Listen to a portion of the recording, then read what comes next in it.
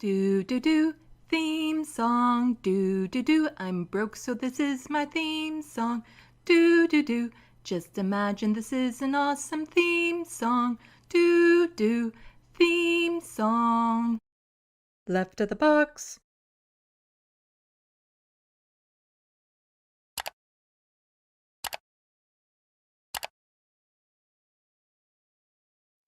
Hello, welcome to Left of the Box. Bonjour, bienvenue.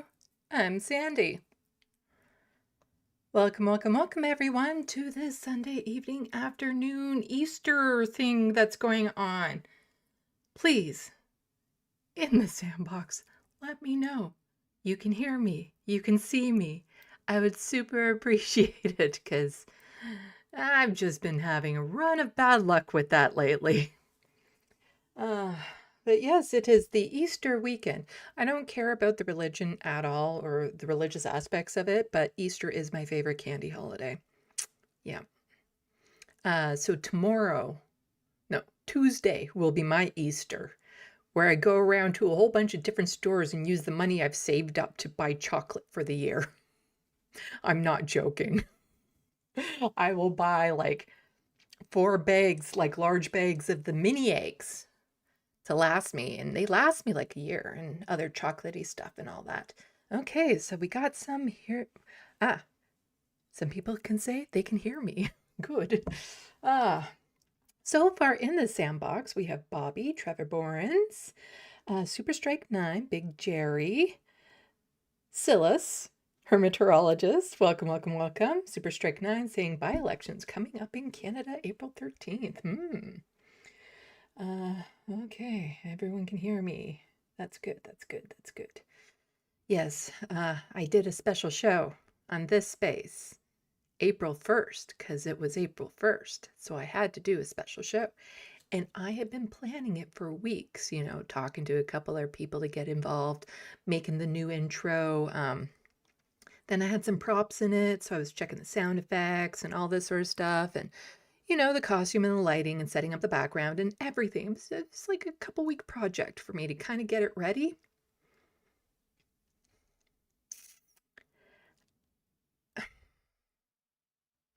Nobody told me, at least not that I'm aware of, that my audio was not working for it, as in it wasn't using this mic. It was using a computer mic, and my audio was shit. So some of those sound effects that I've been working on counted for squat. When I clipped it for my channel, I actually added in the sound effects testing that I was doing for it, just so that it would be there. So I was rather disappointed with it. But that's neither here nor there now. It's all done. It's all done. The other people had fun, so that's good. And during it, I had fun. But just run of luck, I guess, this week has been pretty not great, but you know. Going back to the gym, really trying hard to start a routine here. And then I go and pull a muscle, like a muscle right under here, right under my boob, but right on the rib cage that is activated by the diaphragm. So breathing too deep hurt. A lot of my movements hurt. Coughing was excruciating. Like just beyond excruciating. Sneezing, I would try everything, like even smack my face into a wall to not sneeze. It was so painful. And I've been putting hot and cold compresses on it all week, and it's getting a little bit better, but you know, desperately trying to get into this routine of going to the gym regularly, and yeah, things like this happen because I'm not going to the gym if I'm in that much pain because I don't want to re-aggravate it. So yeah, it was not great, not great. I can at least cough with some pain, but not excruciating pain. So, but like even trying to like roll over at night, that's the thing. Until you pull a muscle, you're not aware of how often you actually use said muscle. And so like trying to roll over in bed at night, it's like, okay, no, Or if I am going to have a coughing fit, I try to sit up and crunch my stomach over you know, even laughing can hurt like I just did. So yeah, it's, I'm hoping, I'm just, I'm debating if I go back to the gym. Like I can't go on Tuesday. I'm debating if I go back on Wednesday, even if I'm not completely healed, or if I give it another week. I'm not entirely sure. Um, but Tuesday, I'm going to be doing a follow-up interview with Tony McWhale. So it's not going to be live, so I'll be recording it Tuesday at around noon and then broadcasting it, clipping it and broadcasting it for everyone, just to find out, you know, the whole process of the race, what his thoughts are, where he's going from here. And I'm also hoping to do a follow-up interview with Tennille Johnson. They did reply to me just saying, yeah, we need to sleep first and then we'll connect. So it's like, okay. Because she did fantastic in it. Absolutely fantastic. So yeah, I'm interested to hear what they say. I've tried reaching out to the Avi Lewis campaign yet again. Not hearing anything back, but I'll keep trying. I'm very stubborn that way. Although they could easily just block my email and I wouldn't know, but you know. But yeah. So, also I'm going to be busy tomorrow and Tuesday night, which means I'm not going to be splitting this live stream. It's going to be the full 5-6 hours, whatever it is. But I started early, you know, 5 o'clock, just because of that. Because I won't be able to split it into two. Like I could potentially do something tomorrow evening, but I'm actually seeing family during the day. And when I come home, I'm not going to want to feel like doing a live stream. I'm just going to want to veg out and binge watch the Supernatural that I've been binge watching. Super Strike 9 and interview with Avi would be great. Yes, I would love to have an interview with him. So we'll see. And I'll also check out, you know, I won't be reporting live about any by-elections going on, but yeah. I don't necessarily follow all by-elections unless there's something about it that makes them more newsworthy, I suppose. Because if it's just a by-election because the Liberals stepped down and they're expecting the Liberal to win, it is what it is. There are a couple by-elections that will be coming up that I might, like, I'll be a little bit more interested in, but I probably still won't cover live. That will decide the balance of the federal party, the federal government, because they're this close to majority, which is just a horrible thought because Mark Carney sucks. We'll be talking about him later on. And yeah, so I have international, federal, provincial, and queer news all for you tonight. So I'll be going through all of it. I should probably pull it up.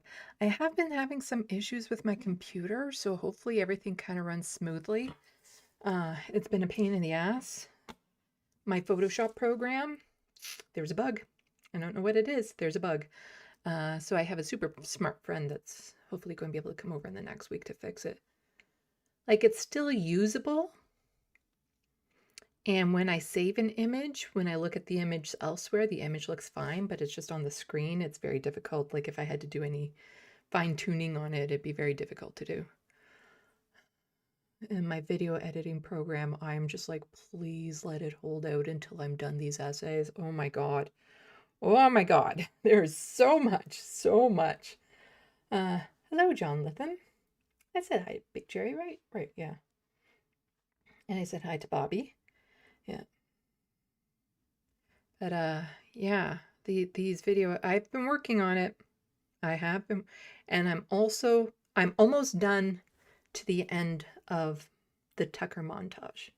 So the main Tucker montage is done. I'm just adding a little bit to it at the end to kind of wrap it up. And I'm almost done that, which means I only have one more part to do after that.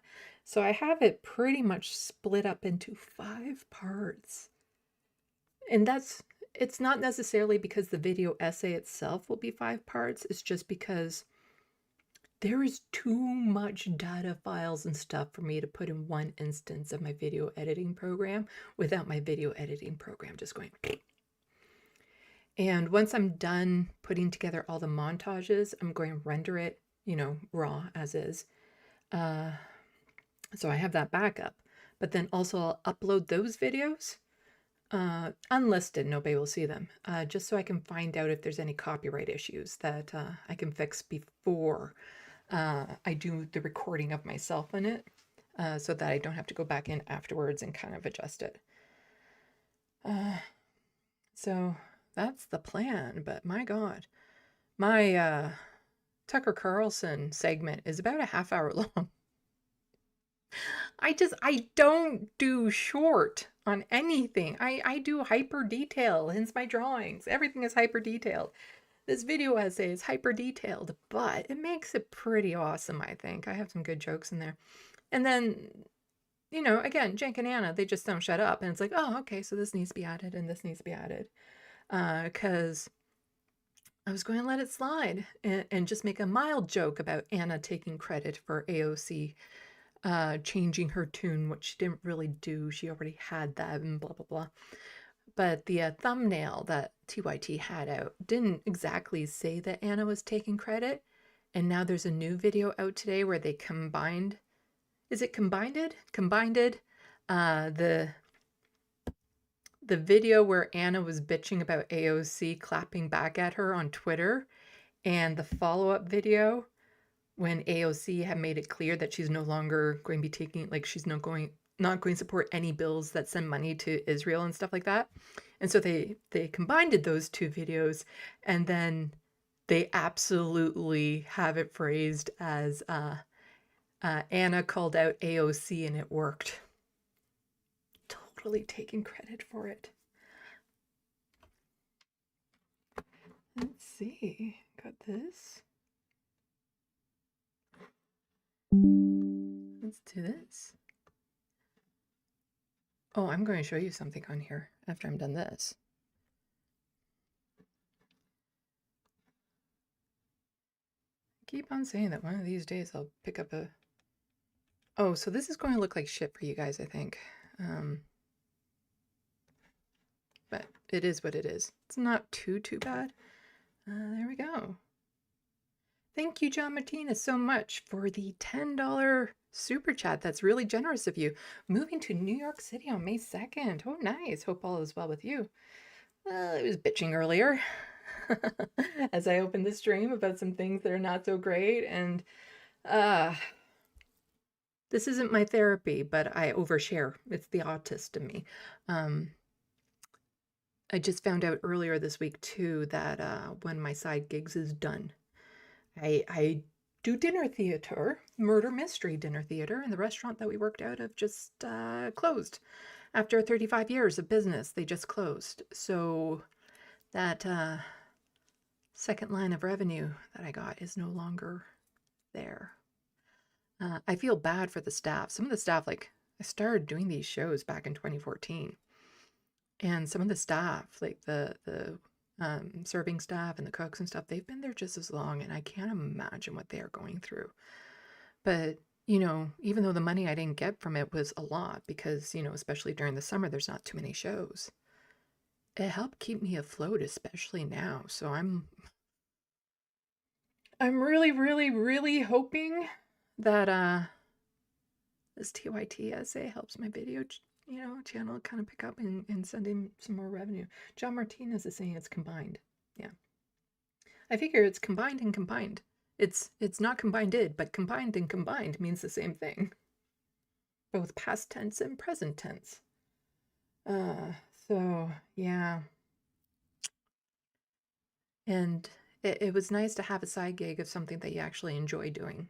Like, you could have fun doing, and the other actors and, a lot of the staff that I wouldn't necessarily go out to coffee with and be friends with, but we were very friendly and would chat up, and I'm going to miss them. But I just wanted to quickly show you something that I have been working on. It's not going to make much sense when you see it. because you're just going to see a shit ton of thumbnails. But why don't I show you? Why don't I show you? Where is it? Where is it? There. This.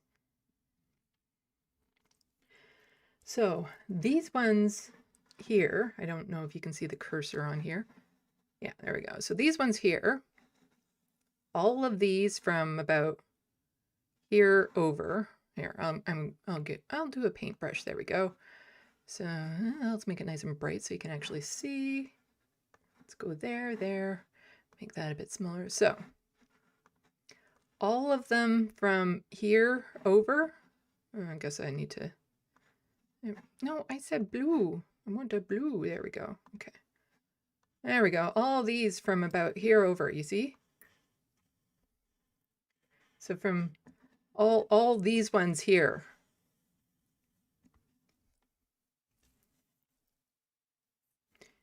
This is the past month of thumbnails from TYT where they were featuring commentary from right-wingers in a positively.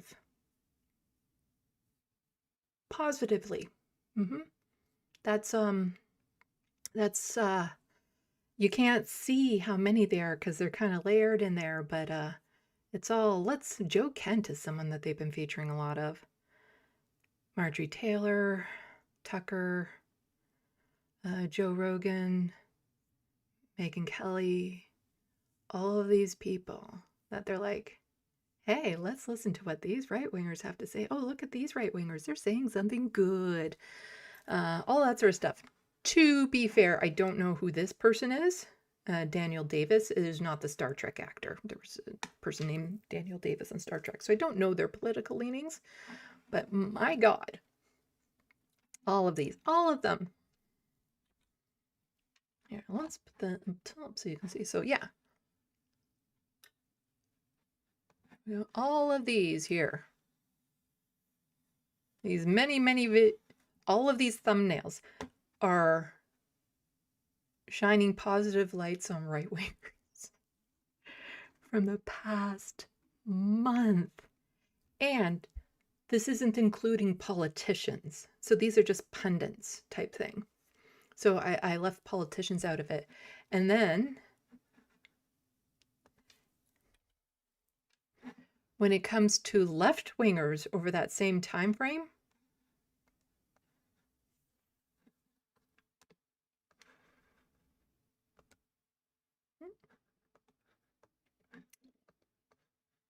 no, where are you? Where? Oh, there's so many of these. There we go. Oh, there we go.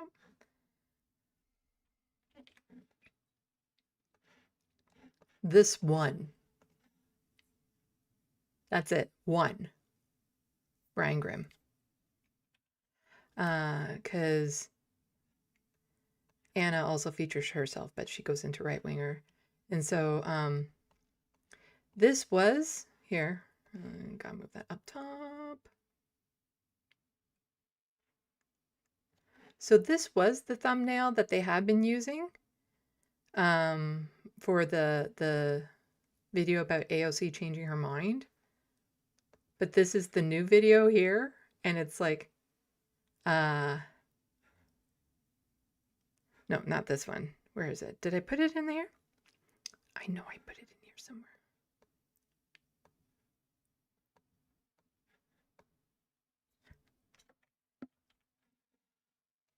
Nope, not that one. It's a mess. I have to sort through these still. I'm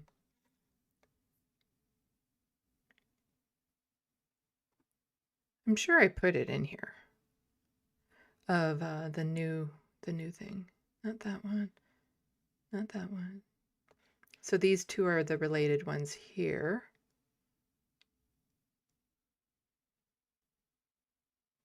I'm getting all distracted now.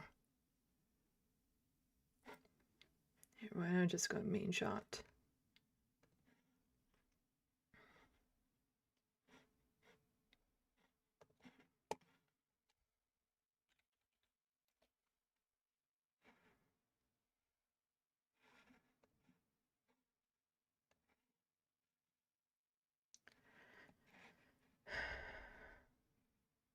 There we go. Let's just do this. Not that one. Let's go to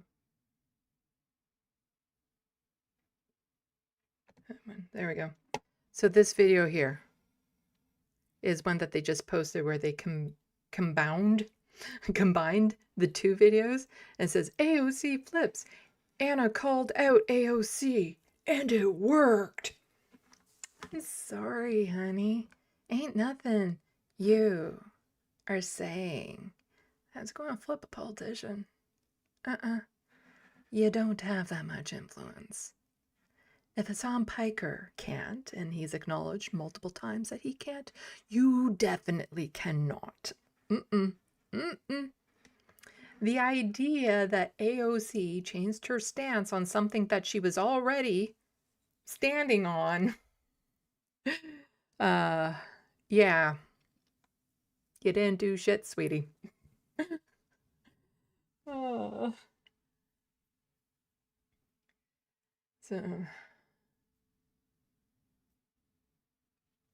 So people are asking Bobby how Bobby is doing, and Bobby is saying pretty good. I feel sheltered from a lot here in Mexico, but I watch Sandy to stay intellectually informed on North American continent. Why, thank you. Super Strike 9, wild that TYT can still call themselves home of the progressives. But do they?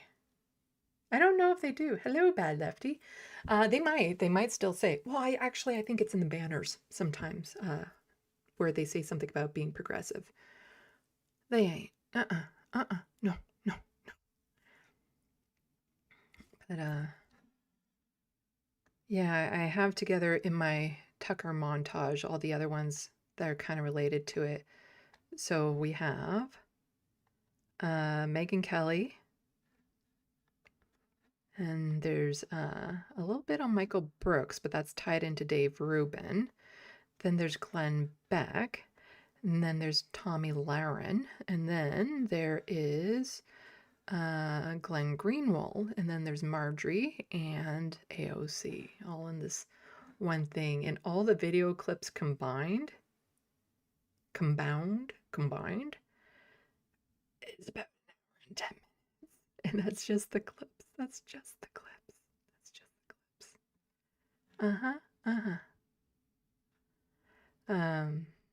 Yeah, but the Tucker Carlson one, it's 20. Oh my god, the Tucker Carlson one is so long. 54 to, yeah, it's a good half hour, roughly. Oh.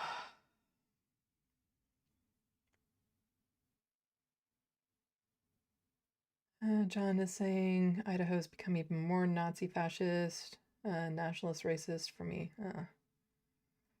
Yeah. Also saying Michael Brooks has more dignity as a deceased person than any right-wing Nazi fascist propagandist on TV will ever have. Yeah, there's a couple clips of him in here, but that I'll be having in the TYT essay. Oh, but yeah.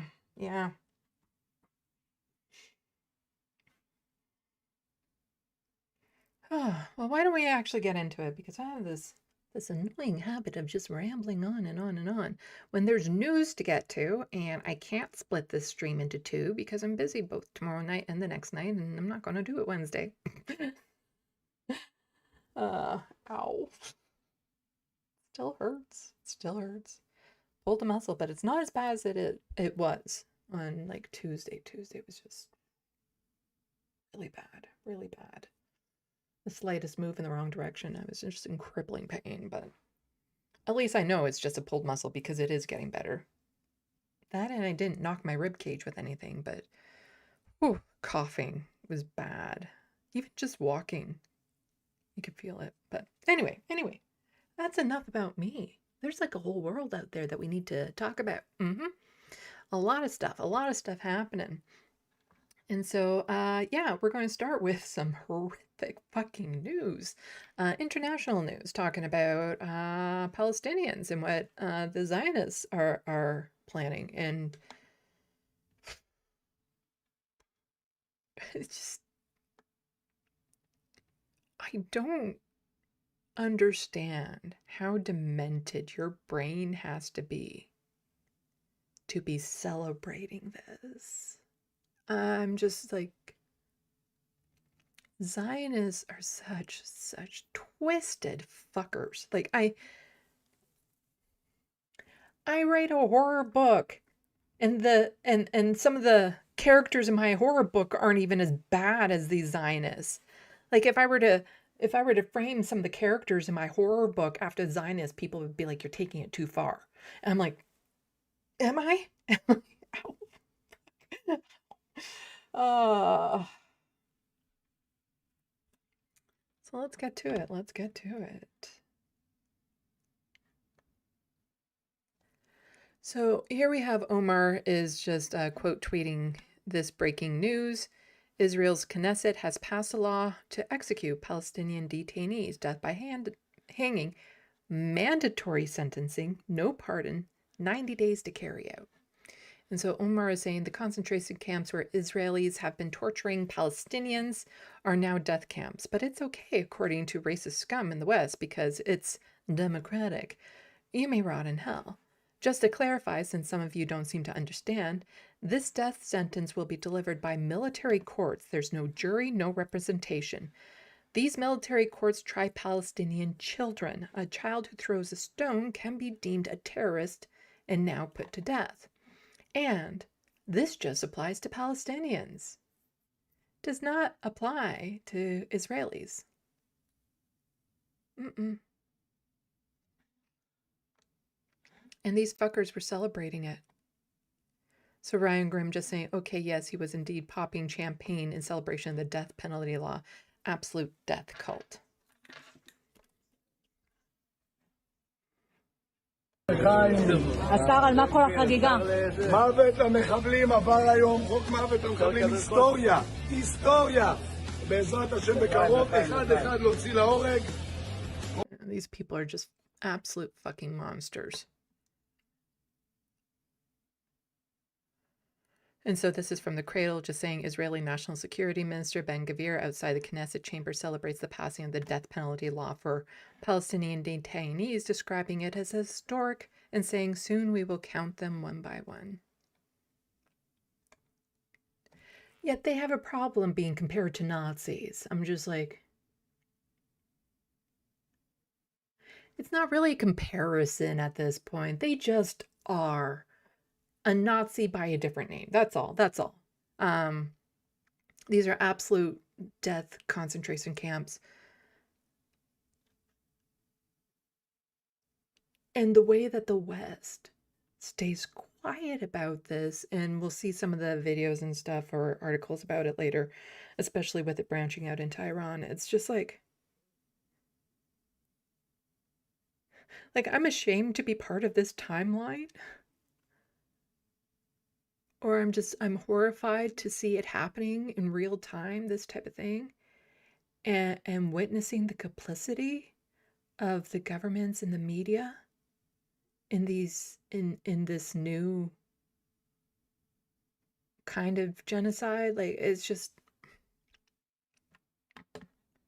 to be part of this history,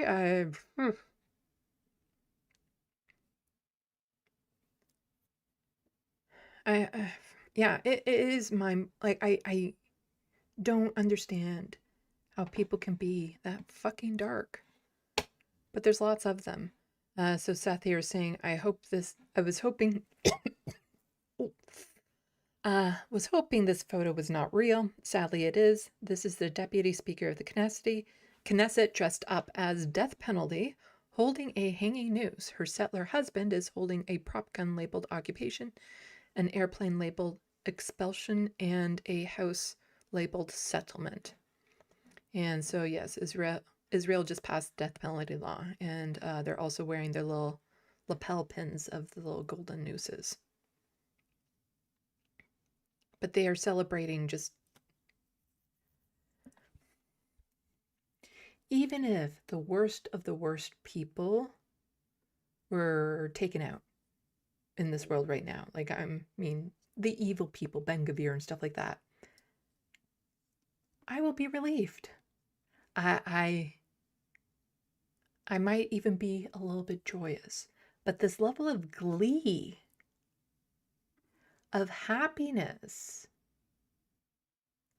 I can't wrap my head around, especially when it's targeting innocent people. Like, I wouldn't even be this happy if the worst of the worst people just disappeared off the earth today to want to be celebrating how they died and everything.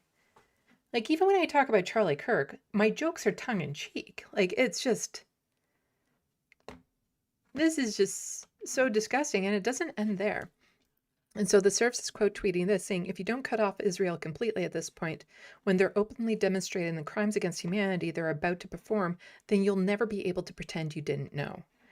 And this is a left-wing account saying, Ben Gvir is posting videos showing off the execution chamber where he will exterminate thousands of Palestinian hostages. Imagine if Hitler broadcasted videos of the gas chambers to gloat like this. And there's no point in me playing the audio because it's not in English and there's not even English subtitles on this video, but the ones that I should have had a better video. He is celebrating it in this.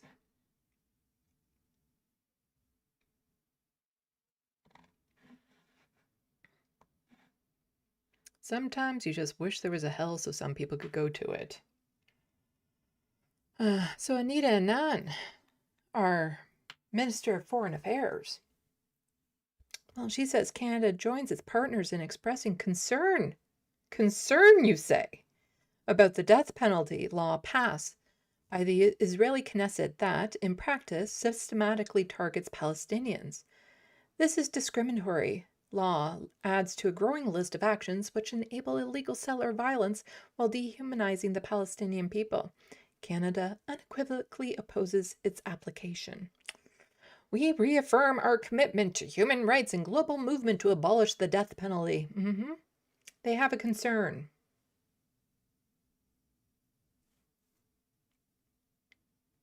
That's the harshest language you could come up with. You're not appalled. You're not going to condemn. Just, oh, this is a bit concerning that you're setting up death camps. That the innocent Palestinians that you've been holding hostage, that you're just going to start executing now. Thousands. It's concerning. No, we don't agree with the death penalty. Tisk tisk. Israel. If only there was something Canada had the power to do, like not send weapons to this genocidal state. Maybe put some sanctions on them the same way Canada puts sanctions on Iranians. How about we do that to some of these Zionists here, huh? How about we do that? We can cut off all aid, all supply. We can cut off trade and bargaining and all of that. We can do so much more than just expressing concern. Owen Jones is very adamant that someday there will be a reckoning and these people will go before the Hague. And I hope he's right on that because Anita needs to be there. Anita, Mark Carney, Justin, Chrystia Freeland, the former Minister of Foreign Affairs, all of them. Everyone in this government who had a role to play in this needs to be at the fucking Hague.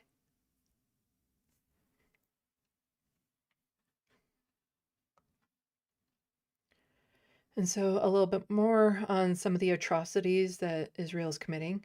Absolute bombshell at the UN. Peacekeeping chief confirms Israeli forces are killing and critically injuring UN peacekeepers in Lebanon. So they're expanding their genocide. Who could have seen that coming?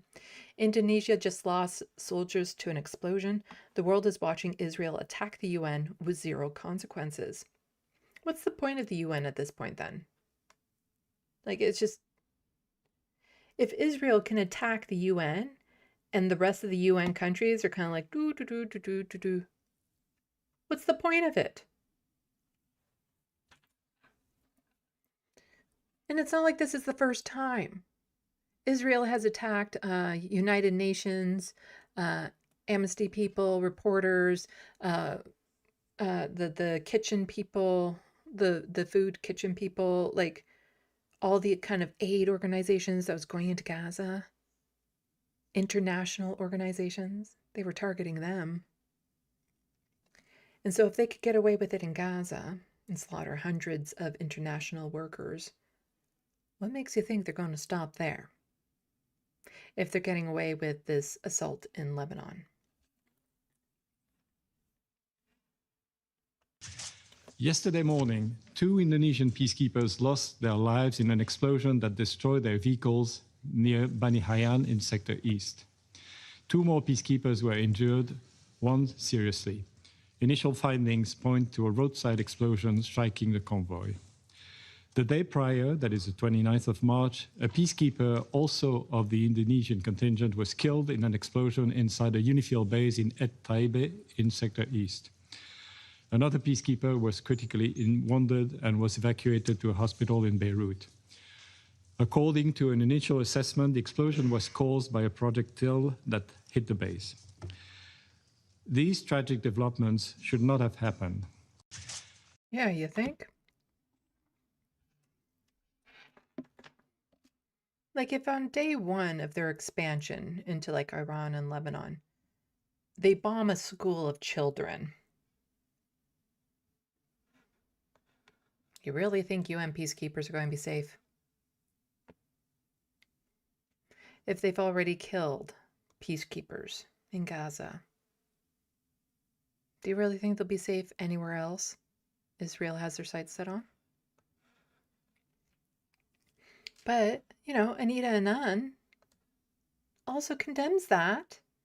We condemned the killing of 3 UN peacekeepers, which constitutes a grave violation of international law. What was that phrase that like Anita and Justin and Christia, all of them were saying all the time? Israel has a right to defend itself and must abide by international humanitarian law.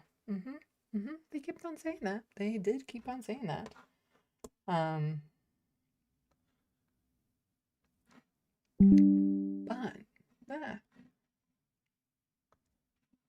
But they don't seem to follow through with it much. This whole condemnation. There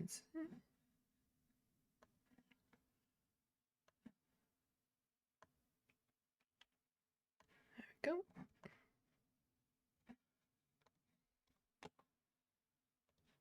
Thank you so much, the True Democratic North, for the $2 super chat. You are welcome. I guess you knew I was going to say thank you so much. I super appreciate it. And welcome to the SandBox.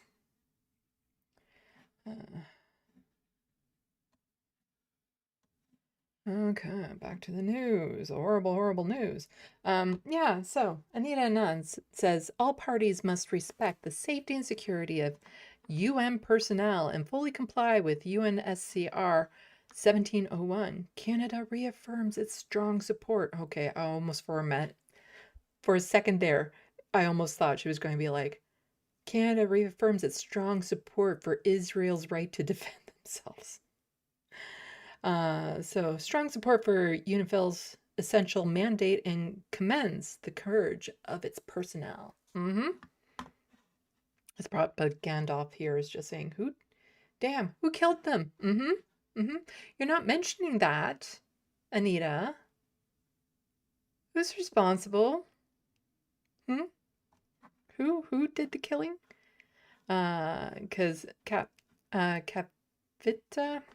don't know how to say her name, but I do quote her quite often. It's also pointing out who killed them.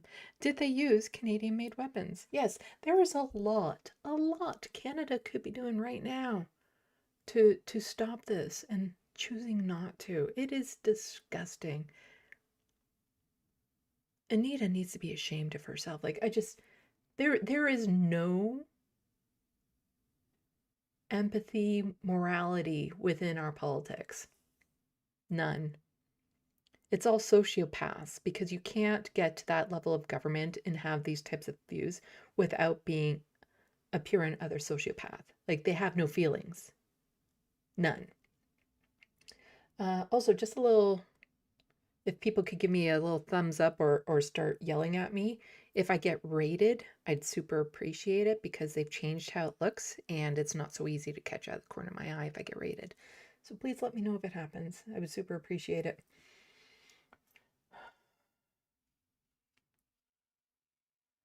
Super Strike 9 reminds me of Mehdi Hassan just released a great video on Zateo. Yeah, I watched it. Why Israel doesn't have a right to exist. Yeah. It's a good video. I watch a lot of Mehdi. But yeah, this is just...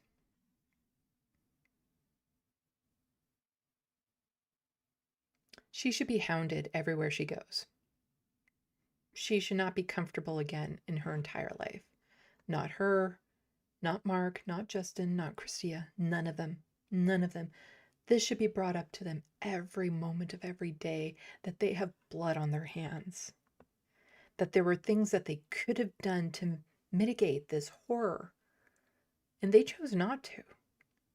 Because if Canada stepped up when this first started back on October 8th, if Canada stood up and said, okay, we will support Israel in trying to find out who was responsible for this horrendous attack, but we do not support Israel going into Gaza and starting a genocide, it would just take one Western country to really start vocalizing and acknowledging this and stepping up to the plate, to have the other countries feel safe to do so, because they're all just a bunch of chicken shits. They all fall in line because they're afraid of, you know, the moneyed interests that are controlling a lot of our governments. They're afraid of the American propagandist machine and stuff, because Israel is just a satellite state for the United States, for the Middle East, so that they could have a big ass base there and be able to enforce their will in the Middle East. But won't even acknowledge who did the killing of these 3 UNIFIL peacekeepers. Just wondering what else people were saying. Killing by who? You're pathetic truly. Can't even name Israel. What the statement should have said: Canada condemns the killing of 3 UNIFIL peacekeepers by Israel. A grave violation of international law. Who killed them?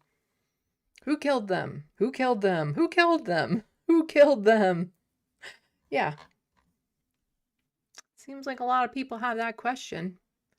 And the fact that they don't even feel a need to justify, clarify their words, that they could probably have hundreds of people saying this, asking this, and she'll never be like, oh, right, sorry, my bad, I should have said Israel. She'll see those comments and feel nothing, do nothing. It's disgusting. So Ryan Grimm here, again, it's all about the messaging sometimes. So Israel is explicitly warning Christians and Druze residents. Oh, this one is a step before what I was about to talk to about, but residents in southern Lebanon not to hide Muslim residents among them as their forces advance. Not a peep from Sheryl Sandberg. Again, Zionists get really upset if you compare them to Nazis, but when they are telling a population, don't you dare go hiding those Muslims. How do they not see the parallels there? That Christians and Druze may be hiding Muslims in their homes so that they don't get ethnically cleansed or killed by the Israeli government. How is that not a genocide?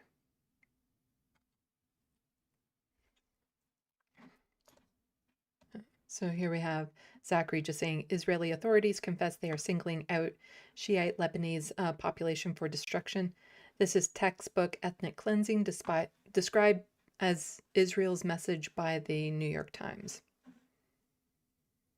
Israel has issued sweeping evacuation warnings and pressed some Christian and Druze leader to expel Shiite Muslims from southern towns, the leaders say.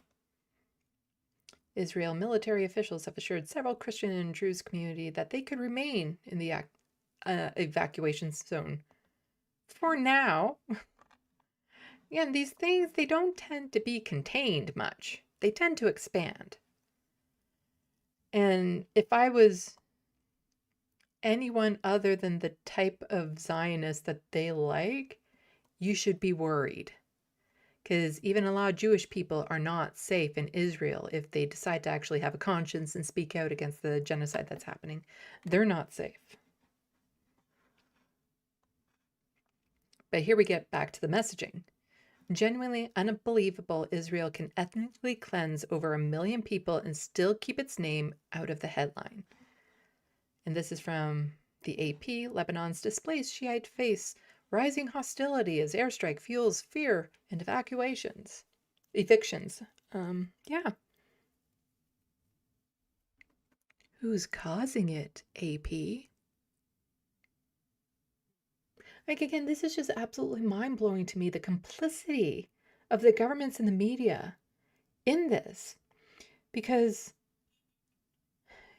if you were a historian 100 years from now that could only look back and only look at mainstream media and government accounts without all the live YouTube videos and Twitter and TikTok and all the comments and stuff, like you just saw what the politicians and the mainstream media said,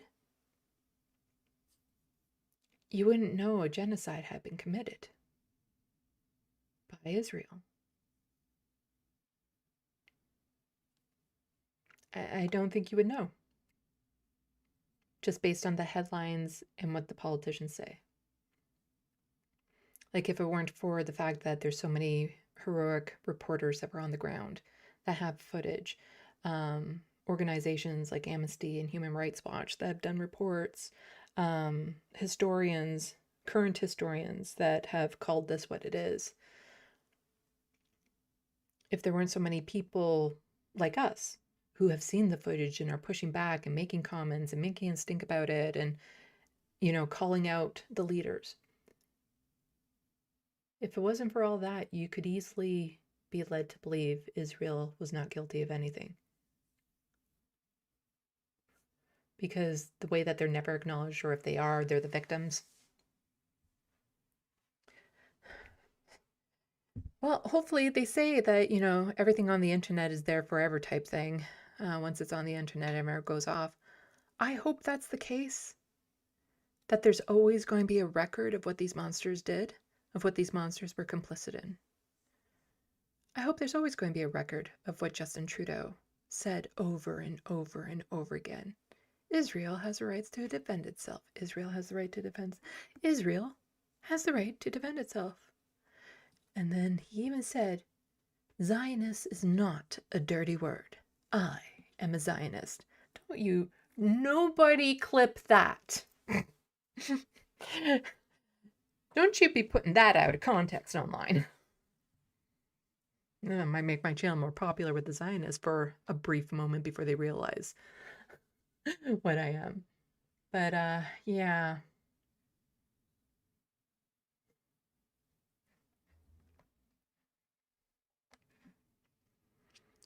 Owen Jones also pointing out some of the media bias in this, saying this is completely deranged.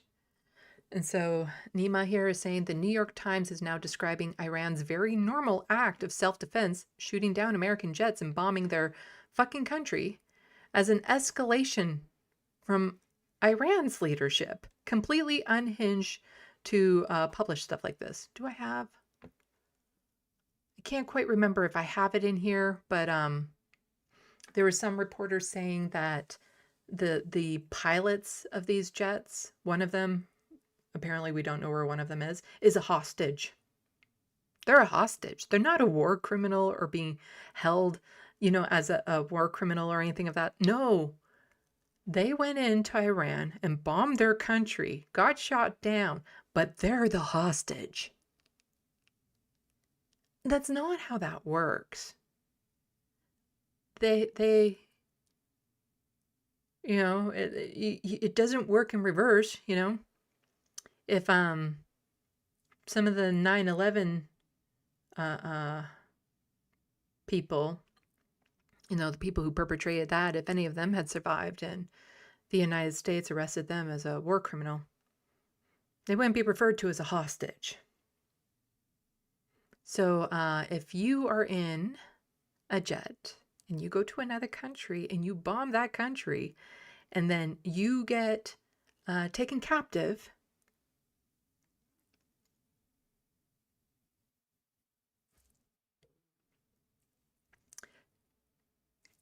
you're a captive. You're a war captive. You're not a hostage.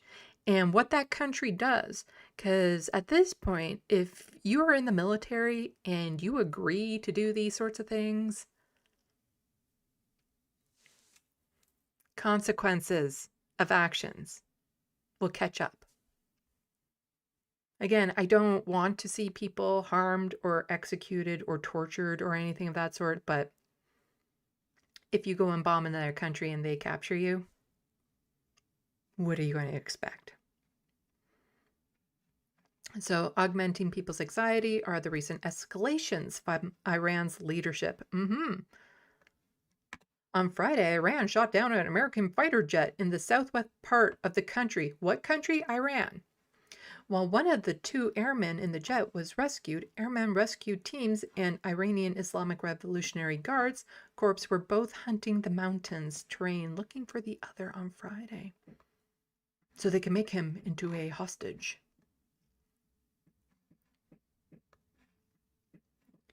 And so here somebody is just pointing out again how Mark Carney is a douche. Because Mark Carney, apparently from Al Jazeera, breaking. Israel's occupation of southern Lebanon is illegal, says Canada's PM Mark Carney, condemning it in clear terms. He's concerned. And these words mean nothing, as this person points out.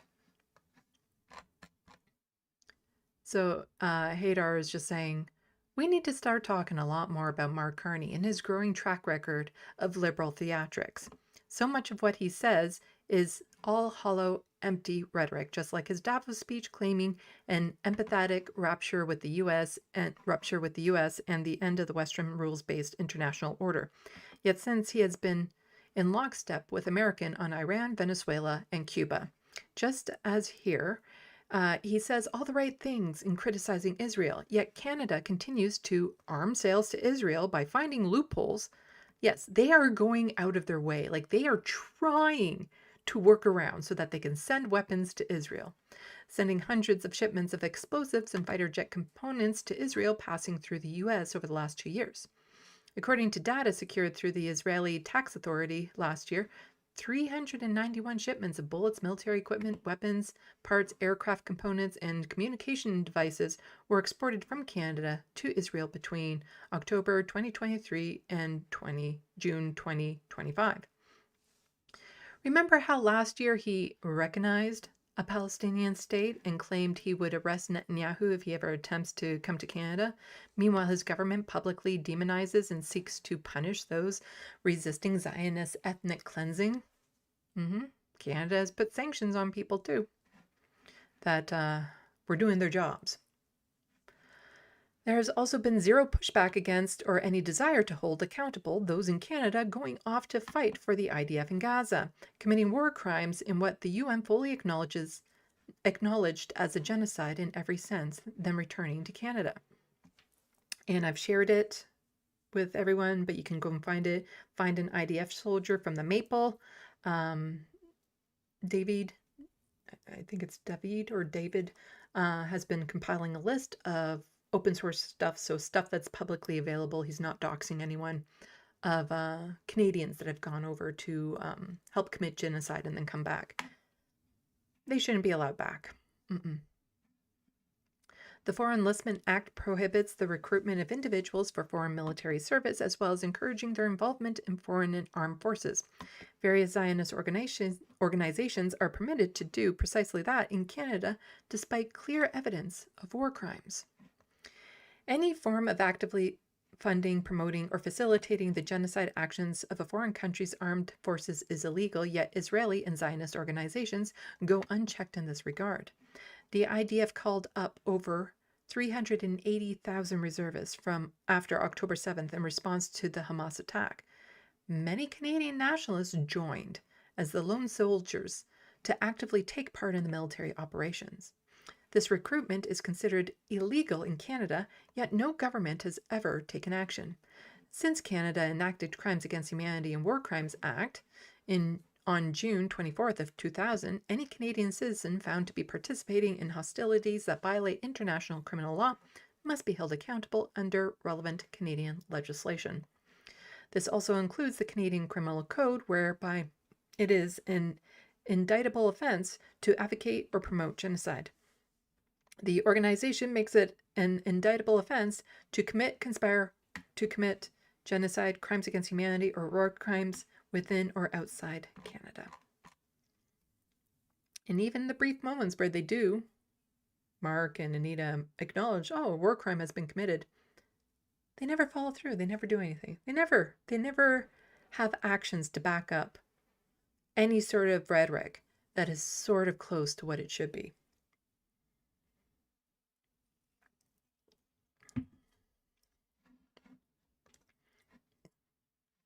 So Don Davies is just quote tweeting the Globe Politics saying, how about additional aid for Cuba, where people are dying from an illegal blockade by another imperialist superpower? Because Ottawa unveils $51 million in additional aid for Ukraine. Yeah.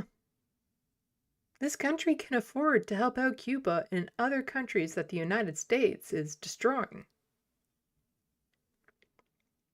But for some reason, it only ever goes to help the Ukrainians. And, yeah, they should be. They were invaded by Russia. We should be supporting them.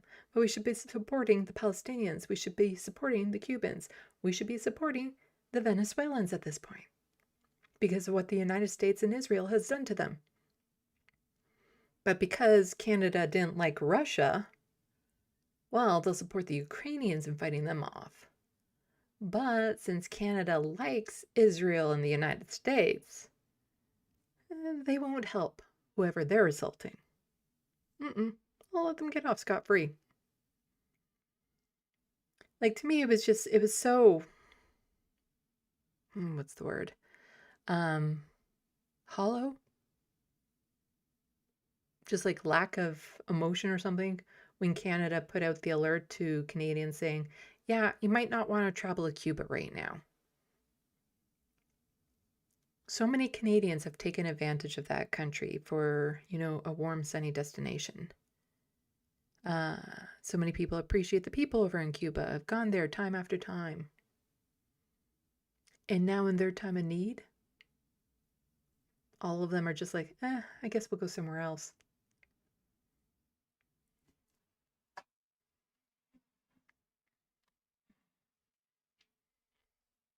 And then there's this, and I feel the same when it comes to Canadian politicians. They haven't quite said this, but they might as well have said this.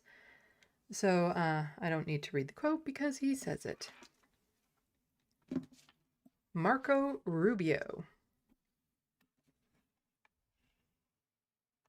And at the end of the day, I think that if there are people in Iran who now, given everything that's happened, are willing to move in a different direction for their country, that would be great. Imagine in Iran that instead of spending their wealth, billions of dollars supporting terrorists or weapons, had spent that money helping the people of Iran, you'd have a much different country. So we are always hopeful that that would exist over there.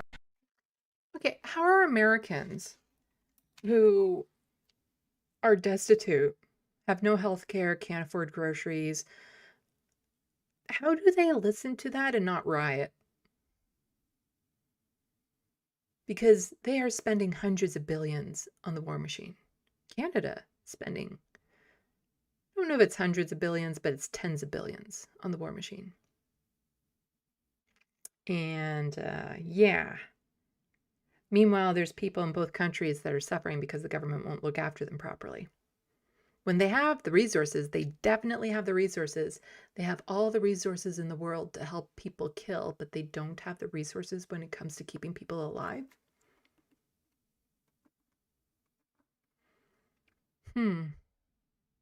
That's kind of the opposite of how it should be working. But as an American who's maybe lost their job, the only factory in their town is shut down. There's nowhere else for them to go. They can't afford groceries. They can't even afford fuel in their car. They're looking at their kids, can't afford to get education for their kids and all. How do they not fucking riot when they hear this? From Marco Rubio. Kind of blows my mind there.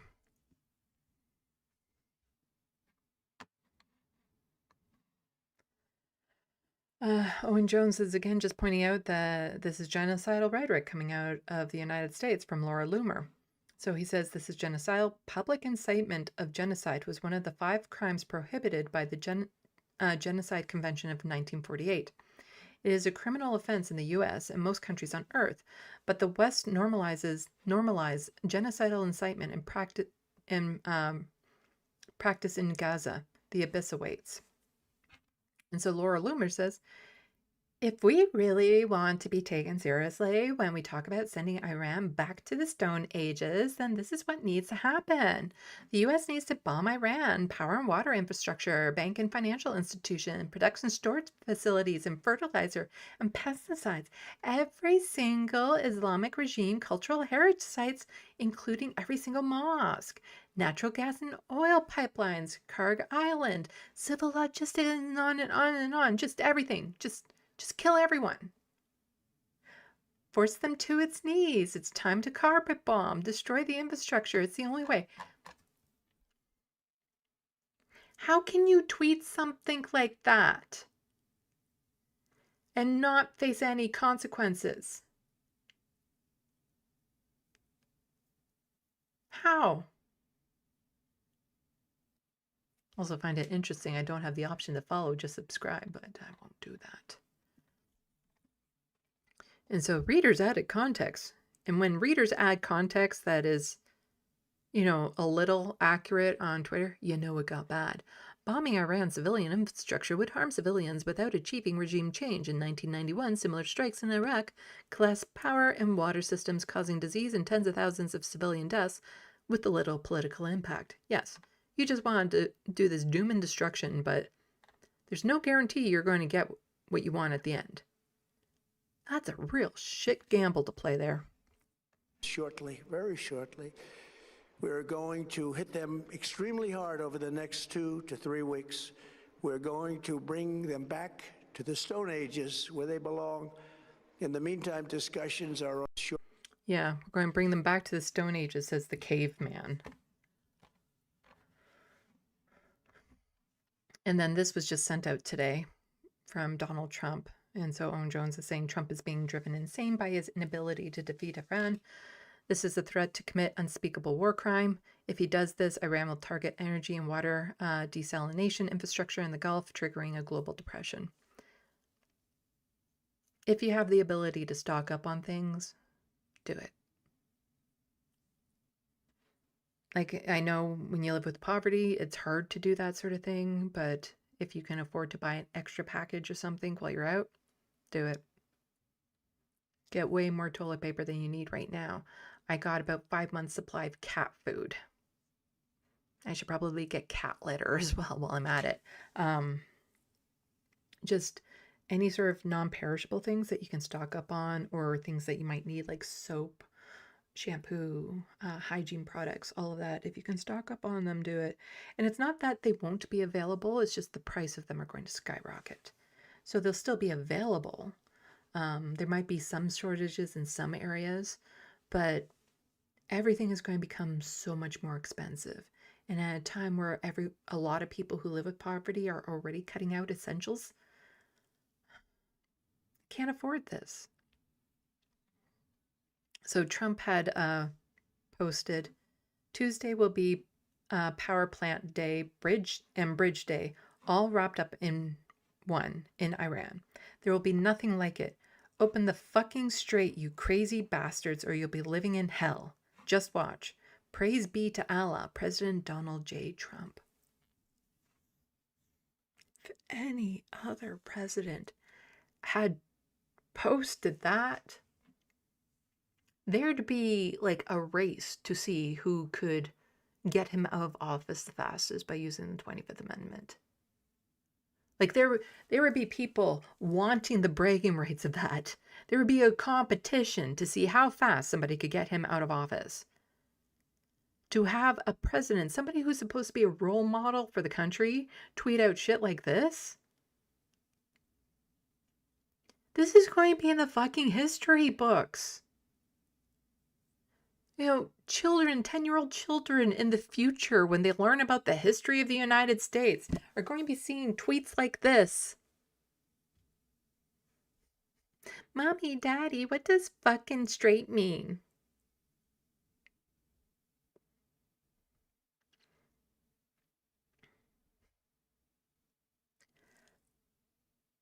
He's just openly saying he's going to do war crimes. Owen has also posted a couple videos about this, about what's happening like right now on his channel. Go check them out. One specifically about this tweet here.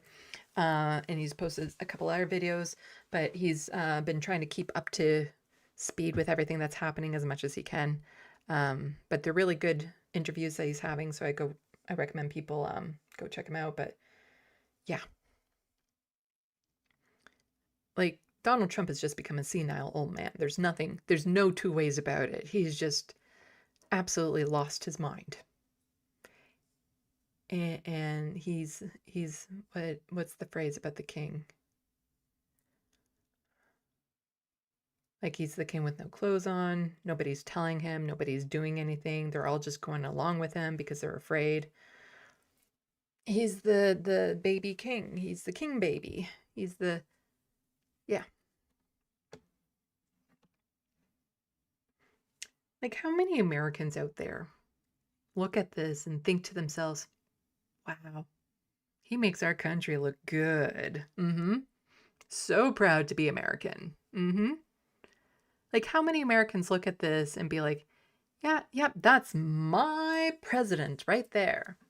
Because Ryan Grimm is pointing out, you know, he's answering this question because somebody says, how did we get to the point where so many Americans are rooting against America? And so, let's see, does he post that on this? Yeah. So Ryan Grimm actually decided to answer and says, if this is an honest question, I'd say Americans are rooting against America because we facilitated a genocide and followed it with a surprise attack on a girls' elementary school, followed by an attack on university medical centers, more schools, a world-famous pharmaceutical research center, a volleyball team, an unfinished bridge we claimed was transporting weapons, and then a nuclear power plant. We are now promising endless attacks on civilian infrastructure. So basically, if you have a conscience in the United States, you'd be rooting against the United States right now. And I've seen some of the other streamers out there, you know, Mike from the Humanist Report in particular, saying, yeah, the United States kind of deserve it. Vosh has also been on that line, like, yeah, somebody needs to really hold the United States accountable at this point. So Ryan continues by saying, we are hunting and targeting anyone who might be involved in a ceasefire negotiations. Most people do not pay enough attention to have absorbed all the propaganda about the US and Iran. So people coming to this fresh see us for what we are, absolute monsters, and monsters must be stopped. That's why people are rooting against us for civilization to prevail. And Americans are not actually rooting against their country. They're rooting against the savage faction that took power by promising to end wars and focus on America instead launch this insane war. Nobody really believes that Trump and Netanyahu are America. Not even them. Probably nobody cares less about America than them, frankly. By rooting against Trump and Netanyahu, many people are trying to root for America to survive and to overcome them. So who is moved by this? And this is Hegseth here. This was never meant to be a fair fight, and it is not a fair fight. We are punching them while they're down, which is exactly how it should be. I'm just going to speed this up. Because we know who the good guys are here. Iran's leadership, desperate and hiding, they've gone underground, cowering. That's what rats do. these barbaric savages in the Iranian regime, they will go underground, forced to flee, no water, no power, no oxygen, their faith in their caves diminishing. We are hunting them down. We're hunting, we will find them. We will find them, and we will kill them. We will shoot them down. We will hunt you down without apology and without hesitation, and we will kill you. Death and destruction from the sky. So inspirational. This is like the Independence speech, isn't it? The Independence Day speech, you know, about saving the world. Wow, how can you not get the same kind of goosebumps listening to this? I'm getting goosebumps, but it's of terror. All day long. Death and destruction from above. Death and destruction. Death, fire, and fury will rain upon them. I met a junior airman who, when asked what they needed, she simply looked up at me with a sly smile on her face and said, "More bombs, sir, and bigger bombs." We will happily oblige her. We see ourselves as part of this negotiation as well. We negotiate with bombs. Just absolutely mind-boggling. Okay. So that's what I have for international news. I'm just going to close all these because my computer is definitely mad at me. There's some glitches going on in my computer. I don't know what's causing them. Hoping to have a friend come by. Part of me is like, please, please, please, can you just let me get my TYT essay done before you really go fucking toast? Is this the, yeah, that one's the federal docket. Okay. Yeah, okay, so let's check the SandBox.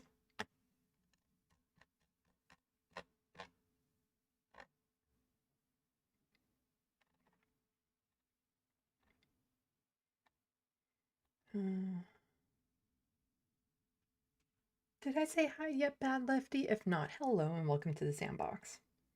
And again, if I get rated by people, please just highlight my name and point it out because YouTube has switched things around and it's harder for me to notice. Super Strike 9, Zionists are the definition of crybabies, yeah. Did it jump?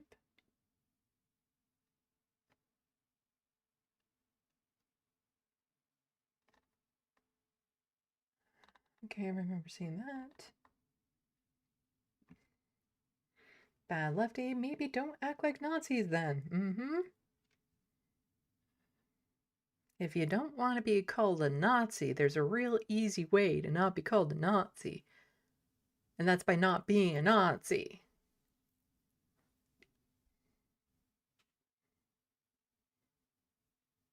Super Strike 9, there are jobs in the US where you'll get punished for speaking out in any way against Israel. It's so wrong. Yeah. Very grateful I have the option to do what I do and be able to speak my mind.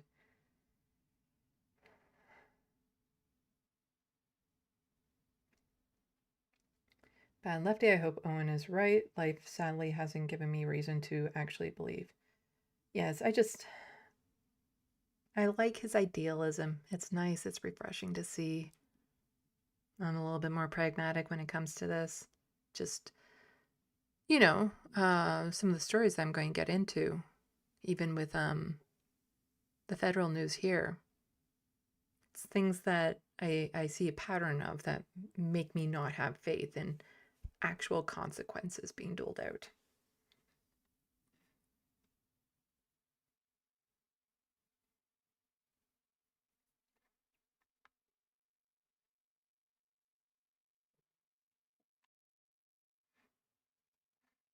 Hello, Russiator. What is rated?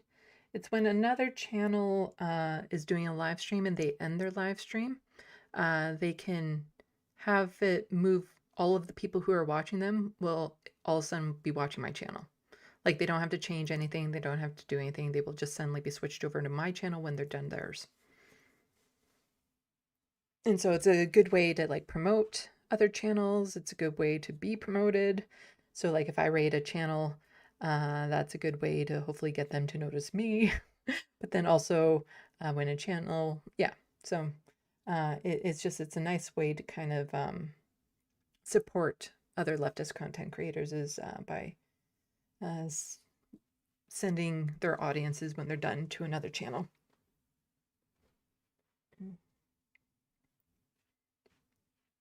Let's see.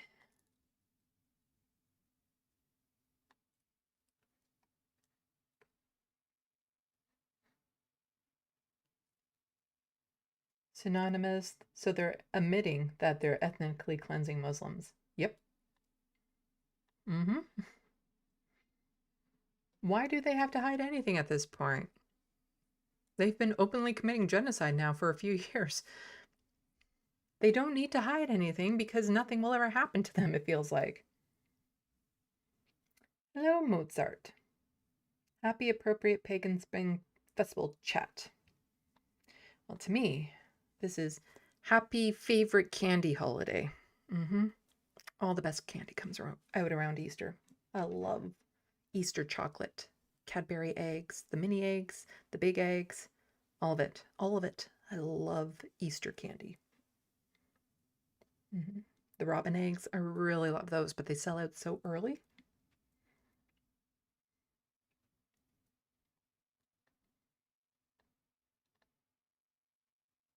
Hello, Diamond Weight Loss. Welcome to the SandBox and the Wild West. Welcome.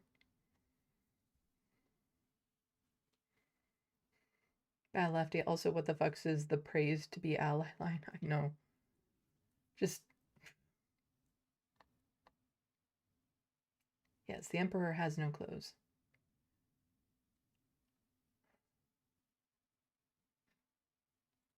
Real John let them. Hegseth knows all about punching people when they're down. Yeah, when you have a government that's run by a bunch of assaulters of all sorts, is it shocking that they just want to unleash that type of violence onto other countries? John Martinez, the Hegseth speech sounded like the Myron Gaines, an incel who hosts shows for other incels trying to sound tough when he sounds like he's whining.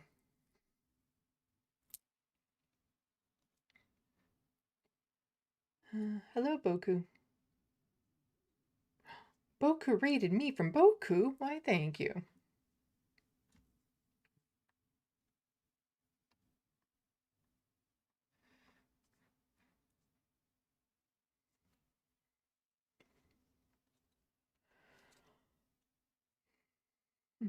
Boku, good point. There's good candy this season. Yep, it is my favorite candy holiday. Because, yeah, you have the robin eggs, which I absolutely love. And then the Cadbury mini eggs. And then there's the Reese ones as well. And then, you know, Cadbury big eggs, you know, with the creamy stuff inside. And other kind of candies like marshmallow bunnies and stuff like that. Although I haven't seen them this year, and I'm really upset about those because I used to eat those like crazy. I would go to Bulk Barn and get like a massive bag of them, and then I'd get rid of all, like I would try to pick out to make sure that I didn't get any of the yellow ones, because I didn't like those ones so much. But the rest I would just eat them like they were crack. But yeah, there's so much good candy, and I like that it's seasonal. Because then you have something to look forward to, something anticipating. Like there used to be specific Halloween candy, and now that's just gone. And there used to be more specific like Christmas candy, and now that's just gone. But Easter still has this type of candy that only comes around Easter, and that's really good. And so on Tuesday, first thing in the morning, I'm going to be hitting up some stores and using some money that I've saved up. And like I'm literally buying my next year's worth supply of chocolate when it's all discounted. Like it's literally like I just finished a bag of like one of the large bags of the mini eggs like 2 weeks ago from last year. Oh.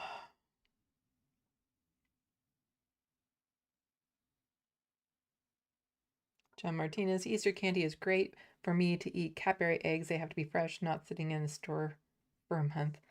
I don't know why, but that just reminded me when I was living in Toronto and I was in a partner program with newcomers to Canada. And I was matched up with this one woman from China, and they don't have sweet food over there the same way that we have here. You know, it's not as abundant, it's not as in your face all the time and stuff. And so her sweet tolerance was really down. I'm like, "Happy Easter," and I handed her a Cadbury egg. Oh my God, the expression on her face. It's kind of like, you know, like if you get a sour bomb in your mouth or something, but it was because of the sweetness was just so intolerable to her. Oh. You know, I don't actually eat Peeps. I don't even know if I like them. I don't remember having them, John Martinez. Yeah. I see them around all the time, but I haven't actually tried them. Boku. I lived 2 blocks from a sea candies factory for 17 years. Oof. Yeah. Yeah, I have some chocolate, but I want more candies. Anyway. Yeah,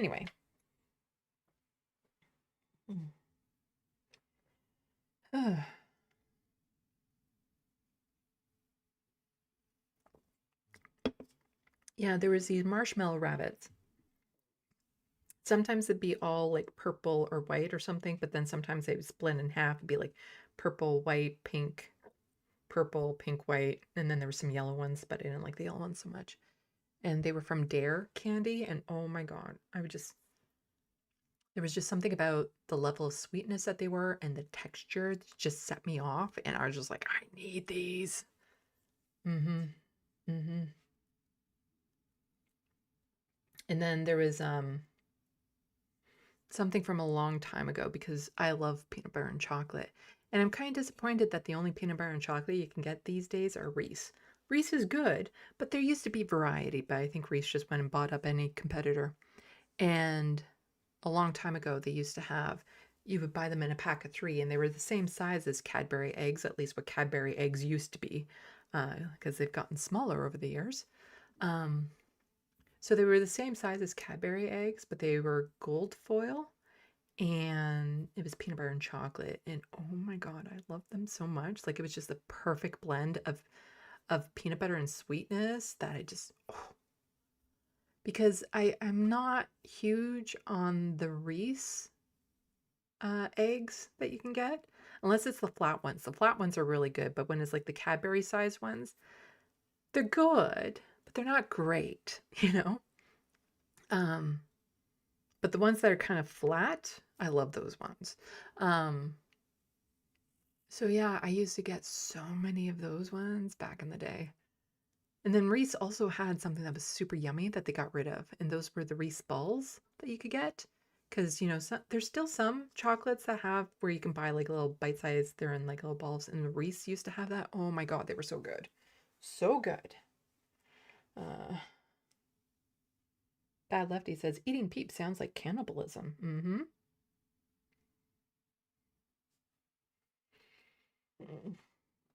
The Wild West, I miss those bunny jubes from my childhood. I remember those too. Yeah, they were good. Yeah, I'll have to go to Bulk Barn too and see if they have any of my favorites that I can go and stock up on.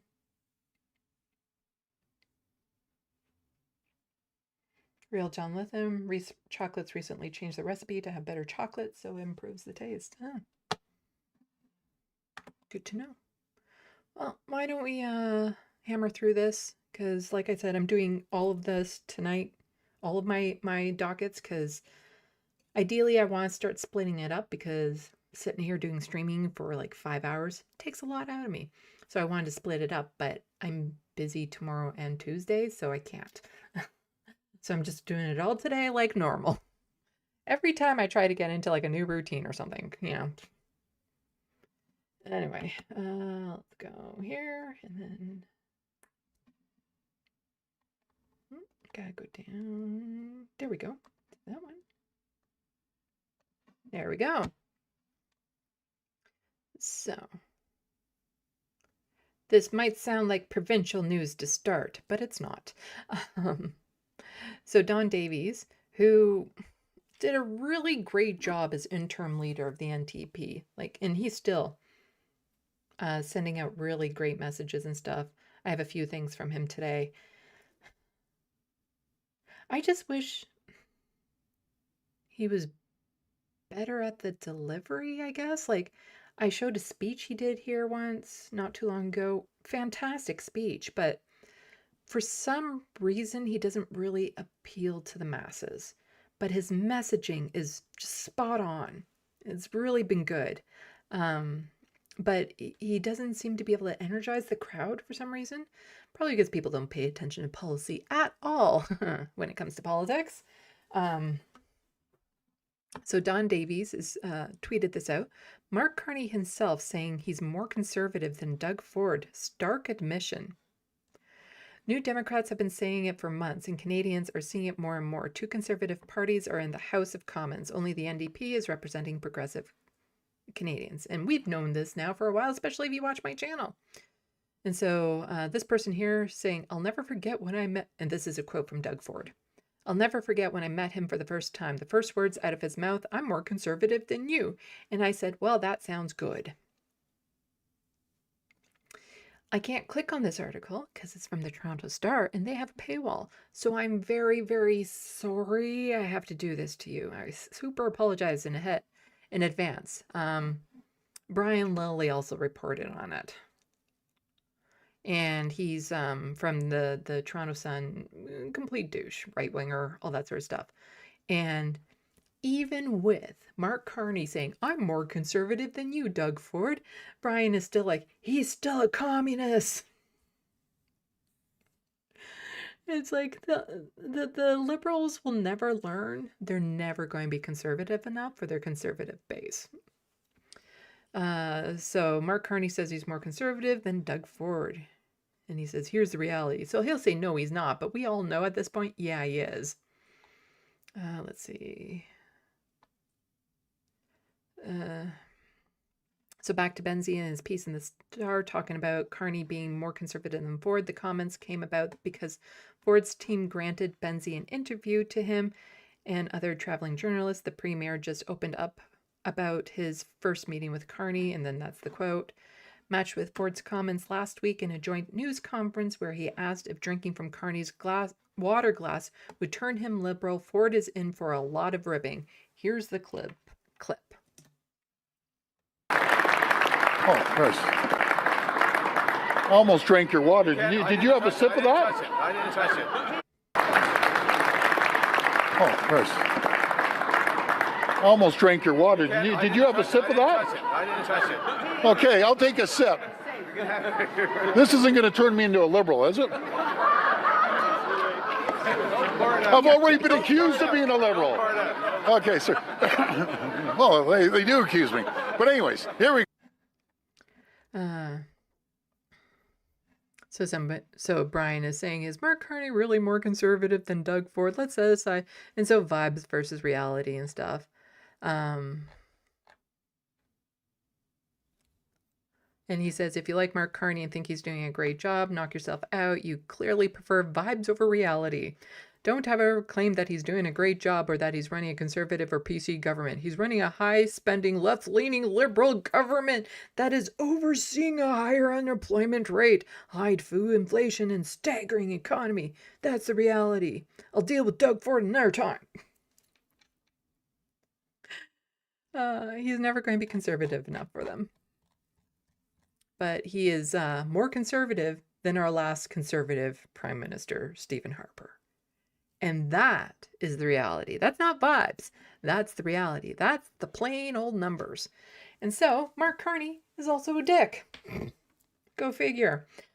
So part of the reason why he got elected was he came across as very professional. Well put together businessman, you know, former banker after all. He knows how to work a crowd and stuff of that sort. Well, he's kind of given up, depending on who you're talking to. And this goes into the genocides that Canada has committed and continues to work on. This was just an appalling statement. So Dallas Duncan here is saying, this is a very inappropriate response to a protester advocating for her community suffering from mercury poisoning. It gets laughs from all levels of government. We aren't serious about reconciliation and Indigenous rights in Canada. So Prime Minister Mark Carney is interrupted by a protester. Rental affordability is improving. The rent-income ratio, its lowest level in 6 years. Rent here in Etobicoke for a 2-bedroom is down 8.4% compared to last year. I can outlast her. Nous avons agi. And then Doug Ford and Olivia Chow, they all go yuck, yuck, yuck, yuck, yuck with that. And that's no different. Like Justin Trudeau used to be that dismissive of protesters as well. I think with it was also Indigenous, actually, with Justin Trudeau and the way that he would dismiss Indigenous voices. I can outlast her? Like, that's just a gross comment to begin with. Absolutely gross. And no interest in actually like addressing the concern, dealing with it, acknowledging it, just kind of like dismissive. Let's laugh at the person who is desperately saying we need help. You know, the people in my community are suffering and are sick from mercury poisoning. Something that your government was supposed to be doing something about. Can you do something? My people are suffering. And all he does is like, silly, silly Indigenous person. We don't care about you here, which is very, very true. So this is from the other angle. So today, Mark Carney announced he has endless resources for the rich. Then he ghoulishly laughed and said he will outlast Chrissy Isaac, an Indigenous woman who was asking that he stop the mercury poisoning of her entire community. And so this was from her perspective at that press conference, presser. Doug Ford, Carney, come talk to our people. I can outlast her. Clean the river, compensate our people, help our people live. Yeah, because here we have development charges have been growing at an unstable rate, increasing the cost of every new home, installing new builds. Today's agreement with Ontario cuts development charges by up to 50% for 3 years. So that's what he was talking to Doug Ford about. Also no, cuts development charges. This isn't going to help homeowners. This helps the developers, the people building the homes. It doesn't help homeowners get more affordable homes. It's a nice little payoff to the corporations, to the developers. But here's more from Chrissy here about what happened. If you watch my channel regularly, you know I've talked about Grassy Narrows a bunch of times because I'm sure like a lot of you, I'm just horrified that this situation has persisted for decades and decades and nothing has happened. And meanwhile, this entire community is being poisoned and they're sick and they're suffering.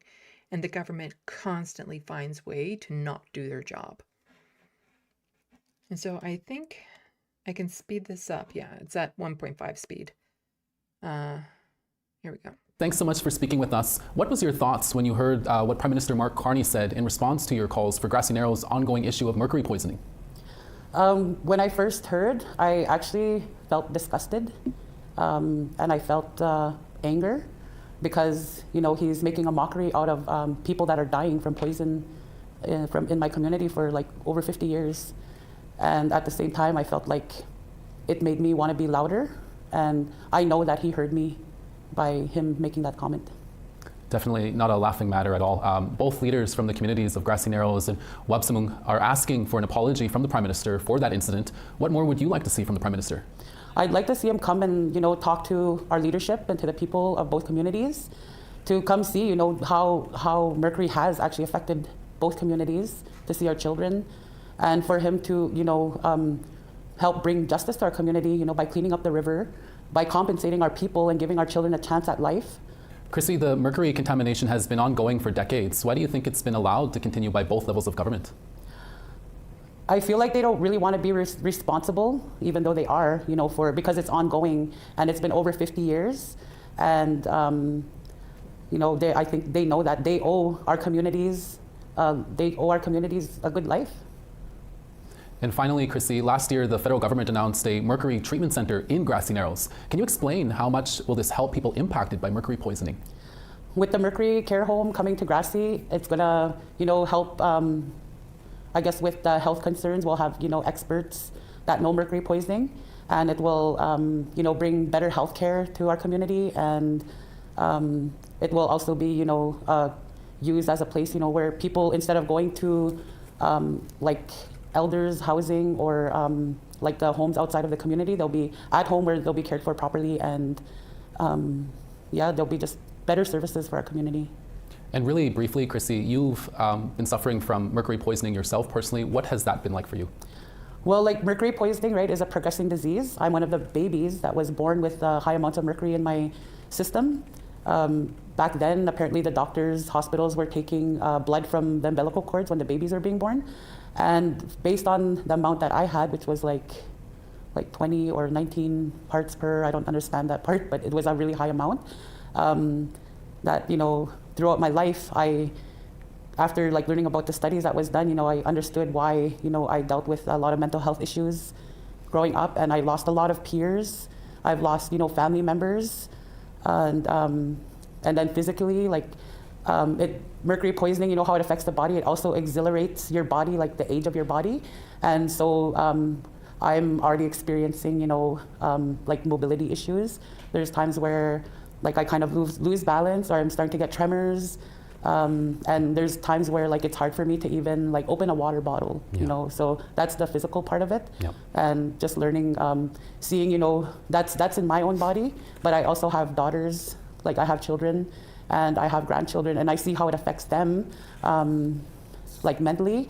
Yeah. And with my grandchildren, I see just like other people in the community, our children are being diagnosed with autism or learning disabilities and behavior problems, but that's all linked to mercury poisoning.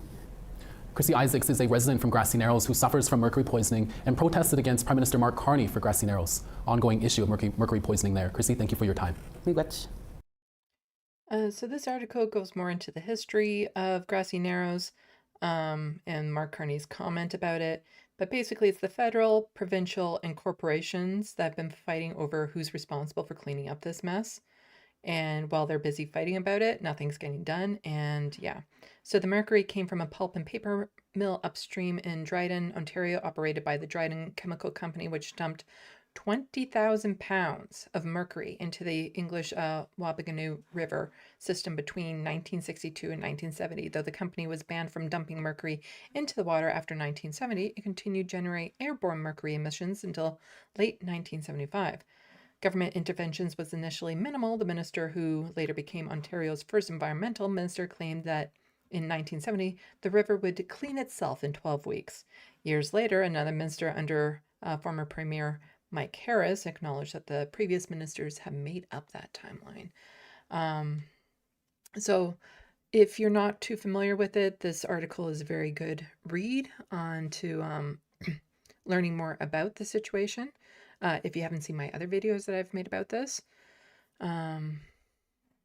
But down to, so she's saying not her first prime minister, because this has been going on for 50 years. This isn't the first prime minister that has mocked and dismissed her for this sort of thing. So Carney is not the first prime minister to hear Isaac's protests. She noted that Justin Trudeau also managed to talk over her, shouting at him during his time in office. "I'm used to being ignored," she said with a laugh. Carney claimed not to have heard what Isaac was saying, but she said she heard him respond, "I can outlast her." "Actually, I felt heard when Carney made that remark," she said. "Now it's their turn to take that step forward and to help us get justice." Isaacs said she wanted Carney and the public both to know that mercury contamination of Grassy Narrows and neighboring First Nations is ongoing crisis that is not just history. Her position reflected 2017 letter to the Canadian Medical Association. Wrote that.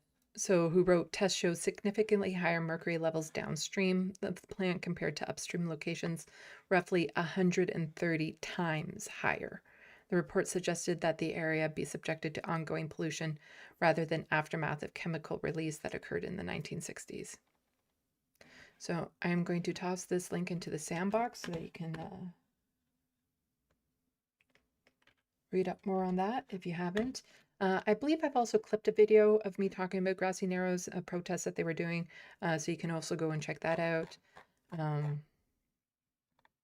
I think I've also done their video about how there was a protest for Grassy Narrows and a protest for Palestinians broke out, and a whole bunch of parents were upset. It's like, we thought that they were going to go to this protest about Grassy Narrows, but instead they ended up supporting Palestinians as well. Oh. There's lots of solidarity between the Indigenous peoples here and the Indigenous peoples in Gaza. Not shocking. So Leah Gazan, Winnipeg NDP MP, who is also Indigenous, says, I'm disgusted by the conduct of Prime Minister Carney and Premier Doug Ford, who laughed and mocked the words of Grassy Narrows First Nation members. I echo Grassy Narrows' calls on the Prime Minister to issue an apology and meet with their leadership as soon as possible to discuss compensation for the injustices they have suffered. Read my full statement here.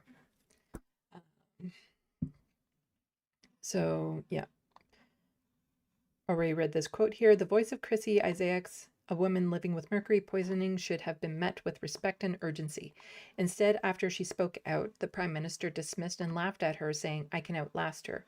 That is deeply disrespectful and shows a failure of leadership. For decades, Grassy Narrows has lived with the consequences of 10 tons of mercury dumped into the English Wabigoonoo River system, a public health crisis that continues to this day. Generations of Anishinaabe people continue to suffer the devastating impacts of mercury poisoning, affecting their health, their families, their culture, and their ability to exercise their treaty rights. New evidence shows the governments have allowed ongoing toxic discharges, worsening the contamination. Methyl mercury continues to accumulate in the fish, and the community members rely on for sustenance, livelihood, and cultural survival. This is a direct and ongoing violation of their rights. At the same time, the federal government has advanced legislation in the fast track, so-called projects of national interest without respecting the free, prior, and informed consent of Indigenous peoples.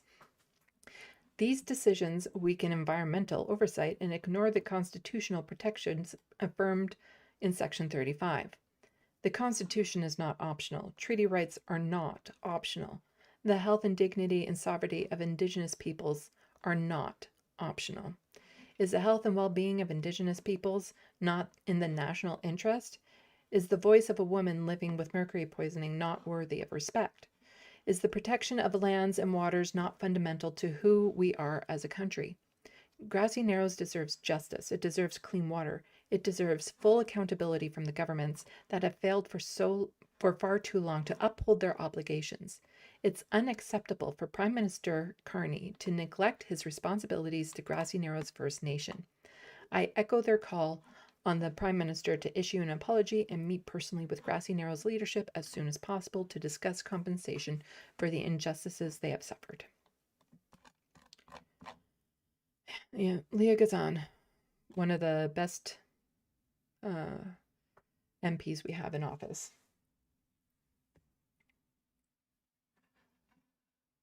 Let's see what's next.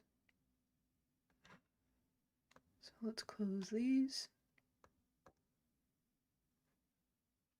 Is it close? Close. So next, about those environmental concerns. So this is from the Walrus. After intense lobbying, Carney allows gas-powered data centers in Alberta. You know how he got that minister of AI, but decided to not have a minister for people with disabilities or women? Yeah. So energy firm pushed federal officials to scale back clean electricity rules tied to AI sector. I'm not shocked. Kind of saw this coming. And so now that they pushed through Bill C-5, they can do all these things without worry about any sort of environmental regulations because they just wrote a law that allows them to break the law.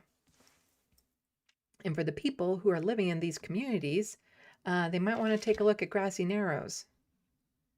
If they don't think it can happen to them, it can absolutely happen to them. I'm not going to read this whole article because it's really long and detailed, but I will be tossing it into the SandBox for people. But just a little bit from it, the Alberta electricity company, Capital Power, which is developing a new large artificial intelligence data center in the province powered by natural gas, lobbied the federal Mark Carney government dozens of times in 2025 to eliminate clean energy regulations, Desmog has learned. Yeah. And all this AI stuff, it's in a bubble. It's going to burst because they keep on trying to inflate its worth to its shareholders to say, oh, this is how it's going to be used. And it's going to hit a wall because people are already realizing it's shit. For the amount of environmental destruction it does, and for the amount that it increases the cost of some of the things that us plebs use, it is not worth it. Not by a long shot. So these regulations were subsequently dropped from a fossil fuel accord that the Prime Minister signed with the government of Alberta this past November, allowing new large data centers fueled by gas turbines to proceed. We've got a new paradigm that allows us to look at the growth capital for Canadian gas-powered AI projects, Capital Power Chief Executive Officer Avik Day said in reaction to Carney's government announcing it would suspend the regulations. So, talking about the MOU that he signed with Danielle Smith, loopholes, talking about how he was lobbied and all that sort of stuff. So like I said, this is a fairly long article, so I'm just going to toss this into the SandBox so that you can read it in full if you like, or just reference it in the future. I don't know how much people actually read the articles that I toss into the SandBox, but I'm doing my due diligence. You can also freeze the screen at any point, or screen at any point to read more from it if you like. So, we're going to move on to Avi Lewis and his win. But I think I'll take a little micro break here and check the SandBox, see what people are up to, so I don't get too far behind.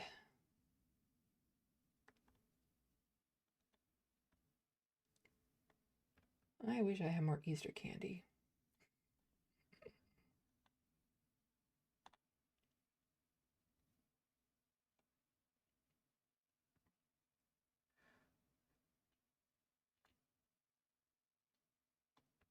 John Martinez sounds like the PB Max, a chocolate and peanut butter candy.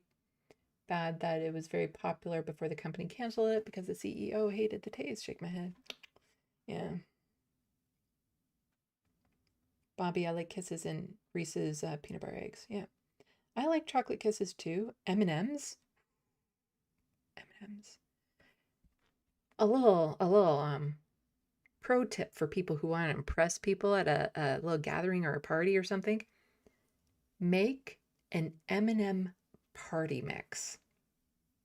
So you get a bag of almond, peanut butter, caramel, plain, all of them, just all of the different M&Ms you can find, rip them all open and put them in the same bowl.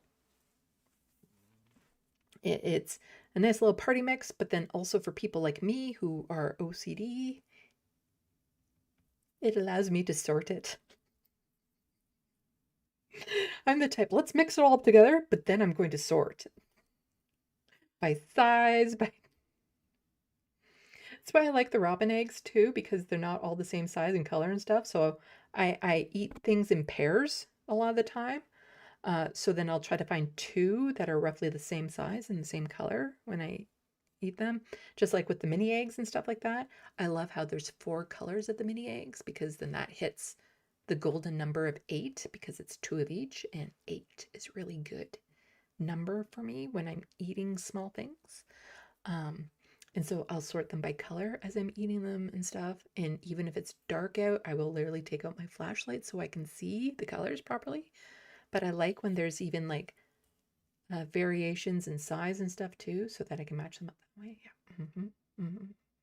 I do that. Sometimes I wish I could eat without thinking about eating, you know? That I could just take something and shove it in my mouth without thinking, okay, so it has to be split even on both sides of the mouth. That's why I love the little mini bite-sized Kit Kat bars, because you just split them in half and perfect. It's perfect.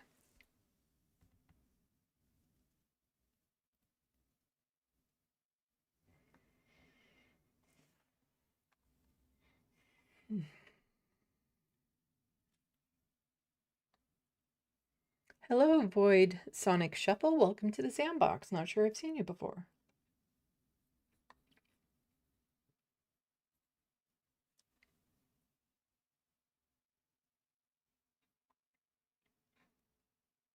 Sorry.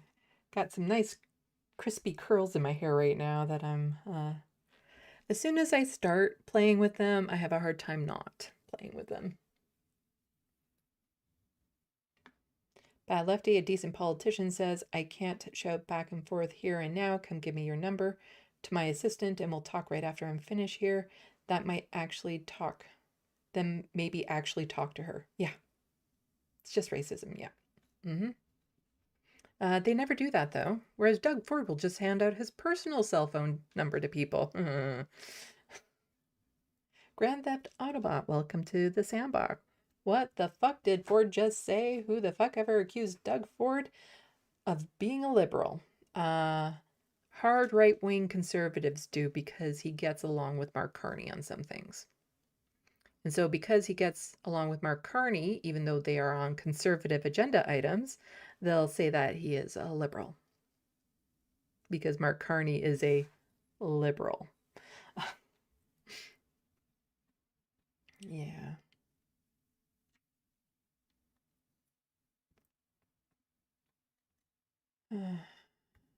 Let's see. Oops, jumped.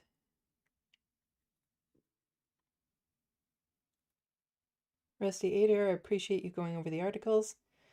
I try, because I know a lot of people won't necessarily... It's not that they don't want to, it's just sometimes people don't necessarily process it when they're reading it themselves. So it helps to have somebody else read it out. It's just sometimes I have to really temper how much of an article I can read in any given live stream, just given how much I'm talking. And I still have a lingering cough from the cold that I had, so I can't necessarily read over all the articles all the time, but I give you, you know, I have at least glanced over it, read a lot of them. I've read the full article and stuff. So what I'm breaking down to you is representative of what's in the article. I'm not just reading, you know, a little highlighted part and ignoring some other facts in it and stuff. So yeah, but I do, you know, encourage people to read the articles that I do put in there for fuller context as well. Hello, Old Grease.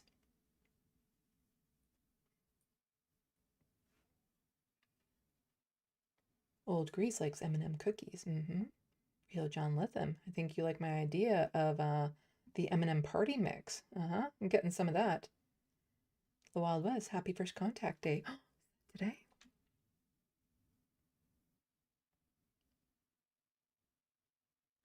Grand Theft Autobot. Oh, and love the Cadbury Easter cream eggs. But they seem to have gotten smaller. Damn you, shrinkflation. Fuck you, capitalism. Yeah, because for my Ken and Karen segment, again, I'm not terribly thrilled with how that turned out for tech reasons. I had so I wanted to mock the idea that Kinder Surprise eggs aren't in the States, because in the States they have legislation against having a non-food item inside a food item. Guns are okay, but you can't have like a toy, even though the capsules that are in these Easter eggs are this big. Like they're, you know, and the chocolate shell around it, super thin and easy to break apart. But the shrinkflation with like the Cadbury eggs and stuff have gotten so bad that what I did for the sound effect that none of you guys heard, because again, shit audio that I had. So I had the Kinder egg and I shook it. And I even rewrapped it with its wrapper and I shook it so you could hear the rattle in it, because I was able to take my Reese peanut butter Cadbury size egg and literally open up the Kinder egg, slice it open. It was very easy to do so. Put the entire peanut butter egg in there. And it was roughly this size. So it fit in perfectly. And so when I shook it with the peanut butter egg inside, you could hear the rattle. And so then that way, because if I was just eating a hollow Kinder Surprise egg, it would crumble and go away. So this way it had substance to it so that it was like a turducken type thing, so that it actually would give the appearance of me eating something more solid inside. And then I added like a crunching sound effect, which I was using a plastic bottle for, but again, shit audio for that. Nobody told me that it was my computer mic and not my mic. So I had shit audio, so you didn't necessarily hear that. But like I said, I've been planning this for weeks, and then yeah, tech. But like, yeah, literally a Cadbury egg can fit inside a Kinder egg. So if you really want to surprise somebody, what you do is you get a Kinder Surprise egg and you open it up, take out the toy, put in a Cadbury egg. And for some people, they would like that better than the little... I got a ring, although it is kind of cool because it has a little hidden compartment thing in it. So if I have a secret pill, I can put it in there and then not wear it because it's not big enough for me because it's for kids. But like if I had like a super tiny micro memory stick, oh, I could so put it in there and hide it. Anyway.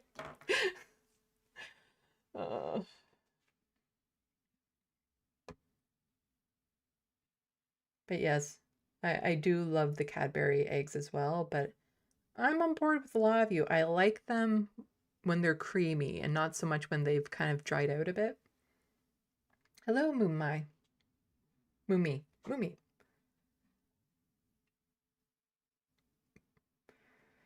Hi, I somehow didn't realize that some Canadians could be so cruel to make fun of people's looks and disabilities. Yeah. As somebody who has often been made fun of for looks and disabilities, I can say, yep. Hello, reference frame. Welcome to the SandBox. Old Grease. I don't know why they're different from M&Ms, but they are, and they are superior. Oh, the egg candies, yeah. Moonmai also eats Smarties and M&Ms by color. So do I.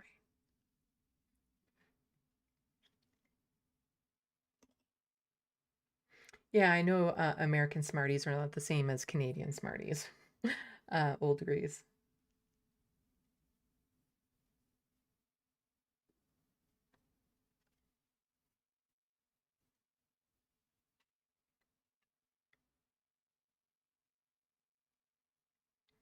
Grand Theft Autobahn, I think our Smarties has a thicker candy shell than M&M's. I remember back in the day when Smarties had a sundae flavor alternative. Good stuff, but gone forever, it seems. Yeah, they used to try different flavors of Smarties and stuff. And they still might come out with novelty flavors every now and then. But yeah, they do have like a thicker candy shell than like M&M's do or something. And the chocolate, I think, in Smarties are a little bit more like a milky chocolate.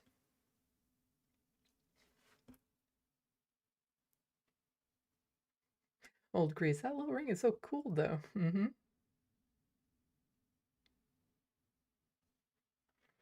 Yeah, because you buy them in pack of 3s. So then there was also this little hair clip.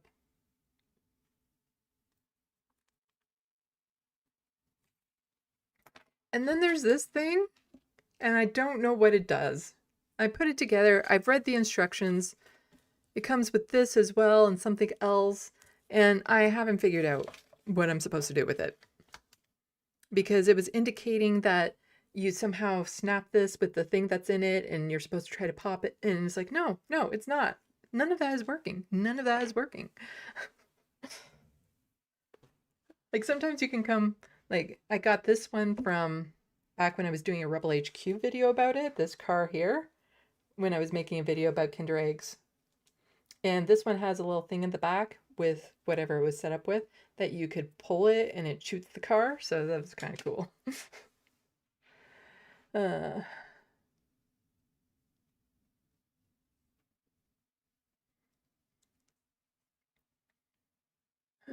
okay, why don't we get back into it? I'm talking about Avi Lewis. A little bit of hopeful stuff anyway, because Avi Lewis is saying a lot of good stuff, a lot of stuff that we want to hear as people who are leftists and progressives. And he's getting a lot of bad press that we'll get into, but all press is good press when it comes to this. And so the outrage over some of the things that Avi is talking about is utterly ridiculous. Like they're just, oh, because Avi is proposing it, it must be communism and bad. Like it's just like, I'm sorry, why are you against affordable groceries? But I would like to get an interview with him. So here we go. David Dole saying Avi Lewis nails it here. It's comical that media establishment just assumes a policy that has been proven elsewhere to save money on groceries is something that only appeals to fringe left-wing activists, LOL. Yes, only fringe left-wing activists like to eat food. And so Scott Robertson had tweeted this out, and I don't need to read this because he says it. A good chunk of your platform, a platform you won on, involves nationalizing industries, banking, groceries, construction. Clearly, due to your win, I think we can say that a majority of NDP membership are on board. But how do you sell those ideas to the general public? Something that many would argue you need to do in order to broaden the NDP and grow the NDP. Oh, absolutely. That is the goal. I've been talking to NDP members for the last 6 months, and I'm really looking forward to getting out and talking to Canadians from coast to coast to coast. You use the word nationalizing, which is not a word that we use. We talk about a public option for groceries and cell phones and stuff like that, because it's not about taking existing businesses into the public sector, although that is an option in certain cases. We're talking about, for instance, with groceries, developing a chain of 50 publicly owned and operated grocery stores across the country with 6 or 7 regional distribution hubs that would be able to provide groceries to Canadians 30 to 45% cheaper than what they're paying. Oh my God, I so need this now. Like, every time I go to the grocery store, it's like $100. Like, we need this. We need this now, especially for people who are on fixed incomes like disability and any sort of like Ontario Works or unemployment, CPP, like all of us, we need this now. Right now, the outrageous. Hello, No Justice and their viewers. I just caught it. It's harder to see when you get rated these days, but thank you so much for joining Left of the Box. Super appreciate it. Everyone go check out No Justice. Hello, Pawn Jumpers. I'm just talking about Avi Lewis right now. He is the Zach Polanski, we hope, of Canada. Well, a lot of the claims of anti-Semitism for the Jewish leader of a party, it's in line. It's in line. It's very mirrored on both sides of the pond. He just recently became the leader of the NDP, the federal NDP here. So talking about that, but thank you, Bad Lefty, for also pointing out that I got the raid, because it's very Kevin Logan and viewers also popping in. Super appreciate it. Everyone go check out Kevin Logan. As I was just saying, I'm talking about Avi Lewis. He's the new leader of the federal NDP, and we're hoping here, Canada's Zach Polanski of sorts. Like, when it comes to accusations of anti-Semitism, they're both anti-Zionist Jewish leaders of parties. So yeah, they get it. They get it. They get that anti-Semitism label a lot. However, Avi is married to a woman, Naomi Klein. Some of you might know her. And yeah, so here he's talking about nationalized grocery stores, which we're really hoping. But super appreciate all you pawn jumpers coming over for Canadian politics. And I also have a docket in here talking about some queer-related news, because check out the flags. Yeah.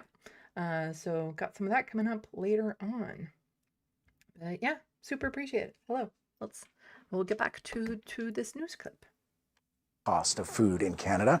Just recent figures came out showing that a majority of Canadians are restricting meals, portion sizes, or skipping meals because of cost. Now, we did a digital ad. Not some, a majority. Like, I'm fortunate that I can function on 2 meals a day. I usually just have a breakfast and a couple snacks and then some sort of dinner, and that's it. Not everyone can do that. Your name campaign during the leadership campaign to just blast this idea out there on social media platforms, and we got thousands of responses from conservatives who were interested in this idea of a public option for. Wait, you mean conservatives also like to eat food? No. Groceries. Canadians are suffering the grinding cost of living crisis, and we're actually providing solutions that are as big as the crises we face. They're out-of-the-box solutions, we understand that, and people are looking for exactly that. So I think there is going to be broader appeal. I'm really looking forward to getting a chance to pitch these ideas to Canadians. Let's talk about out-of-the-box ideas on Left of the Box. And so here we have the Globe and Mail. Opinion? Government-run grocery stores, a leftist idea coming from the heart, not the head. It's coming from the stomach. Again, it's just, the media here is so eager to jump on anything that Avi says, to be like, but it's bad for vague reasons. It won't benefit you. We're not going to explain why, but it won't. It won't. You think affordable groceries are good for the economy? What? Do you want Canada to succeed or not? If you want Canada to succeed, you shouldn't be able to afford groceries. A long time ago, I did a video. I don't think it was part of a live stream. It was back when I was just doing like little video essay clips type thing. And there was actually an article from the CBC that I was reading over. I have it. You can go check it out on my channel. And it was a CBC article on cost-saving measures for the high grocery prices during COVID and stuff. And the last suggestion is for what people can do to save on grocery prices was intermittent fasting.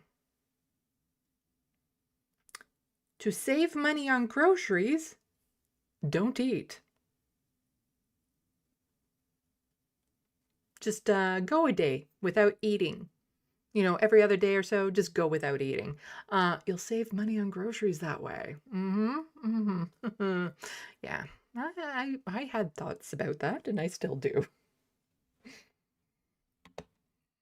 But it's like the idea that it was in this article as like a legitimate way of like, this is how you can save money during these hard economic times. Just, yeah, don't eat. And while you're at it, if you need medication, just don't use it. See how long you can go without it. You want hydro and stuff, you know, in the summer, just shut it off. At least, you know, might spoil anything in your fridge, but you know, you can't afford groceries to put in there anyway. So what does it matter if you have a fridge running or not? Like, it's just,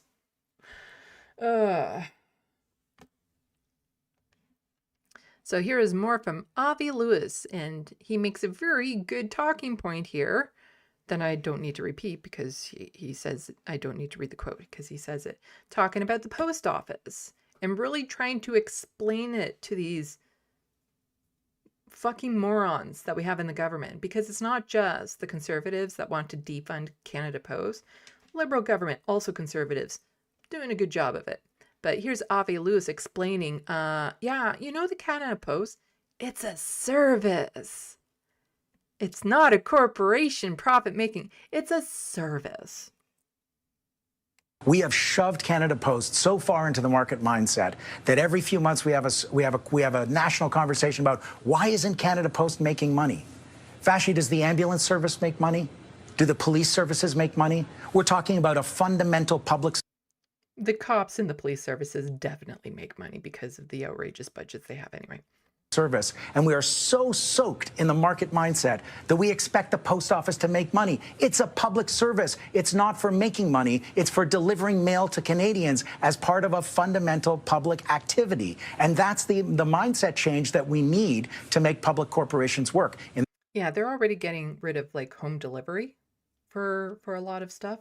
So that's under the liberal government. In the Second World War, the Minister of Everything, C.D. Howe, created 18 new crown corporations, and Canada played an unbelievable role in fighting fascism in Europe. We need a mission moment like that in Canada, and I think we can have one.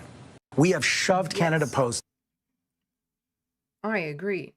Now, during his acceptance speech, Avi gave a really good, he had a really good moment when he was talking about how his grandfather had told his father, you know, not in my generation, but perhaps yours.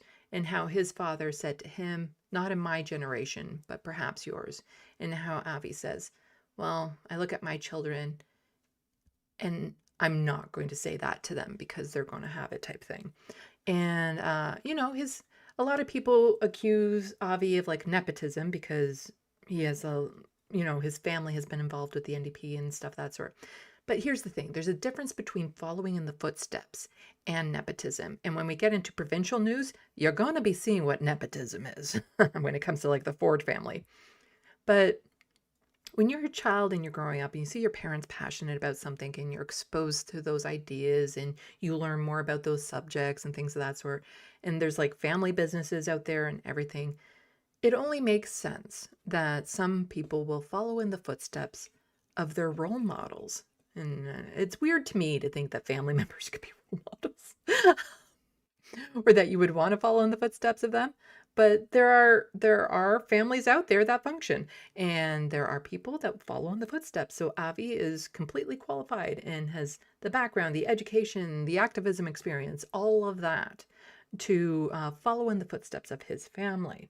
And so, you know, he gave that very touching speech and everything. But he also mentioned that his father was dealing with cancer. I believe it's cancer. And he passed away. Yeah, battled with cancer. So he passed away. But he at least got to see his son get the leadership of the NDP, which to a lot of people, it's like, it's a very touching moment. But again, he has a long history of activism and involvement. That it's good for Canadians to know because a lot of people don't necessarily know his background.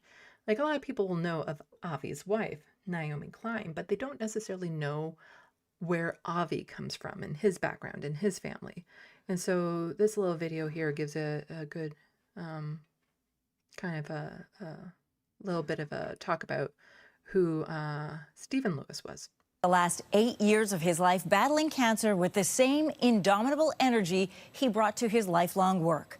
The unending struggle for justice and dignity for every human life. His death coming just 2 days after his son, Avi, became federal NDP leader. The family has asked for privacy with details of a memorial coming soon. CTV's Annie Bergeron-Oliver looks back at his life and legacy and that powerful voice. A passionate and determined humanitarian, Stephen Lewis never hesitated to speak his mind. What kind of a world do we live in where the life of an African child or an Asian child is worth so much less than the life of a Canadian child? After dropping out of law school in the 1960s, Lewis moved to Africa and became a lifelong advocate for the region, committed to improving the lives of those struggling through the HIV and AIDS epidemic. You witness it, and you experience a kind of simultaneous spasm of helplessness and anger and resolve. His dedication led to more than 2 decades with the United Nations, serving in positions from Canada's UN ambassador to deputy director of UNICEF. Congratulations. And a UN special envoy for AIDS in Africa. I cannot remember in my entire adult life scenes of such unendurable human desolation. It was heartbreaking. Lewis was immersed in politics from a young age. There isn't a law on the statute books of this country that doesn't carry the imprint of the CCF and the NDP. His father, David Lewis, served as the National Secretary of the Canadian Commonwealth. A lot of Canadians tend to forget that all the things that we really value in this country are a result of the NDP.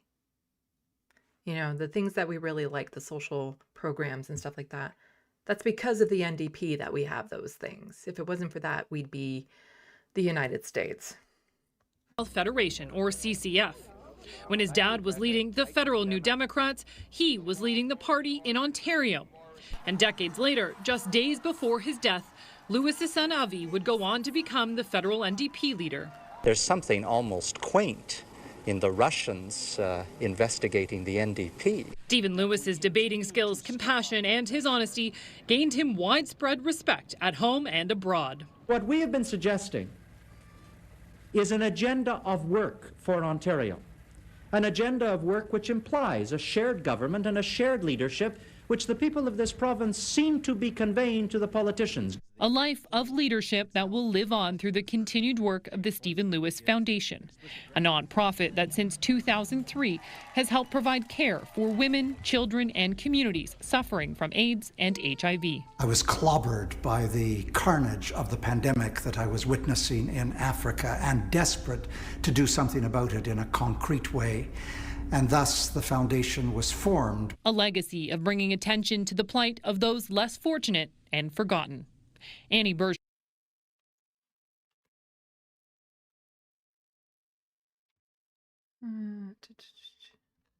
Wait a sec, I think that's out of order.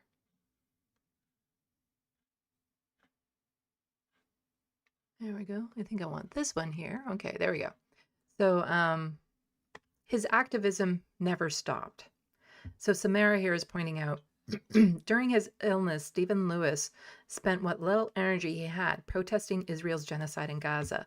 This fact will most likely be missing from most remembrances of him today. Canada lost a giant of humanity and social justice, sending love to Avi Lewis and an entire family.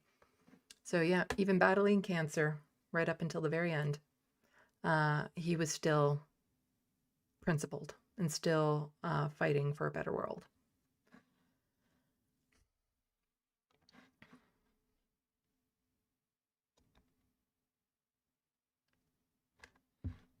I think I have these a little bit out of order. I think I should have gone over Stephen Lewis a little bit later, so this is going to be a little discombobulated as I jump back and forth between articles, because ever since Avi Lewis won, well, there have been people chiming up, and it's that quote, "This is so bad for your organization," says the person who hates you and your organization. And so Tom McClare used to be leader of the NDP, and he sucked big time. And then he quit and became a liberal, literally, and became a pundit that for some reason people still want him on their networks. So David Dole is just pointing out Tom McClare has done nothing but try to smear Avi for the last 6 months.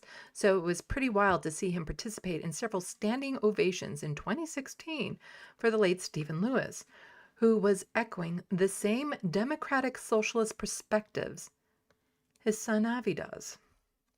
Yeah, all the people who have been talking shit about Avi over the last few days, or since he's won, with Stephen Lewis passing away, they're like, oh, he was such a great man, he did all this stuff, you know, hero, blah, blah, blah. Avi Lewis is following in his footsteps and has a lot of the same social ideas and programs in mind and all of that sort of stuff. And so they're talking shit about Avi while commemorating his father at the same time. Methinks politics are involved, and it's not actually about the policy.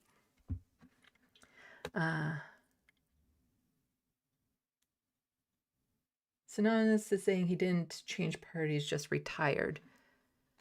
I thought, I don't know, I could be wrong, that he just switched over to being a liberal.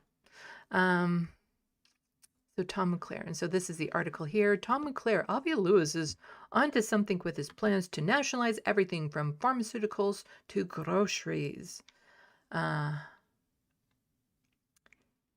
He keeps on, you know, chiming in about how Avi is not right for the NDP or how his ideas might be too bold and stuff like that. Well, he can just shut the fuck up. Or as I like to say in Canada, STFU, merci beaucoup. Because, you lost, Tom.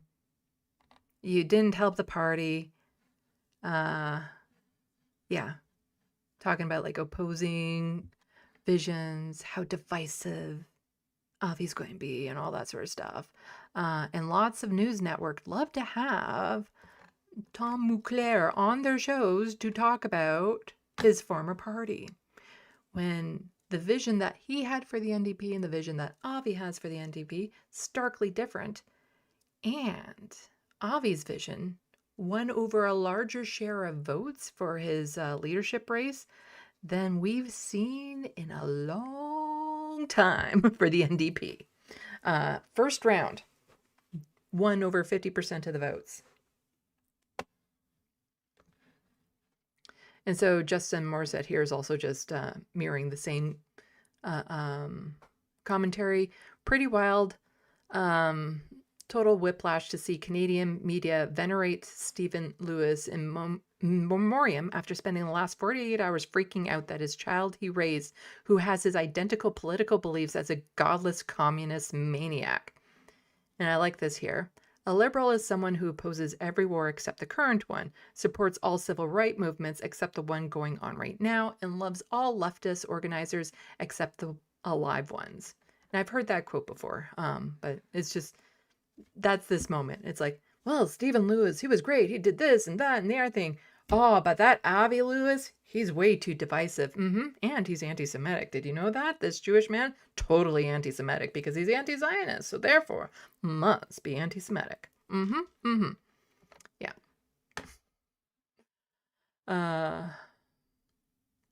And David Dole's pointing out the article about that. Amazing stuff. Suddenly the NDP has an anti-Semitism problem after electing an anti-Zionist Jewish leader that calls for wealth tax and proper investment back into public. It is shameful bullshit Jeremy Corbyn was hit with. Because the Globe and Mail, which I can't read their articles because paywalls, has an opinion. You know, they never share my opinion. I would love to have my opinion in some of these things. Oh, apparently David Dole totally ratioed them. I'd like to have my opinion in some of these papers. And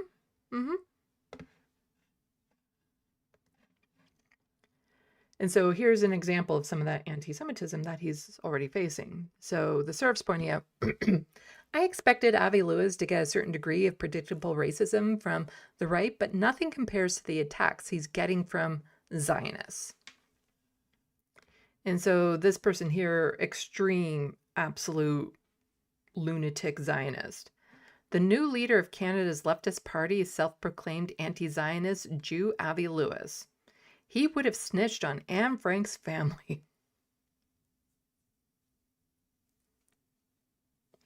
I don't want to share this video because there's a staticky noise throughout the whole thing that is so fucking annoying. I can't tolerate it.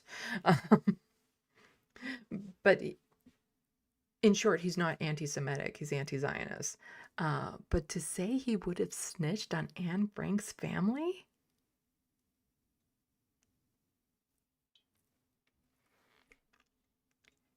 In my international docket, I was covering how in Lebanon, the Zionists are telling Christians and Druids to not hide Muslims.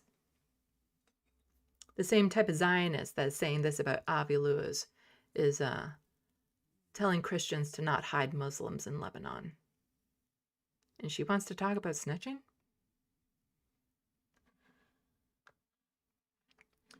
So the Serfs again here. The day after this article came out, the author openly attacked the only Jewish leader of a major political party in Canada.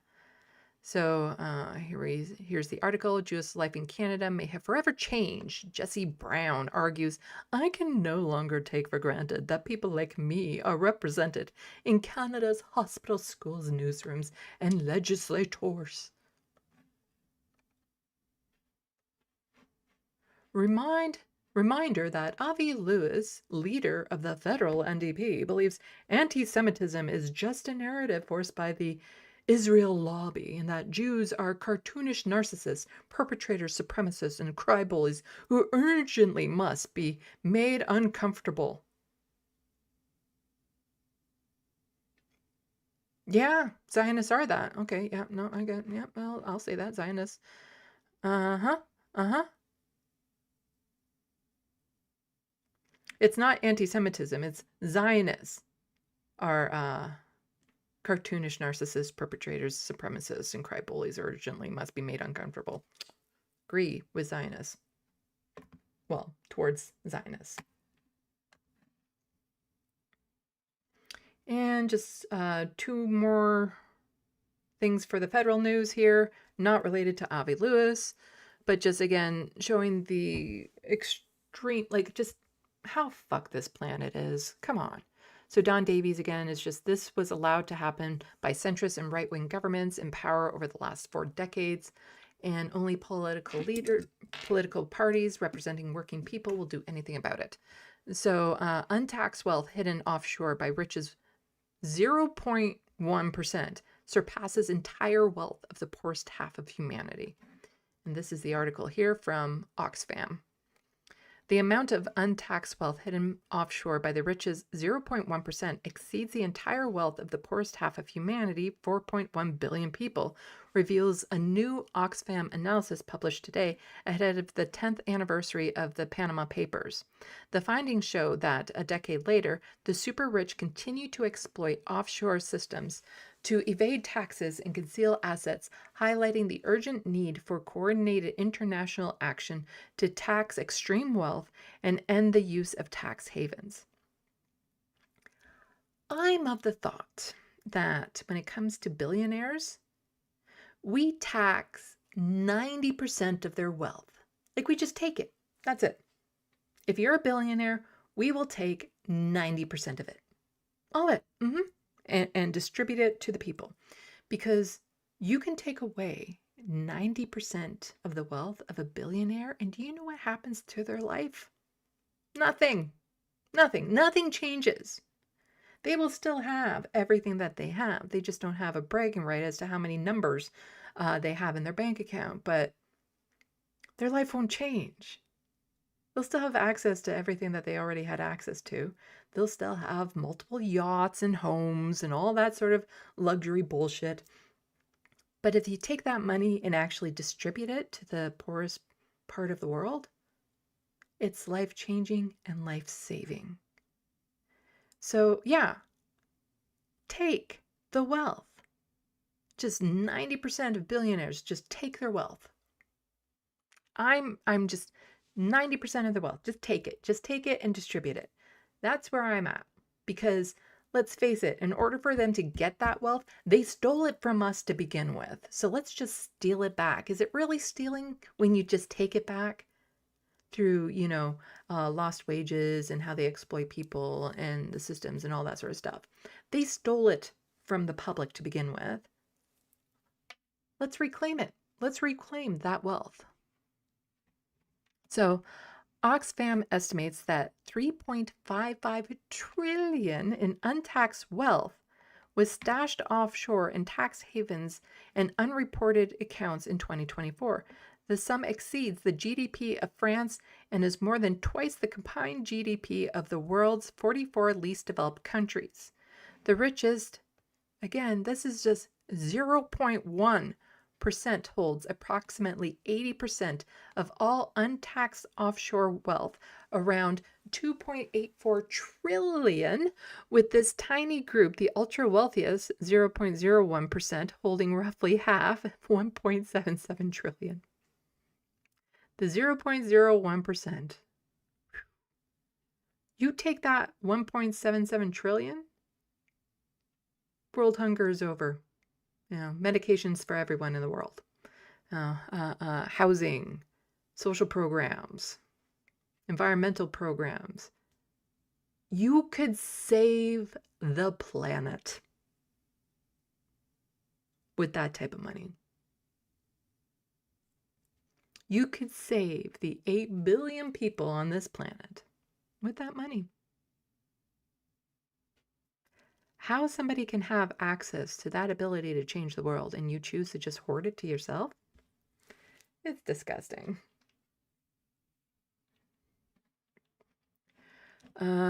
So the Panama Papers pulled back the veil on a shadow world where the richest quietly moved immense fortunes beyond the reach of taxes and scrutiny. 10 years on, the super rich are still sequestering oceans of wealth in offshore vaults, said Christian Holman of Oxford International Tax Lead. This isn't just about clever accounting, it's about power and impunity.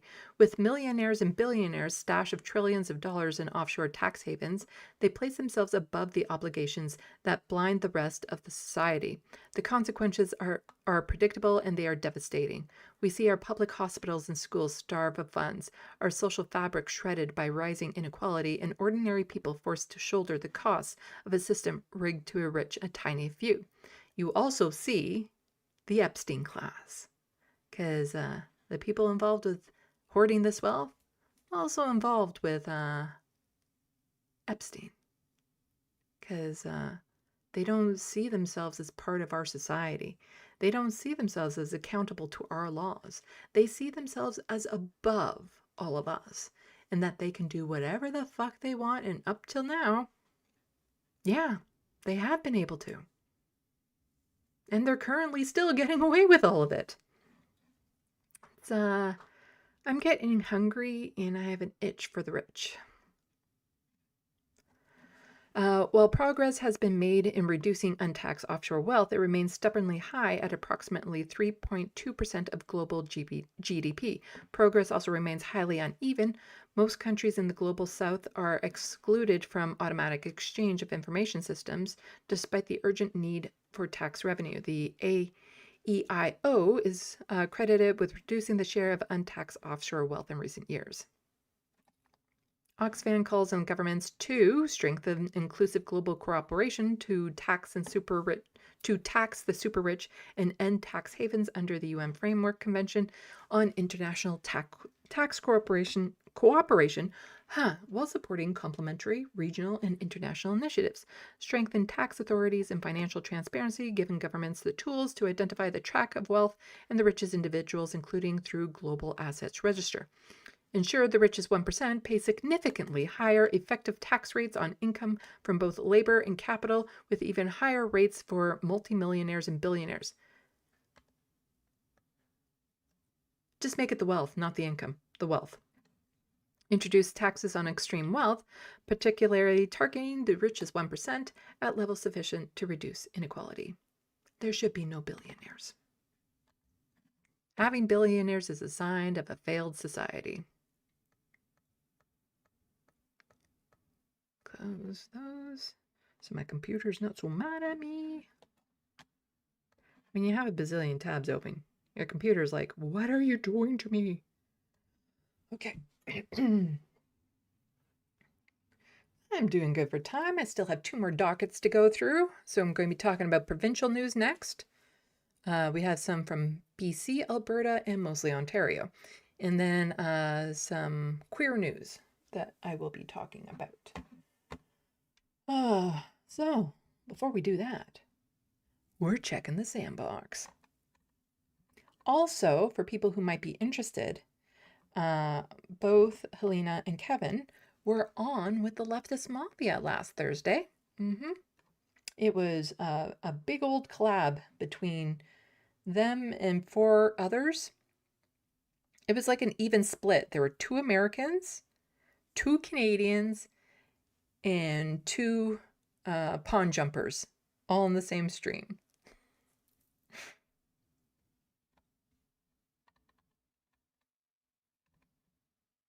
But I really hate how they don't make it very obvious anymore that you're being raided.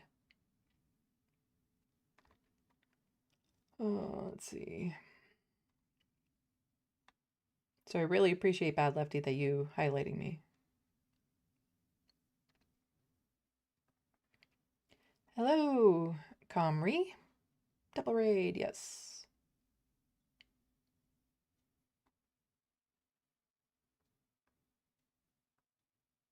Hello, 16 Jacobs Creams. They did it to Bernie too. Hopefully the fact that it's basically identical every time will make it less effective. One can hope. Hello, Flow Snake. Let's see.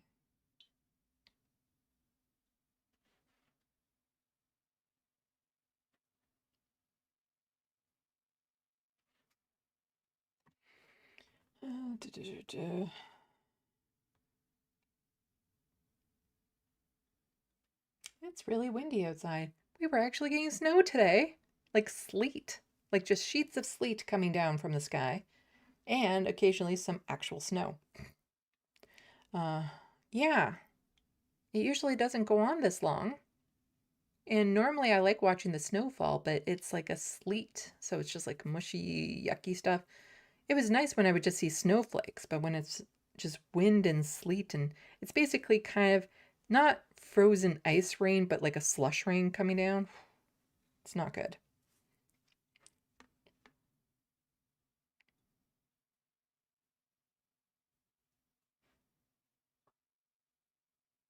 Comrie, though Canada has many predators like bears, where the only predators we have in Cameroon are the English royal family.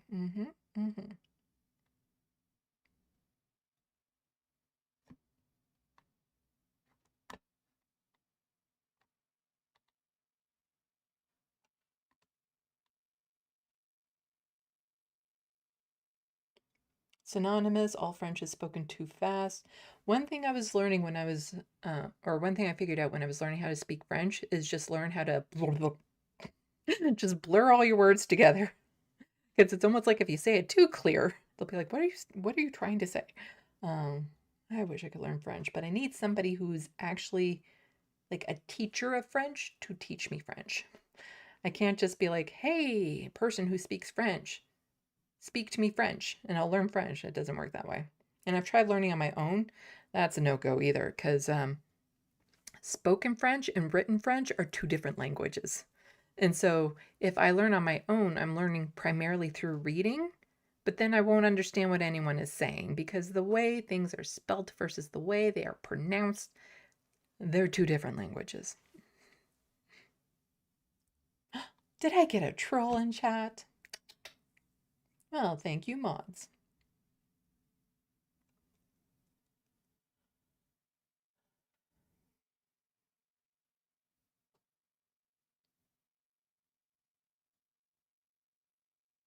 Let's see. Hello, Looney Tunes.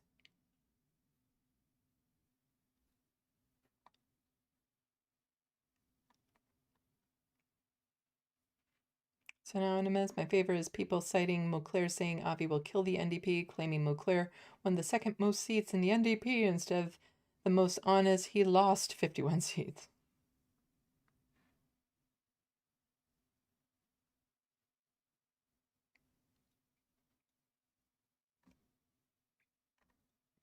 Oh, did I miss saying hi to someone?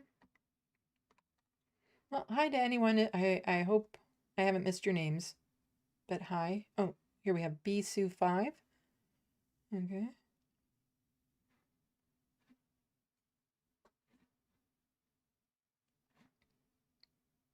The vibe of STFU. Merci beaucoup. I came up with that. In a very old video of mine, I have that. It just kind of rolls right off the tongue, actually. I hadn't heard it before, so I am trademarking it. STFU, merci beaucoup. But you must do it with a French accent, otherwise it doesn't work.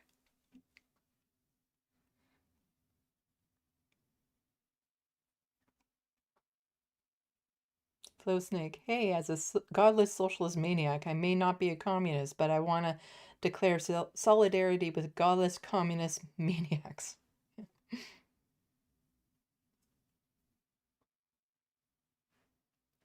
Hello, 16 Jacobs Creams. Israel is literally threatening people in Lebanon, harboring Muslims right now. LOL. Yeah, I mentioned that, and earlier in the stream when I was talking about international news, I covered some articles on that.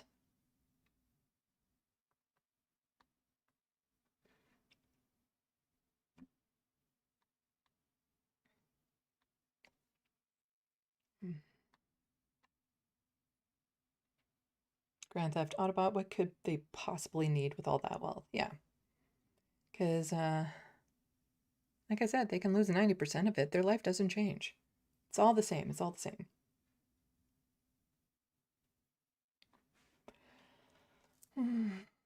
Looney Tunes, I'm not going to rename the stream to the fucking Christian cult. It's when I talk about Jamel Giovanni or people like that, then I might be more tempted to do that, but I'm not covering them too much in this one.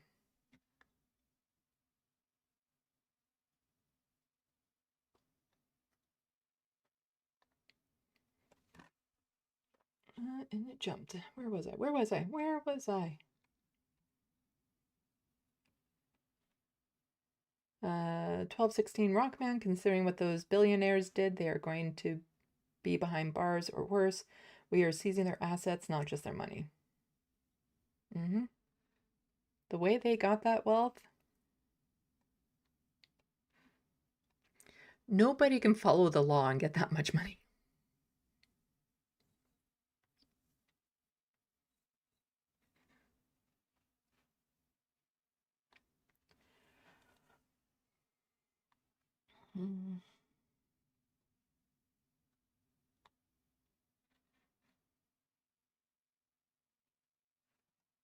Well, anyone can go back and watch Leftist Mafia. I know the Humanist Report, Mike, he posts the whole stream on his. I think the Serfs posts the whole stream on theirs as well. But yeah.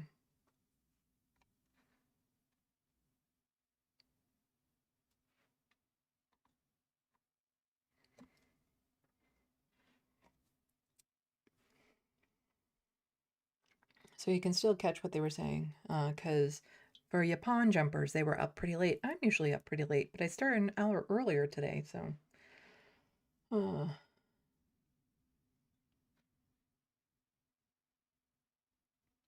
Old Greece, I took 2 years of French and didn't learn a word until Quebec trip and was forced to learn it. Just clicked in Je comprends, or however comprends conjure. I need a bit. Looney Tunes saw your Ken and Karen video. I wondered how the fuck you pulled this off. I don't want to talk about it. I was not pleased. I was not pleased with my audio issues.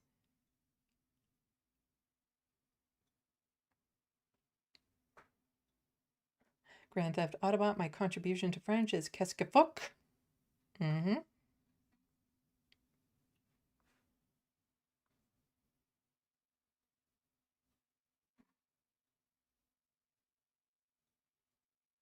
Okay, now people are just like throwing French words in there, and I'm not going to go there. I'm not going to go there. You can have me read French, but I don't think you want me to.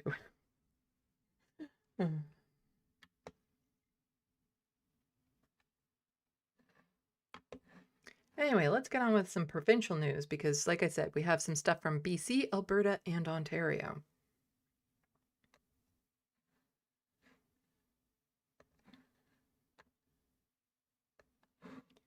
So, starting with BC.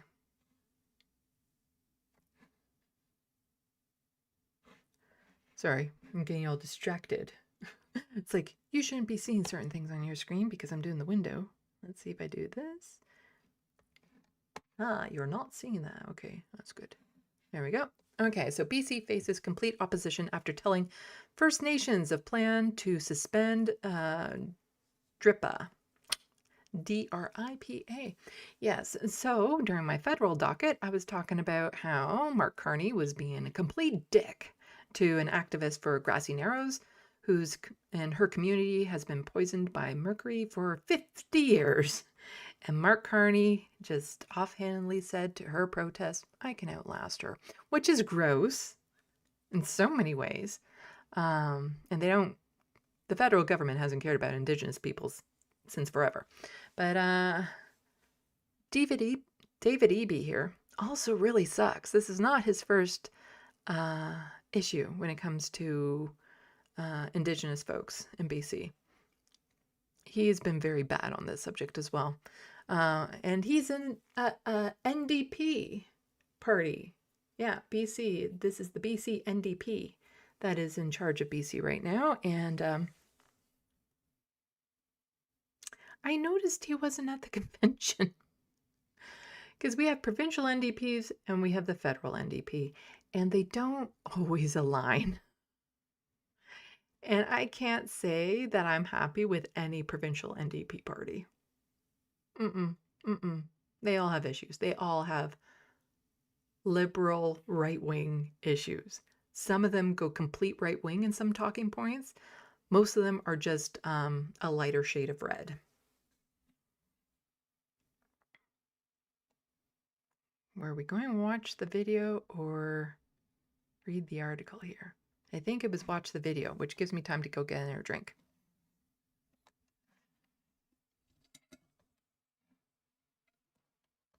BC Premier David Eby has proposed suspending parts of the declaration on the... I am sorry, that is very quiet. And that's as loud as it goes. I'm sorry, you're going to have to crank your volume. And I'll be right back. Rights of Indigenous Peoples Act, also known as DRIPA. The act has been in place for just over 6 years with the goal of advancing reconciliation, upholding Indigenous human rights, and improving transparency between the provincial government and Indigenous communities. Here is Premier David Eby speaking Thursday about the plans. My hope is that this pause approach is one that is met with, if nothing else, at least tolerance by the Indigenous leaders, that they understand government's concern and our desire to both preserve what works about the Declaration Act, but also address the very serious consequences of the Court of Appeal decision. Today, I presented another proposal to Indigenous leadership that responds to government's concern about legal liability, but also seeks to respond to the Indigenous leadership's concern about preserving the Act.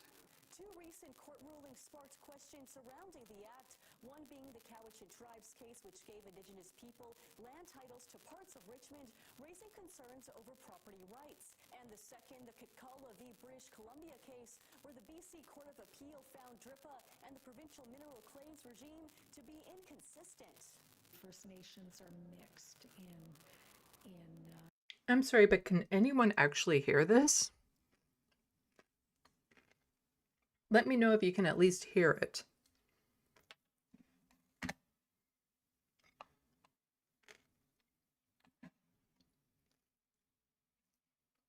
their reactions, with many feeling this is a step back from reconciliation, this walking back from all of the DRIPA, and some feeling that maybe it's a compromise for the time being to just have certain sections of it suspended. Okay, we'll get into the article. But before we do that, I need to do this.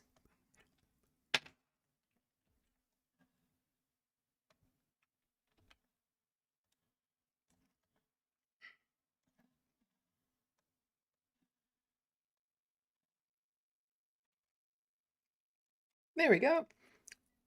Thank you so much for the $5 super chat, Old Grease. Thank you very much for covering this because I am concerned with this, but haven't had the time amidst the clusterfuck of the world. Yeah.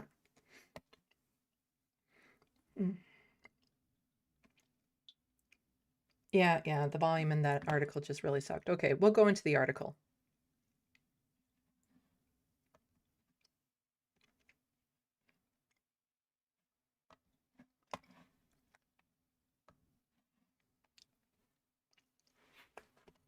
So British Columbia Premier David Eby says he will stake his government on suspending sections of the Declaration of the Rights of Indigenous Peoples Act for up to 3 years.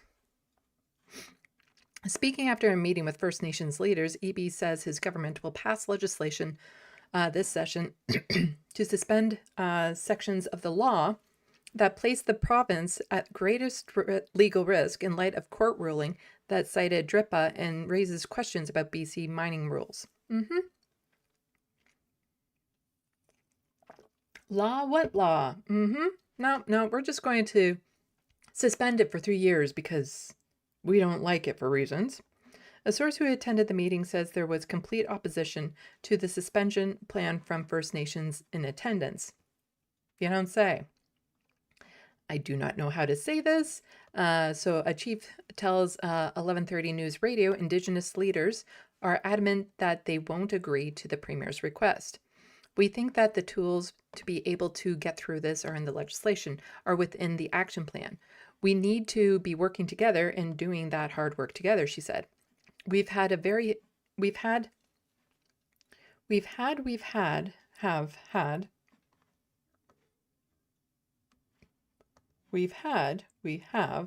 history. I think there's a little bit of a typo in there. Between the Crown and our First Nation communities and our people, that is very difficult. She says she thinks of the challenges of her 88-year-old father has faced in his lifetime and says today's announcement feels like we are going backwards in time. He grew up under the potlatch ban, she said, referring to a federal ban which ran from the 1800s until 1951, for people who don't know, on the First Nations performing some traditional ceremonies. Yes, so this is on their properties, their homes, their reserves. They were not allowed to perform some of their traditional ceremonies. They weren't allowed to do their dancing or their drumming or things of that sort, as Canada very much tried to strip away all parts of their culture during their genocide, especially for those who wound up in residential schools. So he grew up under not being able to vote. He grew up with the lobbying that, you could not hire a lawyer. Another thing people might not know, for a lot of their legal fights, they could not hire a lawyer. And if a First Nations wanted to get like a degree or an education, stuff like that, they would lose their status. Eby says the suspension will be a confidence vote on his government, and he hopes First Nations leaders will at least tolerate the pause as the government appeals the mineral tenure case to the Supreme Court of Canada. Hey, guys, can you just chill for a little bit as we take away your rights for just, like a 3-year period? It's not that, just, be cool with it. Be cool, huh? Don't want to cause a mess as we're trying to force through our will and mining and stuff like that. Just, it's just a pause. It's like, that part in the relationship where it's like we're taking a bit of a break so we can see other people, but you can't. Yeah, so it's that. So just chill. Can you do that? And I believe he has a majority, so a confidence vote is hardly an issue. Eby did not identify which sections would be suspended, but said the pause is the least invasive way to force our will. The pause is just, it's the least invasive thing we can do to find a path forward while protecting the province from immediate legal exposure. It just keeps on sounding worse and worse. It's like, look, this is the least invasive way that we can do this without totally being sued to shit. He says other sections of DRIPA will remain in effect. Two sources attending the meeting had earlier told the Canadian press of the suspension plan. And so that is BC. Now on to the fascist state of Alberta. So Jeremy Apple is just saying if the project is entirely powered by natural gas and doesn't capture any of those emissions, it will set Canada back 20 years in carbon emissions reductions and wipe out the reductions gained by phasing out coal. And they are quote tweeting The Breakdown, who is posting about Danielle Smith's government is exempting celebrity investor Kevin O'Leary is a celebrity, I suppose. Massive Wonder Valley data center near Graham Prairie, AB, from Provincial Environmental Assessment, because of course they did. Yes, Kevin O'Leary, the douche canoe that loves to go on American TV and tell them how bad Canada sucks. He gets special treatment. And he gets to bypass provincial environmental assessment so that he can put up a data center near Graham Prairie. I don't think the people in Graham Prairie are going to appreciate that much, But for fuck's sakes, all these conservatives that keep on voting for conservatives in Alberta, it's going to come around to bite you, okay? Because Alberta is staunchly a conservative province. But you know what? When you start getting these data centers near your community and your environment goes to shit and you don't have clean drinking water and your air sucks and power drains and all that sort of stuff, we warned you. Data centers should not be a thing. Just like there should be no more oil pipelines made, there should be no more data centers made because it's all for this generative AI bullshit that we don't need. It doesn't improve our lives. It doesn't make anything better in this world. It just makes people lazy and lack the ability to think critically. I did one day dream of a world where like AI could be a good thing. We are not in that timeline. We're just not. We're not in that timeline where AI is good. We are in the timeline of AI is really bad and is going to fuck over the planet.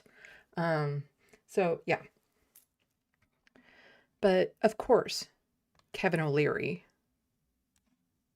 celebrity who goes on Fox News, yeah, he gets the exemption. More, and things are getting worse. Book ban. Yep. Okay, yeah. Make sure I have my tabs in the right order.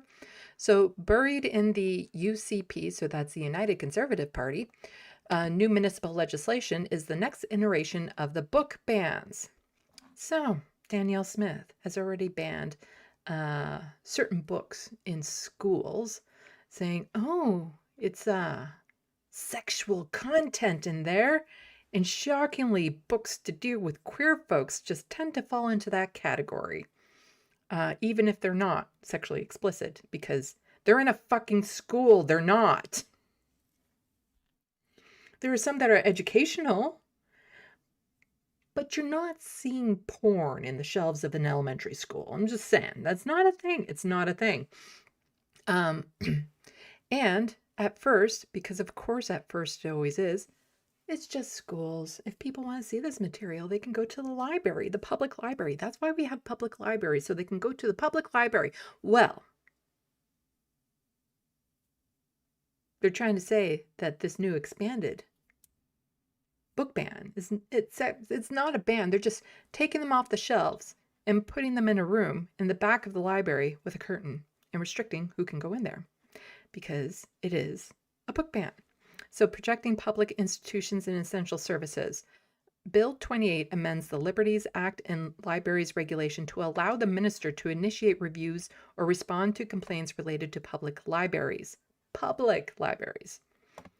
This provides a clear and consistent process to address concerns and support accountability across Alberta's library system. The proposed changes would also allow the minister to issue guidance and non-binding guidelines to support public library governance. These provisions establish a foundation to support age-appropriate access to public library materials that include explicit visual content with additional details to be developed through upcoming regulation. So, is a book on the Holocaust, a factual book like Anne Frank on the Holocaust, explicit adult content? Explicit? These changes will be implemented through future regulations and protect children by restricting access to sexually explicit visual materials in public libraries, because that's where the kids go to get their porn. To individuals 16 and older, minors 15 and under will not be permitted to access materials without parental consent. Someone pointed out, and this is a very apt thing to point out, yeah, children are not going to the fucking public library because they're trying to access sexually explicit materials. They have smartphones, or they have a friend with a smartphone. And there are children out there seeking it because really bad parenting. That's a parental issue. That is parents not teaching their children about the harms of getting into porn at a young age. That's a parenting issue there. Because trying to, like, it's in a library, a public library. You're not It's not going to be the way that the thing that they're hyping it up. It's not like there's porn in your local library. So what's next? So first it was libraries and schools, now it's public libraries. So will it be bookstores next? So you can't even go to a bookstore and go to an adult section because, ooh, sexually explicit material, a minor might see.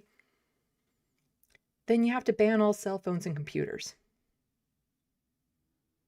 You have to be teaching children about this sort of stuff and why it's dangerous, why it's harmful, educate them on what is healthy and not healthy forms of sexual expression, all of that sort of stuff.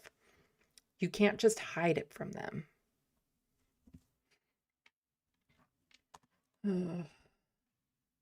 So some more on that. Alberta tables bill to reduce child access to sex images in libraries.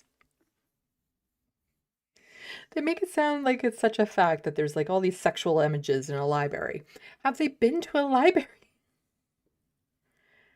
Like, I get there's a Harlequin romance section, but, you know, you actually have to be able to read for that sort of thing. Yeah. Because a lot of these sexually explicit materials are going to be educational or, again, still educational and life lessons about queer folks. But it's not there for just, like, gratuitous sexual reasons. It's in a fucking library. So I think I wanted to watch this one. And I think the volume on this one is fine. How to perform fellatio on each other. Alberta is expanding its ban on graphic sexual images in schools. All public libraries will also have to remove them from areas accessible to kids under 16. The Municipal Affairs Minister would not rule out again using the notwithstanding clause against any possible court challenges. Freedom of expression, religion, and conscience are key to who I am as a legislator. I think that every Albertan can clearly understand the difference between children being exposed to pornography and legitimate expression. And I'm very certain, I hope to goodness, the courts can too. Book restrictions, just one. And if the courts won't agree with us, we're just going to pull that notwithstanding clause that for some reason the Conservative premiers don't want to get rid of. Part of Bill 28. The wide-ranging legislation would also amend the acts governing municipal affairs, housing, and libraries. It would also change development rules, granting automatic yes permits and restricting levies that cities and towns can charge for new projects. These reforms will further protect housing affordability across the province, while cementing Alberta's role as a leader in modern housing policy. Bill 28 would also give the minister the power to override appeal decisions related to a new code of conduct for municipal politicians. Did you campaign on that? We don't need to campaign on the fact that every single municipality is created by provincial statute. The municipalities have been asking for us to So no, we did not campaign on that. create the Councillor Accountability Framework ever since the repeal of Bill 50. I've delivered that. The Premier told City News back in February that expanded book restrictions would only apply to public libraries located in schools, but now all are included. The NDP says the Premier misled Albertans. To give library inspectors the right to look at your library card and your history and what you signed out, this is fascist behavior. Naheed Nenshi says the government should butt out So for those who don't know, he's the leader of the Alberta NDP. and leave book decisions to librarians, educators, and parents. This is insanity. And it's taking away the ability of people to make their own decisions. This government doesn't believe in human rights. It believes in dictating what people read, what people see, what people think. This is not the government that Albertans thought they were electing. With the UCP majority, Bill 28 is expected to pass in its entirety. The minister says he will be writing detailed regulations for libraries in the coming weeks, and staff will be given time to implement his rules. Sean Amato, City News, Edmonton. I'm sorry, but I don't want this guy here who opened about talking about fellatio, writing regulations about what books are appropriate. I just don't. Because there's a lot of educational books out there for kids that are geared towards kids, that are age appropriate, that teach kids about sex, because the more knowledge they have about that, and again, we're talking age appropriate stuff, the better the protected they are from people who would harm them, because then they will understand and realize what's going on. The people who don't want kids to be educated on this, I'm suspicious of them. I think their hard drives need to be checked. I think their history needs to be checked. And I think probably their kids need to be taken away for their own safety. Any adult that's like, nope, nope, nope, children should never be exposed to any of this, it's because they want to hide what the adults are doing. But if that wasn't bad enough, Alberta. So Christo Avalos is just saying, enforce neutrality by requiring a specific song to be played. So this is from Danielle Smith, the Premier of Alberta, saying schools should be focused on teaching kids how to think, not what to think. Classrooms must be an impartial learning environment that prioritizes teaching fundamentals like reading, math, and science, and supports students in developing their own opinions and views. Our students and educators need to be safe in the classroom. We will be strengthening the Education Act to protect them from incidents of violence and aggression with clear standards and expectations. School boards will be held accountable if those standards are not followed. So what are some of these things that will help with aggression and violence in schools? Reinforce neutrality and respect for diverse student perspectives. As in, if we don't believe that you should exist as a gay person, you need to respect that. Prevent school boards from taking political, social, or ideological positions as I force mine down your throat. Employee opt-out from activities that conflict with their belief, except where required by curriculum.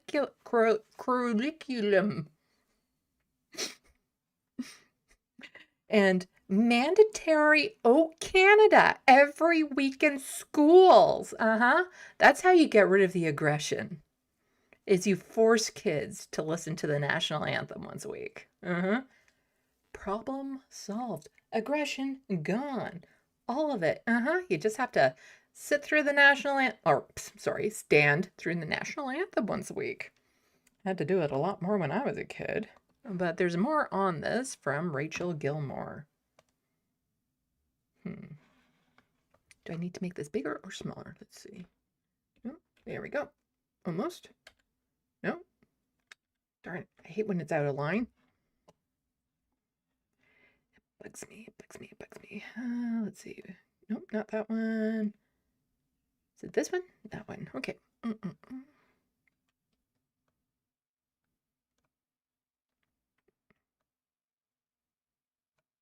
I get really particular about this. Anyway, that's good enough. So Rachel Gilmore has a fantastic breakdown about this, which is basically a don't say gay bill in Alberta.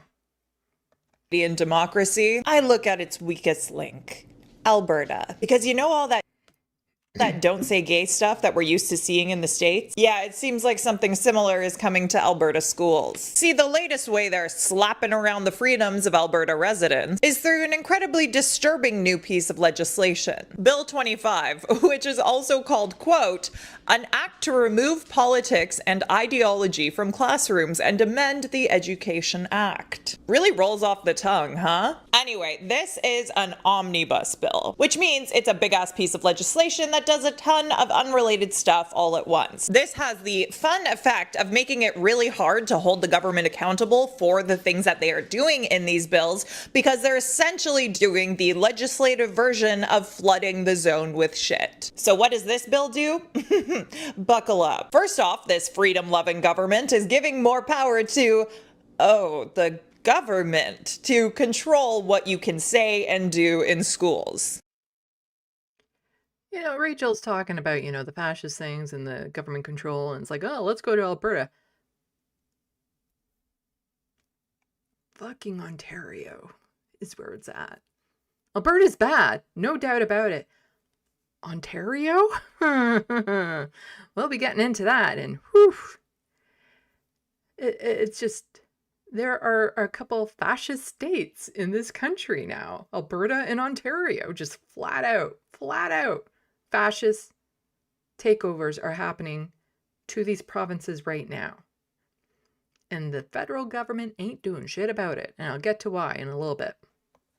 I didn't realize that freedom meant more government control over people's speech and actions. Silly me, I guess. This bill will give the Education and Childcare Minister veto power over decisions that are currently up to school boards. That includes stuff like naming schools, approving superintendent contracts, and deciding the use of vacant school buildings. They also have to, both sides, politics and history. Once again, the government is requiring this. I, for one, can't wait for the Alberta government mandated education on World War II, both sides edition. As there are no two sides to a genocide.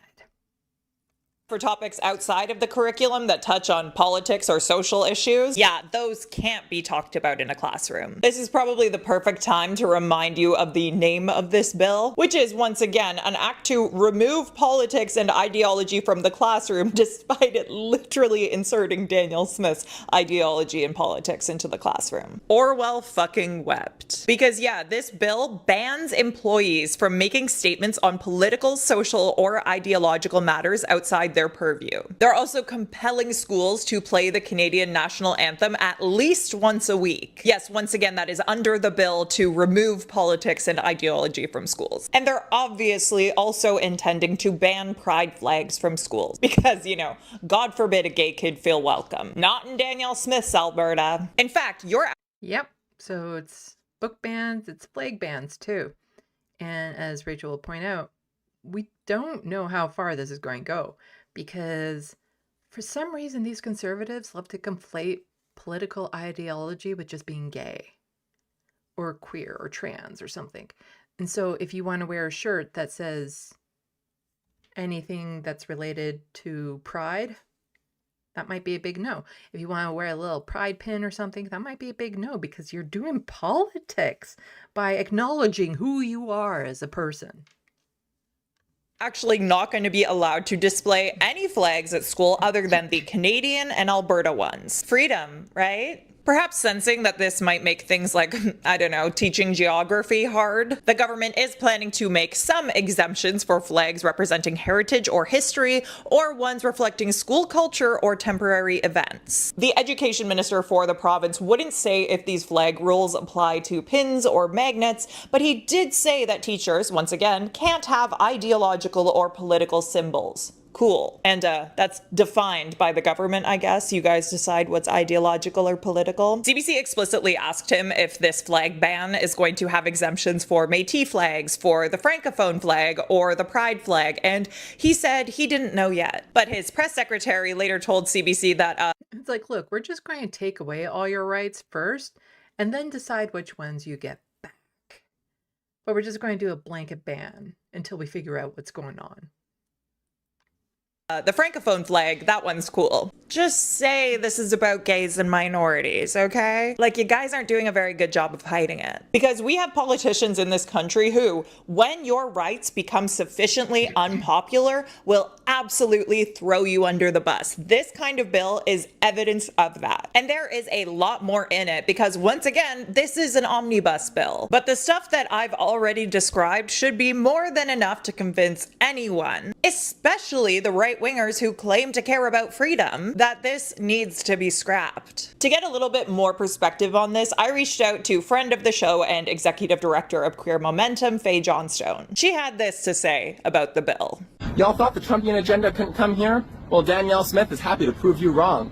Under a mislabeled neutrality law that she's pushing through the legislature, she's going to force schools to stop talking about identity, to stop talking about diversity, equity, and inclusion.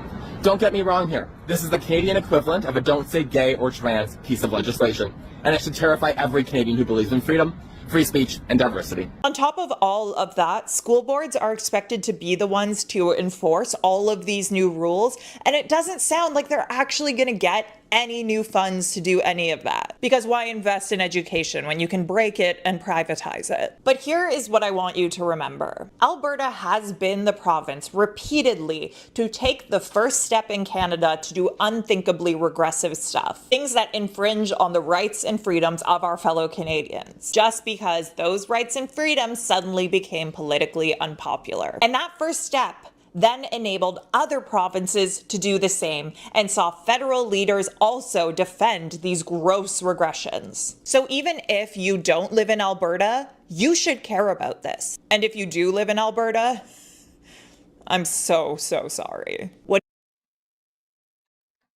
Okay, and back to news. So, even more from Alberta.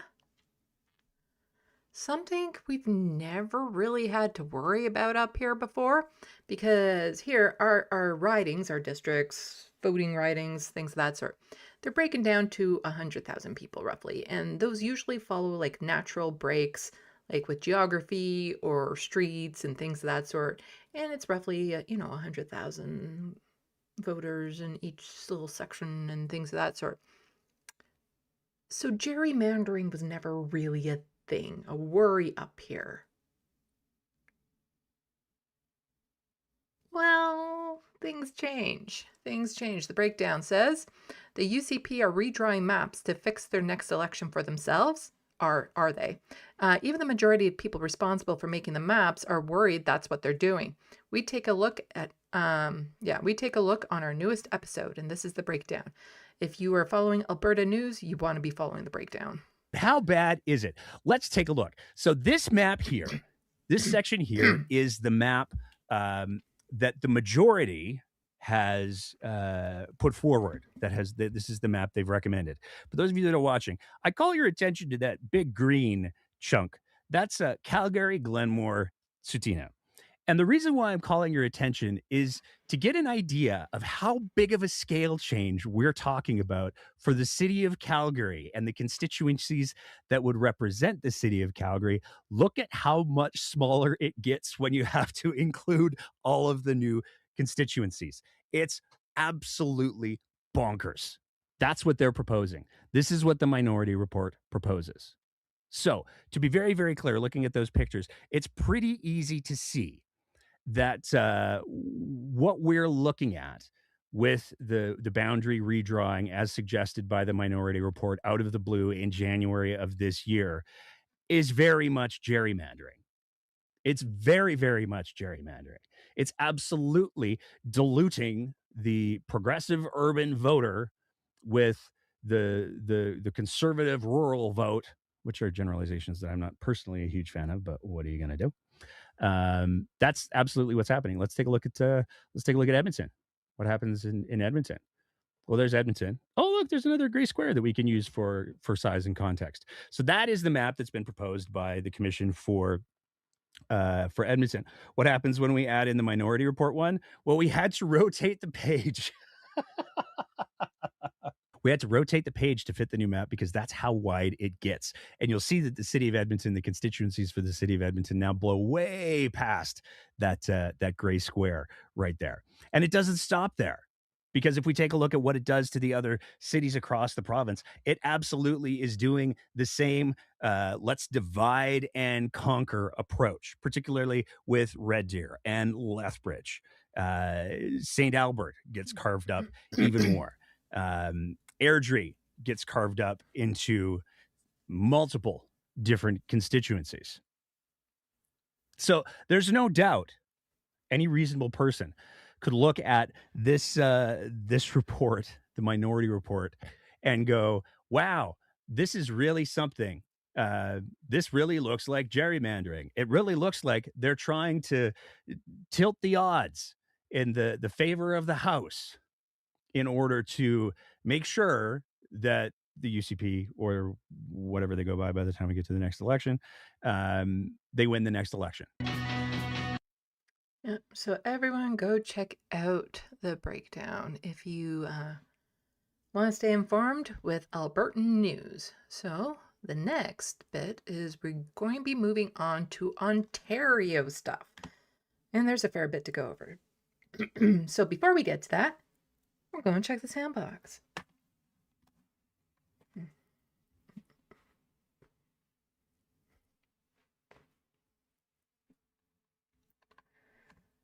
Let's see.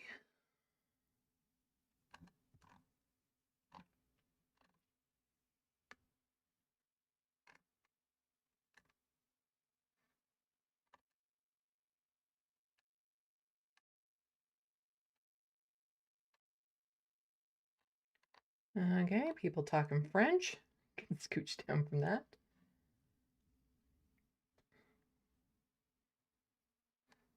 Yeah, that volume on that video really sucked. And my browser got rid of my little volume adjuster, the plugin that I had, and I don't know which one to use next or try.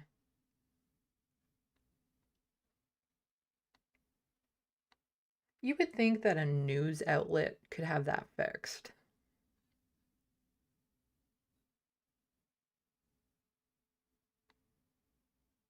Hello, Jet. Welcome to the SandBox.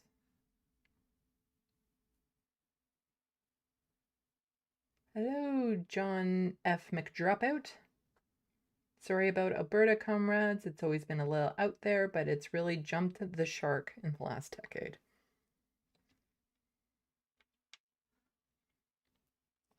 Flow snake. Wow, that was an unexpected fellatio reference.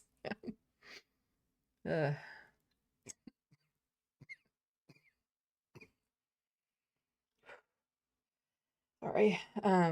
I pulled a muscle when I was at the gym this past week, and it's right on my rib cage, right under my boobie here.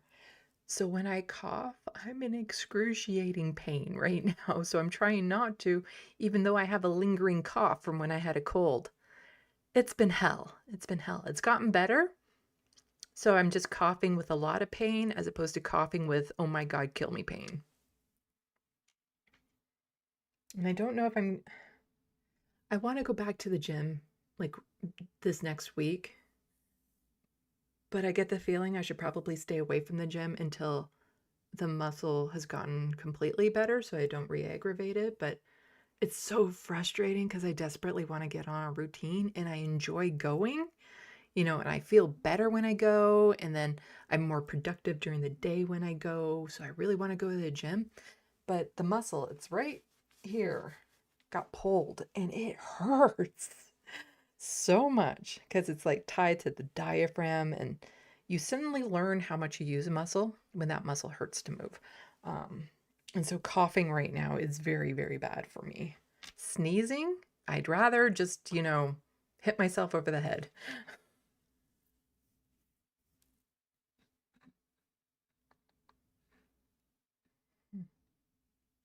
Grand Theft Autobot. Oh, the books will still be available in the basement where you'll need a flashlight as the lights have gone out in a disused lavatory with a sign on the door saying, "Beware of the leopard." Hello, Edgebox. Welcome to the SandBox. You know what? I keep on saying Edgebox, but I don't know if the BX is for box or not. I just see it, you know.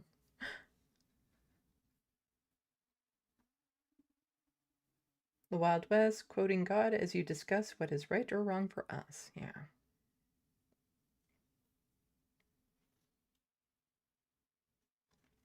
You inundate us with your views when you take away my right to choose. Yeah.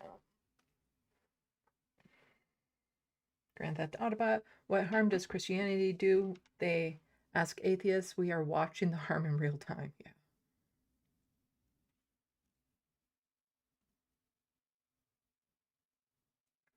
Moonmai, I thought the notwithstanding clause was supposed to be used sparingly, not regularly. It's actually going to court right now about that. But yeah, a lot of the provincial governments are upset thinking that they can just use it on a whim. But ideally, yeah, it was supposed to be an absolute last resort.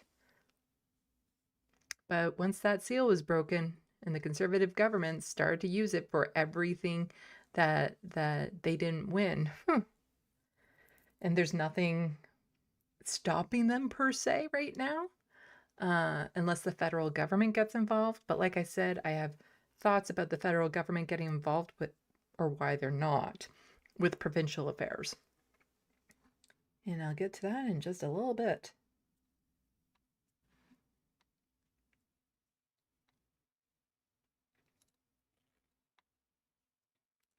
Let's see.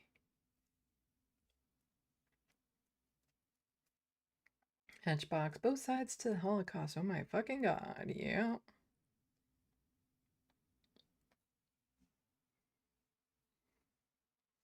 Flow Snake, I bet they'll make an exception for the genocide state flag.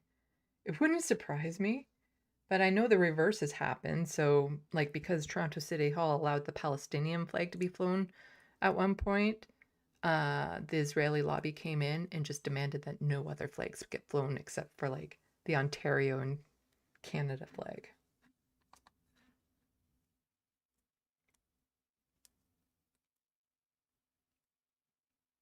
Oops. Where was I?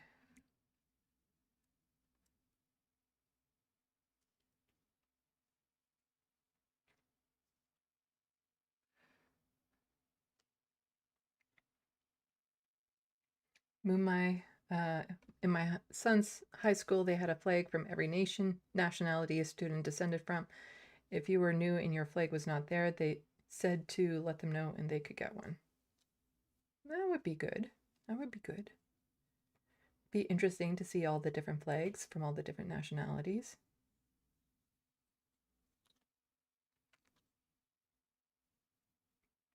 Uh, 1216 Rockman, like fuck, I remember being a BCS student. We have a very Islamophobic Gus come to the classroom and spread fear of Muslim majority to an entire classroom of 18-year-olds, 12th grade students. Whew. Etchbox, so when did we find the precogs talking about the Minority Report? I know the reference. I get it. I get it.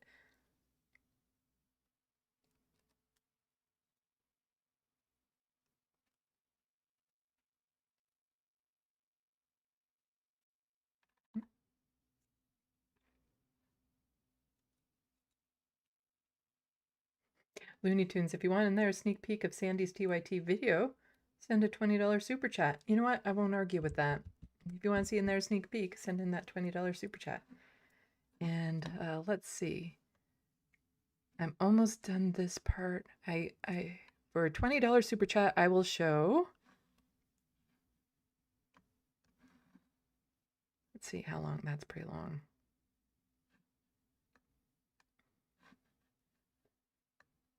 Which part?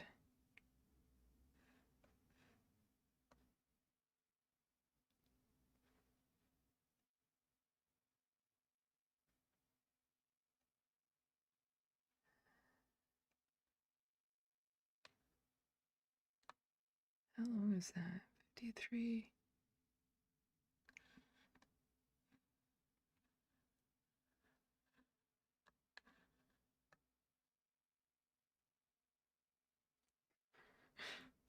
Somebody just sent in a $20 super chat, I see.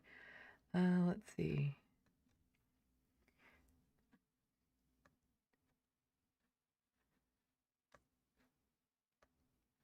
I'm just seeing. Okay. Maybe do that.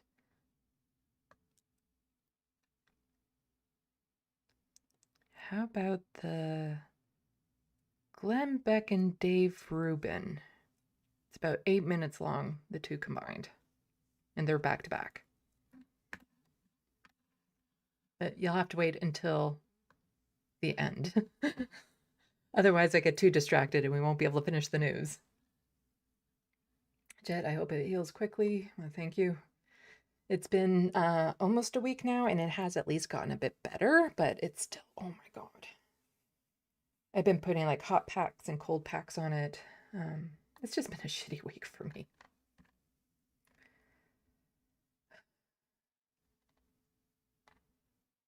Let's do this.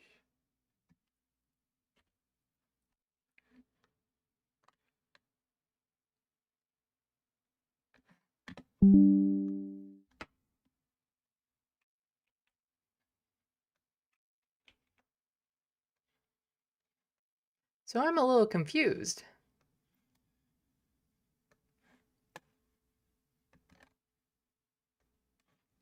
Old Grease, thank you so much for the $20 super chat. Super generous. I would prefer not to, as in you don't want to see a sneak peek. Are you paying me to not see a sneak peek? Is that what this is?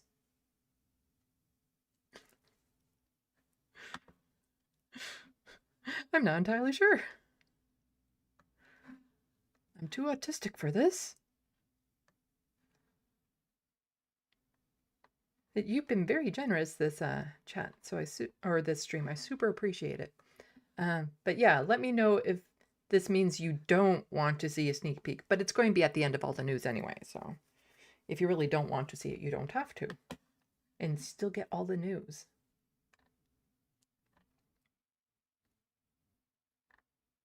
I super appreciate the support, especially now because I lost my side gig.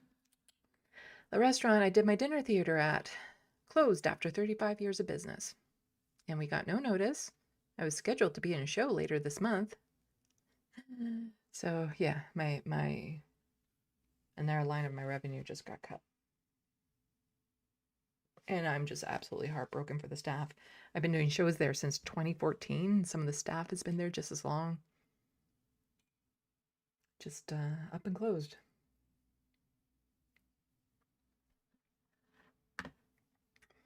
Money I got from it wasn't a lot, but it was enough to just keep my head above water.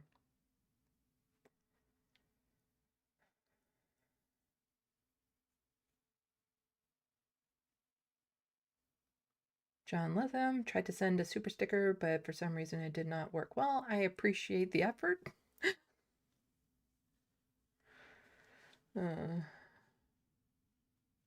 Reference frame. I am pretty old. Let's just say I was born before 71. Oof. Oh, it's a matured age.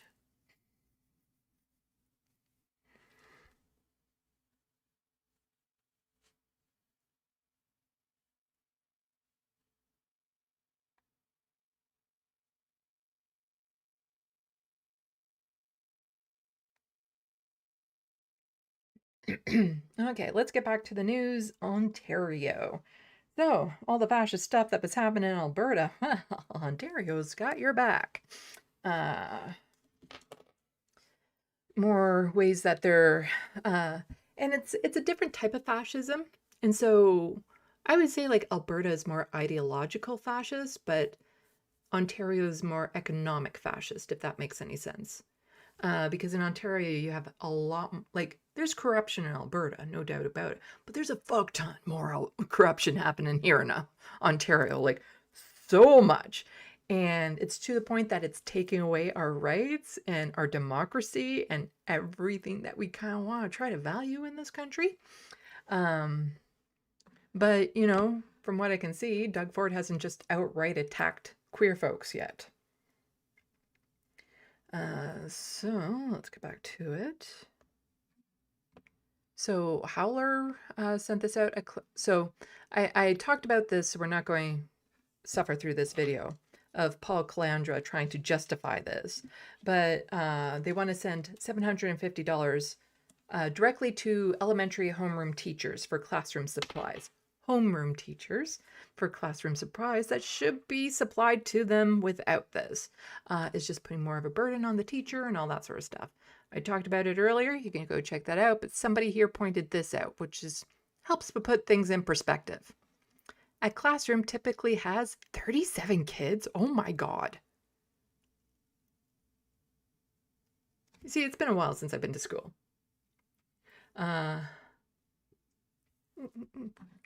Sorry, I get distracted. Let's do this. I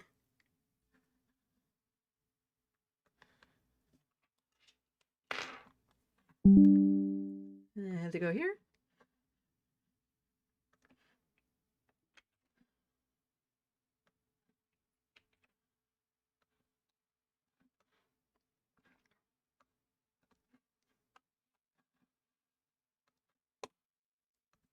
Thank you so much, Real John Litham, for the $20 super chat. This message is brought to you by YouTube's Rubbish mobile app. Why, thank you. I really appreciate it. So, yeah, definitely getting some sneak peeks of my video essay in a little bit once I'm done. I have the Ontario docket and then some queer news to cover, and then we can have a little bit of fun. But super appreciate it. So yeah, back to the news. I need to set it up so that I can just bring up the super chats on this screen, but it's a process. It's a process that I have to set up. But yeah, 37 kids in a classroom is just, and some of them will be, you know, children that have behavioral issues. You need education assistance and things of that sort, which are always being cut back on. And then special needs programs, like children with special needs programs have been cut back on, which means those kids end up in other classrooms, but without the assistance. And it's just, no. Do you know what an ideal classroom size would be in my ideal world? 12. Let's just go with 12. 12 students, one teacher, 12 students. But that's only during like the instruction part. But when it comes to like actually activity part, let's get 2 in there. To help fully educate students and get them on the right path. So when it's just instruction, 1 teacher is fine. But when it comes to actual work and activities, let's get 2 in there. How about that? How about that? But so a classroom has typically 37 kids. So that card will only cover $20 per child for the entire school year. And also, reminder, the teachers can only use this card at Staples, an ally of Ford's. Yes, all of the Service Ontario, where you go to get your driver's license and things of that sort.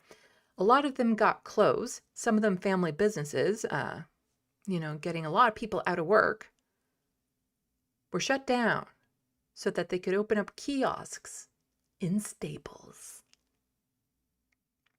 This is just a wealth transfer to his buddies at Staples. That's all it is. They can't use it at, say, Amazon to get better prices or even Dollarama.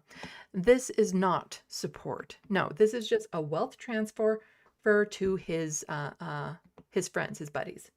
Thank you, Morbius, for the gifted membership. Super appreciate that. So, also, on to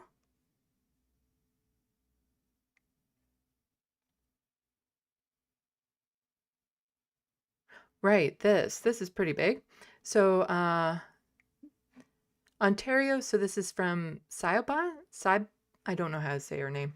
Ontario has tabled legislation to slash regional governments in Niagara and Simcoe County.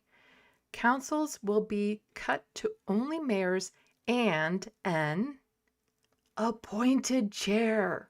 So again, he did this with the school boards, where he got rid of elected officials so that he can appoint people, his buddies, his preferred people. He can appoint them to seats, and they get paid a shit ton more than the multiple people who just lost their jobs.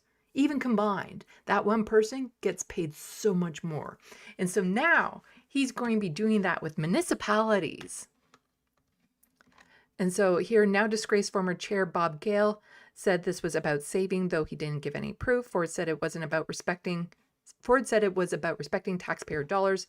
Now Minister Flack finally admits it. This is not about saving money. It's about conservatives controlling Niagara. I received a letter yesterday, and I just read it yesterday about midday, that some of the municipalities in Niagara want to lower the size of their municipal government. Can't promise anything, but we've got the letter, we're studying it, and we'll see if we can't get something done. Can we expect to see something done before the next election? That is what they're asking, and we're going to see if we can get it done in this legislative period. No promises, but we're going to consider it. And if I may, do you have any idea how much money this is going to save? You know, this really is not about saving money. It will save some money, less politicians. It's about efficiency. It's about decision-making, about having effective government. So we really don't see this as a great big boon of economic growth through tax cuts or through costs of politicians. It really is about efficiency and better governance. Yeah, no, it's not. No, it's not. So some more on this from Diane Chan McNally. This is outrageous. By giving government the power to appoint all regional chairs across Ontario, Ford is effectively seizing control of regional governments. School boards killing FOIs, and now regional councils. Ford is dismantling our democracy. And so somebody's saying that they think this is pronounced Siobhan. Her name is Siobhan. So opposition parties at Queen Park say the government is instilling puppet bobbleheads to lead regional governments cutting back on decision making. The Premier's puppet chairs is yet another anti-democratic attack on local democracy. And for what? Yet another example of this government and their anti-democratic attempt to control municipalities, to control decisions that should be locally made. With the combination of strong powers, they will be able to set the budgets, set all the rules, and it will require a supermajority to undo that. That is the definition of undemocratic. The Premier's puppet. And so some more. So Mike here says, if Doug Ford told Ontarians about his plan before the election, there's no way he would have won again. The lies and deceit from Doug have been atrocious and mockery to our elections. Everything he did should have a referendum or a vote. He didn't say anything. Yes. People didn't bother to come out and vote in the last election. Got really shitty turnout. And this is what happens when you get shitty turnout, because the people who like Doug Ford, they turn out. But even then, I don't think any of them knew what they were actually voting for. They were just voting for a brand.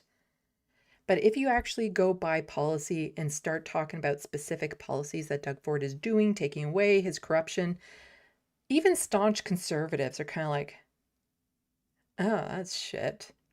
And so Frank Dominic has another good breakdown of this. He says, Doug Ford is getting rid of some elected positions in Ontario. This is undemocratic and an erosion of the power of your vote. As it already does in places like Doug Ford is getting rid of some elected positions in Ontario. Let me be abundantly clear here. What is happening is the erosion of democracy and the removal of the people's right to vote for their elected officials. Because even after appointing school board trustees, now the government wants to appoint chairs for regions. And they are also planning on cutting the number of councillors in Niagara. Since Doug Ford has taken office, he has on multiple occasions removed the ability for citizens to vote for elected positions. He reduced the amount of city councillors in Toronto. He got rid of... He did that during, right as a municipal election was happening, was he changed the outlines of the districts. And so there were some people who are running in a certain district that now were running in an area that they didn't think that they were able to compete for. Like all the money and, energy and time and they had already put into it, for some of them counted for squat because of how those lines were changed.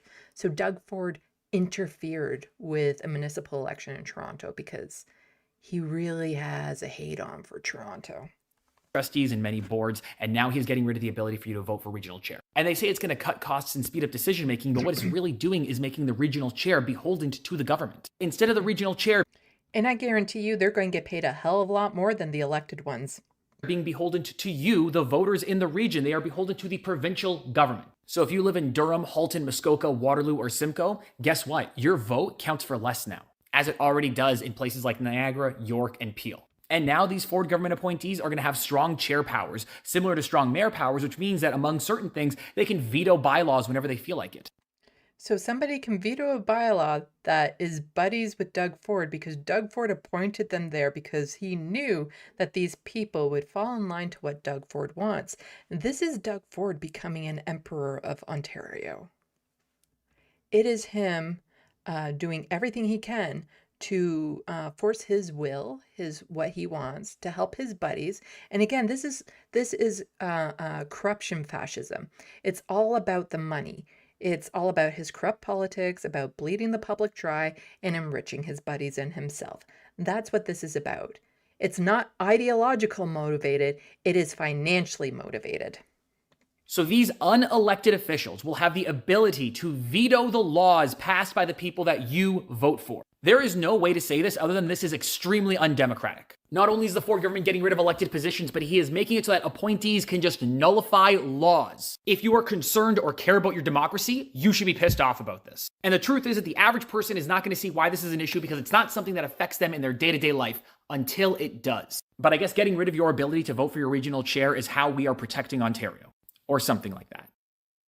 Yeah, and then, if he doesn't like bike lanes, he'll get rid of that. He wants alcohol everywhere, he'll do that. So on and so forth. Let's see.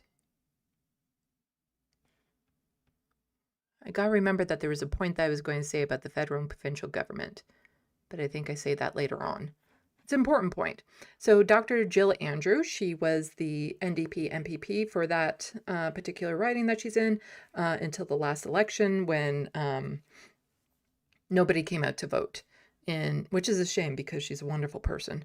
So she says, breaking, the Toronto District School Board is cutting 40 vice principals. So some schools will have to share. So classroom sizes are roughly 37 students. And now you're going to have a part-time vice principal because some schools are going to be like, yeah, we need them here and we need them there and back and forth and back. What? And meanwhile, Doug Ford has cut some of the elected positions on school boards so that he could appoint one person to get paid a whole hell of a lot more to do that job, which also leads to less accountability because when parents want to call and ask questions, that's only one person. Only one person. So she says, does Ford and his subjectively appointed board supervisors have any clue of the role of school vice principals? We need more resources to support underfunded schools, not less. Also, this is what I wanted to talk about, the federal and provincial. Okay. Ontario won't give nurse practitioners billing codes, but will bring them into public system, or so they say. So I was talking about this a little bit earlier about how nurse practitioners are supposed to become, they can start to bill the Ontario Health Insurance, OHIP, and basically work as like family doctors. We get the benefit of the public health system, but nurse practitioners are the ones that are seeing you and they're all well qualified and stuff. And the federal government said to the provinces, you have until April 1st to do this. That was earlier this week and it has not been done. Doug Ford just won't do it. It's a significant shift for the Canadian healthcare system, one that could see nurse practitioners operate their own primary healthcare clinics similar to family doctors. It is a significant win. I wish you could see. I have goosebumps now. The Canada Health Act, which governs the administration of the country's public healthcare system, has long limited... I just want to say that was awesome. He has a Star Trek cap. Public healthcare system has long limited the role of some healthcare providers. Physicians were allowed to bill the public system, while nurse practitioners were only allowed to work within the system. That is now being changed. As of April 2026, nurse practitioners, pharmacists, and midwives will be allowed to bill like a physician. What it allows is for other health professionals to be able to charge if they can do something that a doctor would otherwise do. And the Canada Health Act was not clear on that point. So this change empowers the ability for provinces to expand scope of practice. The change comes at a time when access to primary care has been a challenge. More than 2 million Ontarians do not have access to a family doctor, and the Ford government has been looking to fill the gaps with nurse practitioners who have similar powers as doctors. More than 50% of nurse practitioners are in Ontario. They can assess, they can diagnose, they can treat, they can prescribe broadly. But the change also closes a loophole. Some nurse practitioners have been operating in a gray area, opening independent practices and charging patients fees for services. The federal government says those practices must end or the province could face a penalty. If a province is operating in a way where those services are private and charging patients, that we can use the Canada Health Act basically as an enforcement mechanism to level fees and fines if it's done. The federal government now says it's up to Ontario to create billing codes and decide how much a nurse practitioner can bill per service. The province says it's still reviewing the government's decision. Yeah, so it was supposed to be done, but we're still reviewing it. So the Ford government says it will not give nurse practitioners billing codes, but will work to bring them into publicly funded healthcare system as the federal deadline to ensure coverage for medically necessary services passes. More than a year ago, the federal health minister wrote to Ontario telling the province to come up with a policy to fund and regulate nurse practitioners by April 1st. Despite getting the clarity it had requested, the Ford government missed the deadline. No consequences. Health Minister Sylvia Jones said she felt the federal approach lacked uniformity and could download costs. Blah, blah, blah, blah, blah. So, the point I've been wanting to make about this is a lot of people are saying, you know what? Why doesn't the federal government come in and crack down on the province? They should. Not just with this, but with a whole bunch of other things that the provinces are doing that they shouldn't be allowed to do. Like even with the notwithstanding clause, they should be cracking down on the province's use of it. They're not going to. You see, people keep on saying, oh, Mark Carney should do blank. Because they keep on thinking Mark Carney is a liberal. He's not. The last Liberal government wasn't liberal. It wasn't quite as conservative as this current one, but it also wasn't liberal. You see, the Conservatives and Liberals work in tangent with each other. So the Conservatives will destroy and the Liberals will maintain that destruction. And they might throw us a bone here or there, but they're not going to fix the foundation that's been rotting away because they want the same things. Mark Carney is not going to enforce the Healthcare Act. He's just not. Because he's on board with privatizing healthcare in Canada. He's not going to crack down on the provinces for using the notwithstanding clause. He's not going to do anything to pressure or force provinces to fall in line with Canadian democracy because they don't want it either. And that's the main thing. So you have all these people that still somehow have faith in Mark Carney or the federal government that they're going to sweep in and do the right thing. No, it's the same thing with when there's always people in pressure. They're not going to change and do the right thing just because. The only way that they'll change is if the people force them to. Because they like the status quo. They like the little, side deals and the privatization and how it enriches the 1%. They like that. They don't want that to change. They want more of it. The people are the ones who are going to have to force them to change. And until people stop thinking, oh, well, we'll just get the federal government to do blank, or we'll just wait for this, or we'll just wait till the next election. No. We need to do that as the population ourselves. Politicians aren't there to save us. No, it's on us. We need general strikes. We need to make sure that whenever these politicians are out in public, they are not comfortable. They need to hear every single day how they are fucking us over. All of that. All of that. They are living quite comfy lives in their sociopathic brains. They don't care about this. They don't have empathy. All they care about is the wealth that they're generating and their own personal jobs. We have to make them care about the people that they are affecting.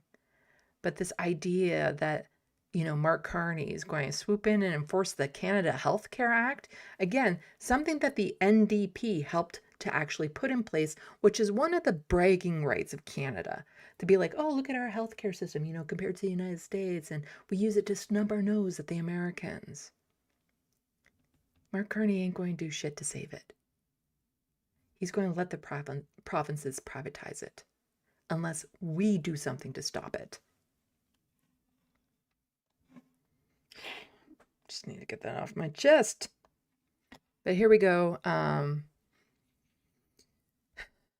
More ways that people here are getting screwed over in Ontario. So Christy Wong-Tam, she's an NDP MPP, says the Human Rights Tribunal should guarantee fair hearings for Ontarians facing discrimination. Yet under Ford, 97% of disability discrimination cases were denied a fair hearing, simply unaccountable. Comment, fix our courts, and join me in keeping this government accountable for consequences of their actions. So yes, discrimination against people with disabilities rampant in this province, as I'm sure it is with most provinces.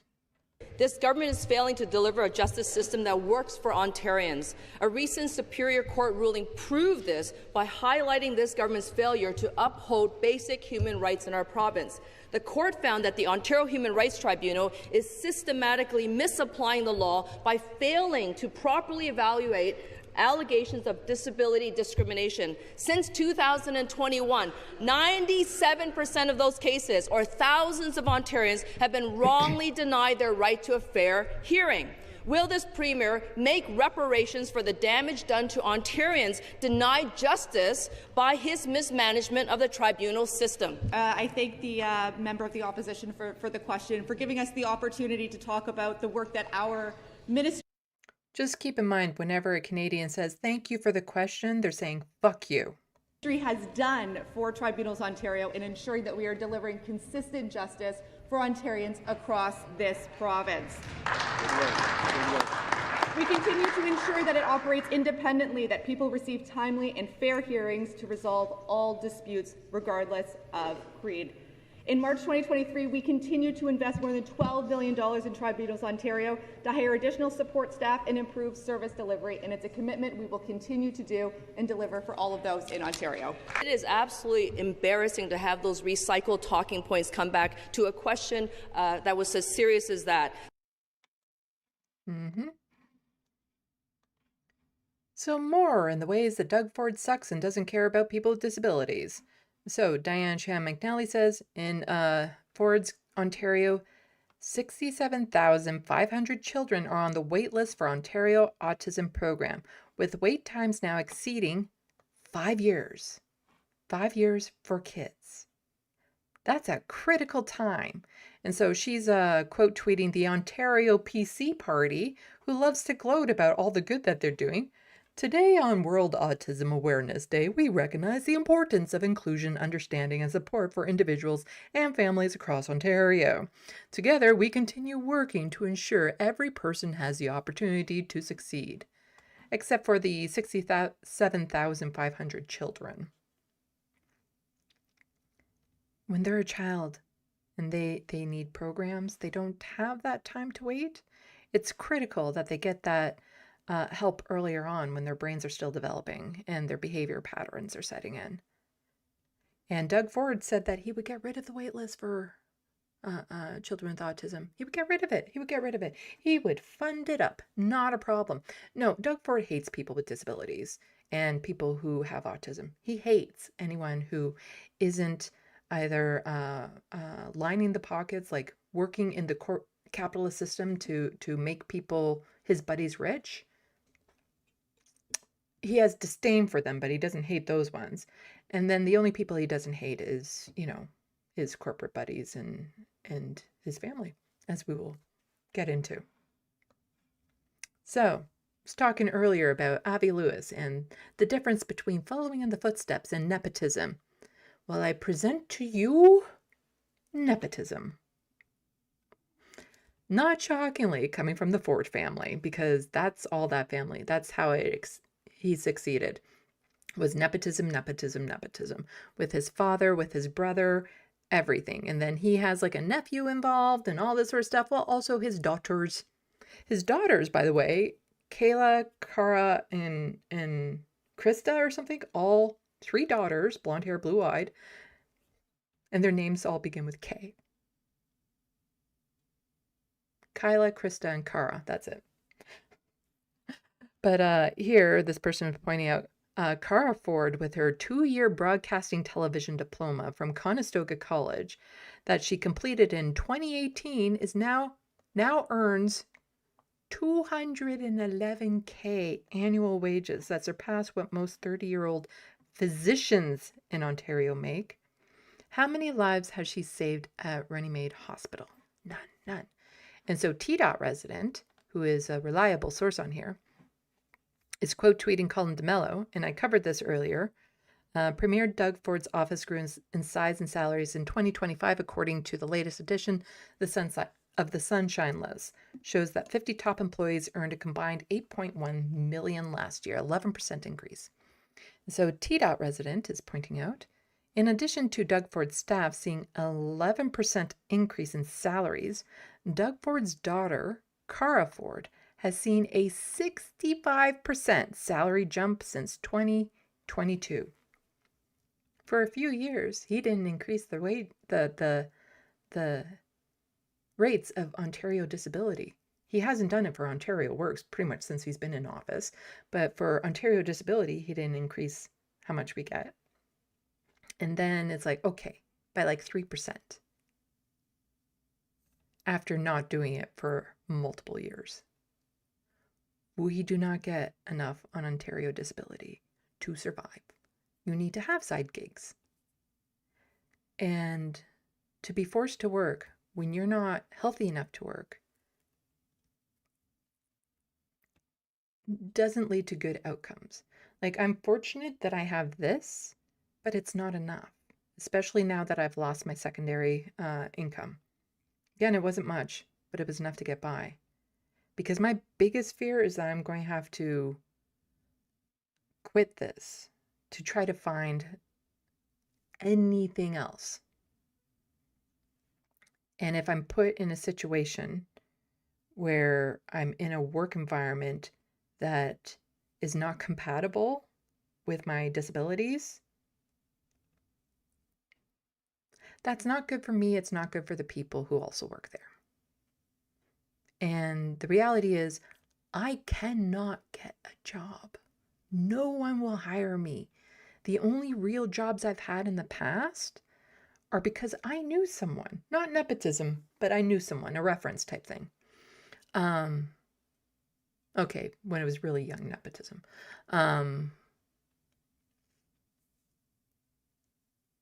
But no one will hire me. In part because of my disabilities, in part because I speak about anti-capitalism online, and a simple Google search of me will make them think, if we hire her and we do capitalist things to her that are illegal, she might talk about it. But I'm not compatible in work environments with humans. I just don't work with humans. So, including a 34% raise last year at Runnymede Hospital Center.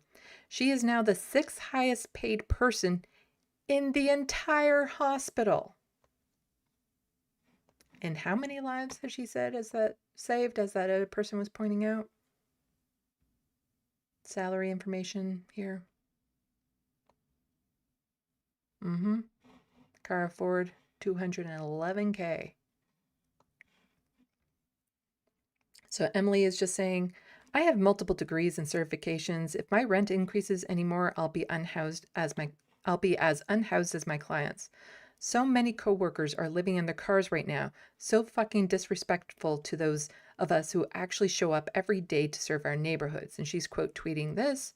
Cara Ford, daughter of Doug Ford, took home $130K in 2022, managing public affairs at Runnymede Hospital with a 2-year diploma in broadcast television.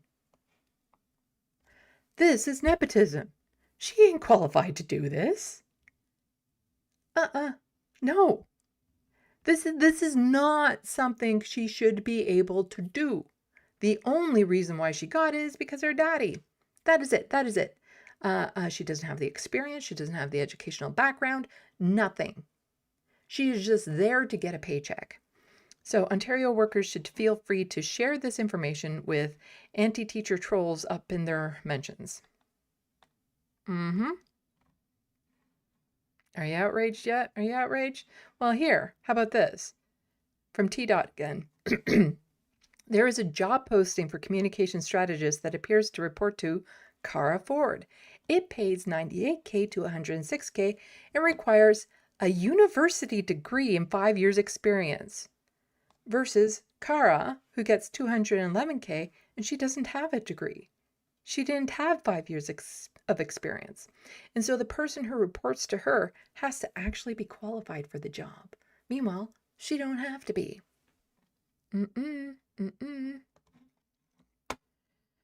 Yeah, okay.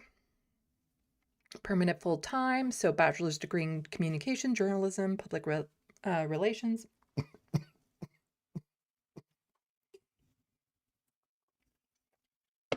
Minimum 5 years experience in strategic communications or marketing. Experience in healthcare or nonprofit, experience in asset, must have experience preparing communications and materials at an executive level, exceptional writing, editing, and storytelling skills. I have that. Proficient with the digital tools, Adobe Creative Suite, WordPress, SharePoint, Meltwater, Campaign Monitor, or Hootsuite. Okay, a bunch. Strong understanding of digital communications. I get the feeling that Kara is not qualified for this job. So under the direction of the director at the primary. Yeah. So if Kara were to apply for this, she wouldn't get it. Her resume would never be seen.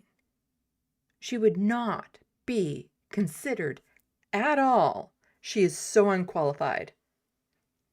They would look at her resume and be like, this is a joke, right? No, she gets $211K because her daddy gave her that position. Wow. And meanwhile, there's so many people here who are struggling just to get by. But yeah, he still has, a message on Easter. And as T-Dot resident points out, he's a fake Christian grifter. We don't actually have to listen to this. We'll just read the tweet. Today we mark Good Friday, a solemn day of reflection, faith, and sacrifice for Christians across Ontario and around the world. As we reflect, we are reminded of the enduring importance of compassion, humanity, and hope. Says the person who has caused homelessness rates to skyrocket, who has cut back on teachers, on education, who has made alcohol more accessible to people while closing supervised consumption site, who is responsible for an immense amount of social murder. And he wants to talk about compassion, humanity, and hope? Doug Ford is a fucking monster. And it is just an absolute travesty that he is still in power. But a lot of these people in this province, they won't rise up until it personally affects them. And not just in a little way, but in a way that actually makes their lives drastically inconvenient. Because they'll bitch and moan about, groceries or other things, or maybe they want to get a medical appointment that they can't. They'll bitch and groan about it, but it doesn't have a detriment effect to their lives. And it's going to take until it has an absolute horrible effect on their lives before they're going to rise up. And by the time that happens to the average person, it's already going to be too late for so many people who are living with less. And of course, this douche canoe does what every politician loves to do and goes and shows off pictures of them at the food bank during the holidays. And so Linda here is just saying, I'm puzzled as to why the Daily Bread Food Bank allows this when they know it is Ford's policies that force seniors, families with children, and vulnerable Ontarians to visit food banks throughout Ontario to feed themselves and their family. Yes, food bank use has skyrocketed. And Doug says, I joined the amazing volunteers at the Daily Bread Food Bank's annual Easter food sort as they work tirelessly to provide food to those who need it most. Well, maybe if you actually lowered the rents so people could afford to live and increase rates of Ontario Works and Disability, we wouldn't be so reliant on food banks. Thank you to everyone who's stepping up to make a difference in their communities during this important times. Yes, to the volunteers who are making a difference, because he sure as hell ain't. And look at this. He's wearing an OPP hoodie to this. How the fuck do they, he's smiling here? You would not be able to get me in a picture with Doug Ford that would be appropriate for the internet. Because I'm telling you, you would see fuck you all over my face. But here he's laughing. Oh, look, we'll toss this bag of chips over to someone. Wearing an OPP shirt.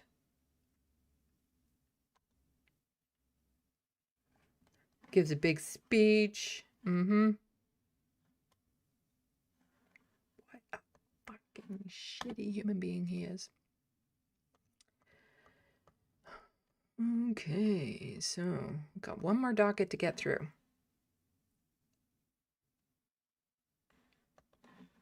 It's not terribly long, but there is some heavy stuff in it. Some queer news, but you know, there's some more positive stuff at the end of it. Oh, and for those who don't know, because I just say it, and I don't know if everyone else knows the reference, OPP is Ontario Provincial Police. I'm an OPP, yeah, you know me. Ontario Provincial Police. Okay.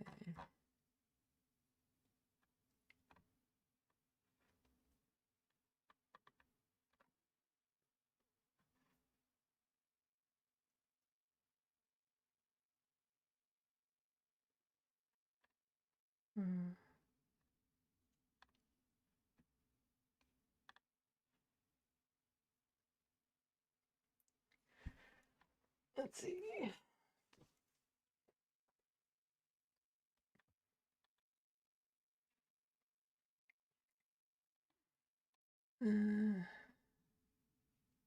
Bad Lefty 37? That's definitely too many kids. Absolutely. Way too many kids to have in a classroom.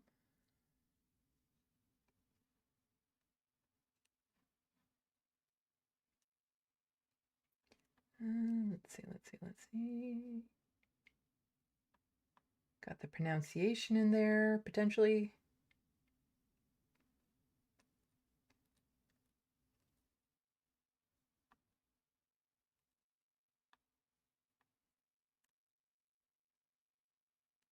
Bisu says, oh, Chavon? Chavon.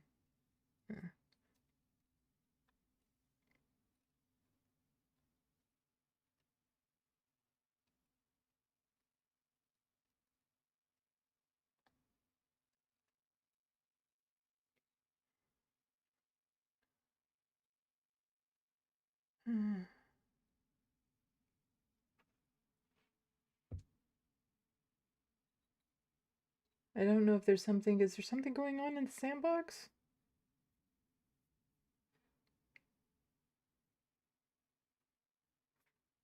Old agrees, saying give them one chance to apologize with their next comment of that.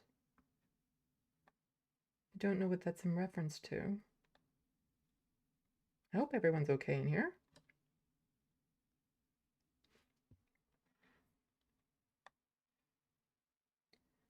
John Martinez, Ford was fascism and to be richer at the expense of the people. Let's see.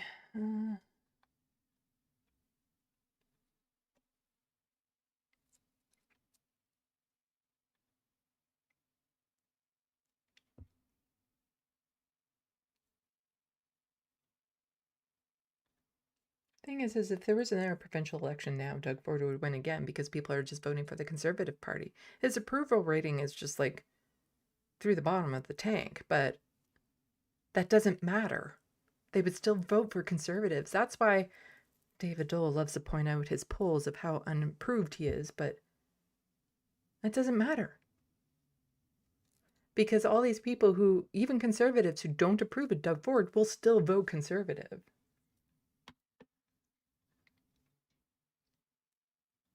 The Wild West, when I was in grade 9, we had 60 students to a class with 3 teachers. Ouch.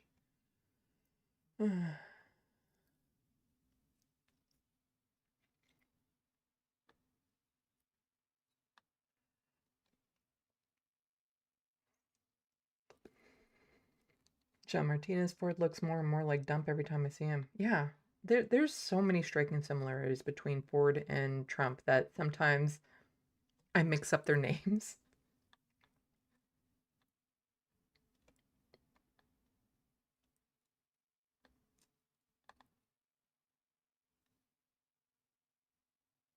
Let's see. John Martinez, when the leadership of a nation lies to that nation, when it deceives that nation, when it miseducates that nation and falsifies facts, it falsifies the consciousness of the people who inhabit that nation. And when it falsifies their consciousness, it recruits those of its thinking. It recruits those of its thinking into its criminality. And that's a quote.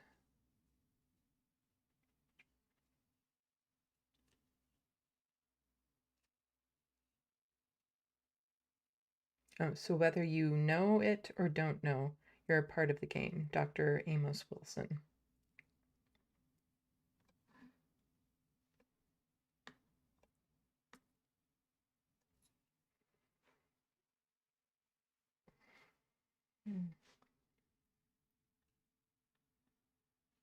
Yes, the Wild West. Doug Ford is absolutely a liar.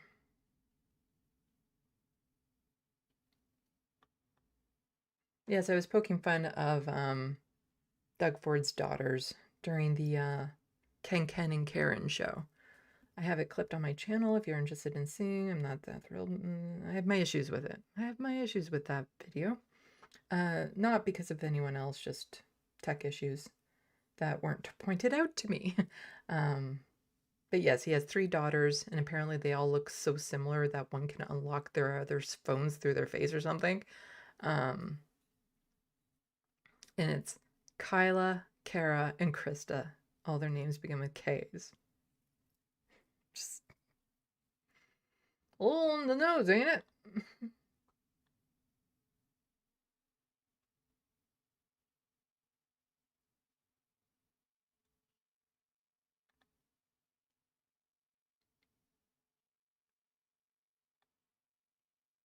John Martinez, New York City has loads of jobs and even vocational rehabilitation program that I hope to be a part of.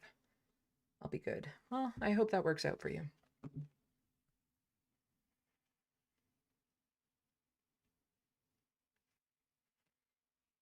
Also saying I love my job. I just deliver packages twice a week. Yeah. Like there are some jobs that I could probably tolerate, but I would need like so many different conditions on it. And like even one is I can't stand in one spot for 8 hours because what it does to my feet is just brutal. And the pain, I might be able to handle it one day, but then the next day I have less tolerance, and then the next day I have even less tolerance, and the next day I have no tolerance to standing on my feet. And I've been in situations, especially through temp agencies, where I said, you know, can I just have a chair to sit? Because I'm working in a factory. I don't need to be standing here.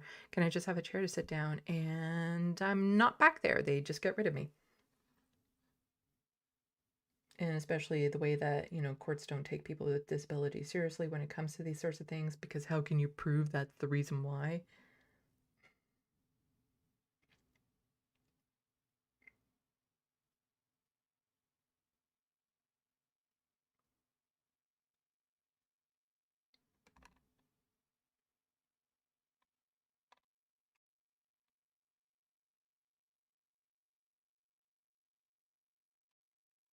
Let's see.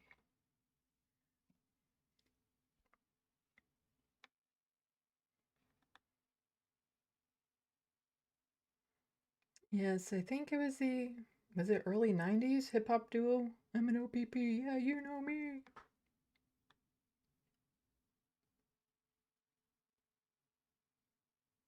Flow snake, douche canoe is such a delicious insult, even though I can't understand the logic of it. Or is that the point? I think it's just because it sounds cool. Like it has a flow to it.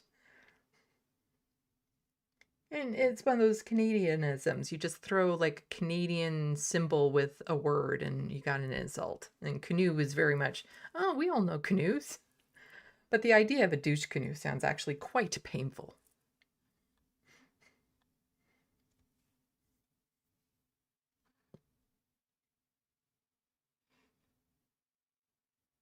Old Grease, I also like douche nozzle.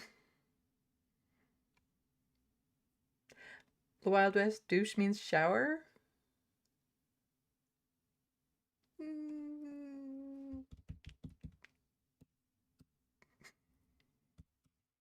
Not so much. It is about cleaning.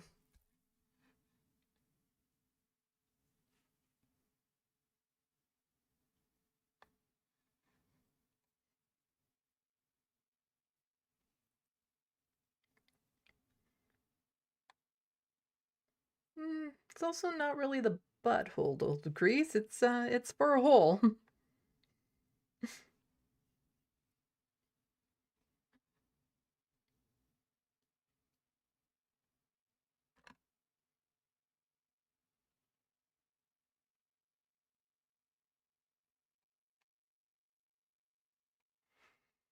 Let's see. Okay.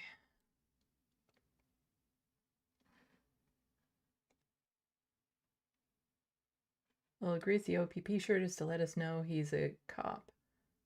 Oh, he is so tied in with the law enforcement and stuff. It's ridiculous.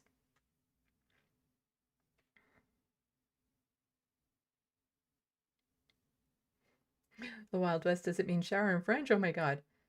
Okay, for those of you who don't know, a douche is something that people with vaginas can use, especially after their cycle, to help clean things out. And you can go to like a pharmacy and buy a douche. And then there's also bidets that were designed to help with that process as well.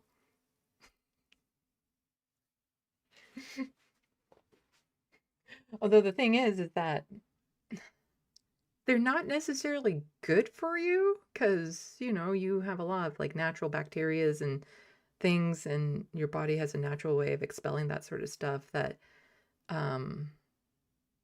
introducing chemicals and things that might strip away certain bacteria is not necessarily the healthiest.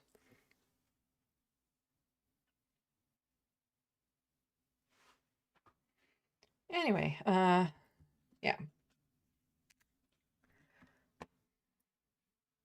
There was a song too, an old song that I kept on hearing the words wrong, and it always sounded like "Fly me like a douche." No, it's can't remember the words to it because yeah. Okay, let's get through the horrible part of this docket. There's a couple good things at the end of it, but it starts.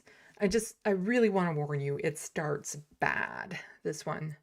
I'm not going to read much from the article because it's bad, but it's just. And this article is from 2025, and it's about a story from long before, and it's just how, you know, trans people aren't taken seriously, and maybe if trans people had been taken seriously, thousands of girls could have been saved.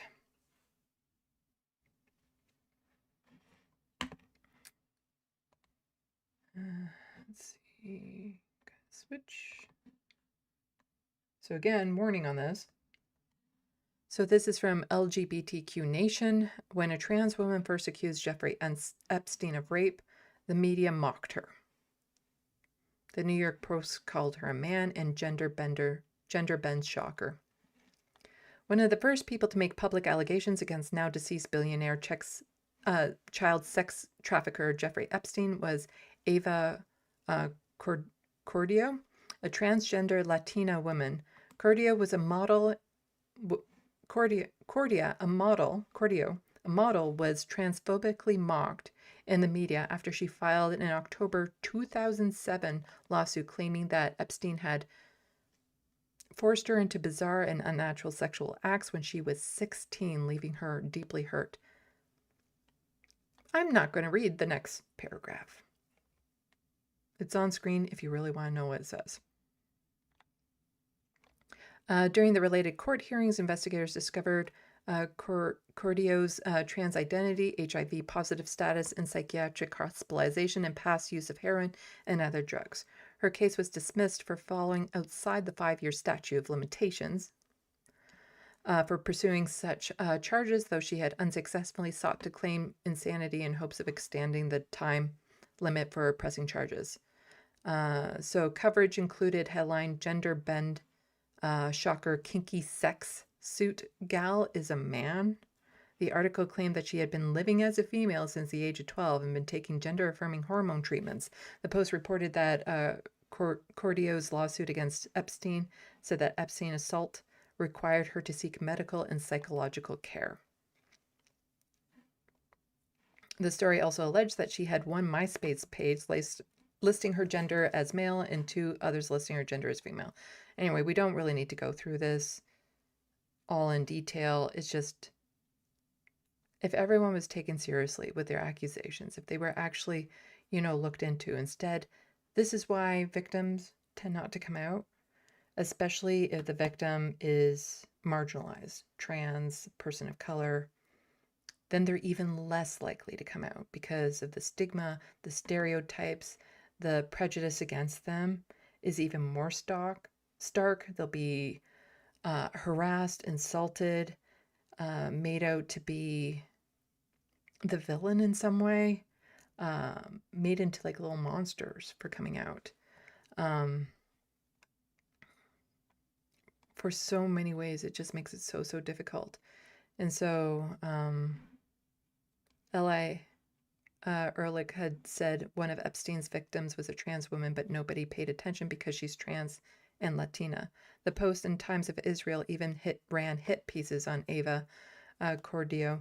Like the 2007 articles below, Epstein could have been stopped sooner if society listened to people of color, trans people, or girls. And that's really the main point of this, is that if people actually just listened to victims and took it seriously, like, it's not necessarily about believe all women. It's, take all accusations seriously. Look into them. See if they're valid. Because the vast majority of them are. But it's when they're demonized like this in the media and their lives are turned into hell that you get people not saying anything. And so many people could have been saved had anyone listened to her back in 2007.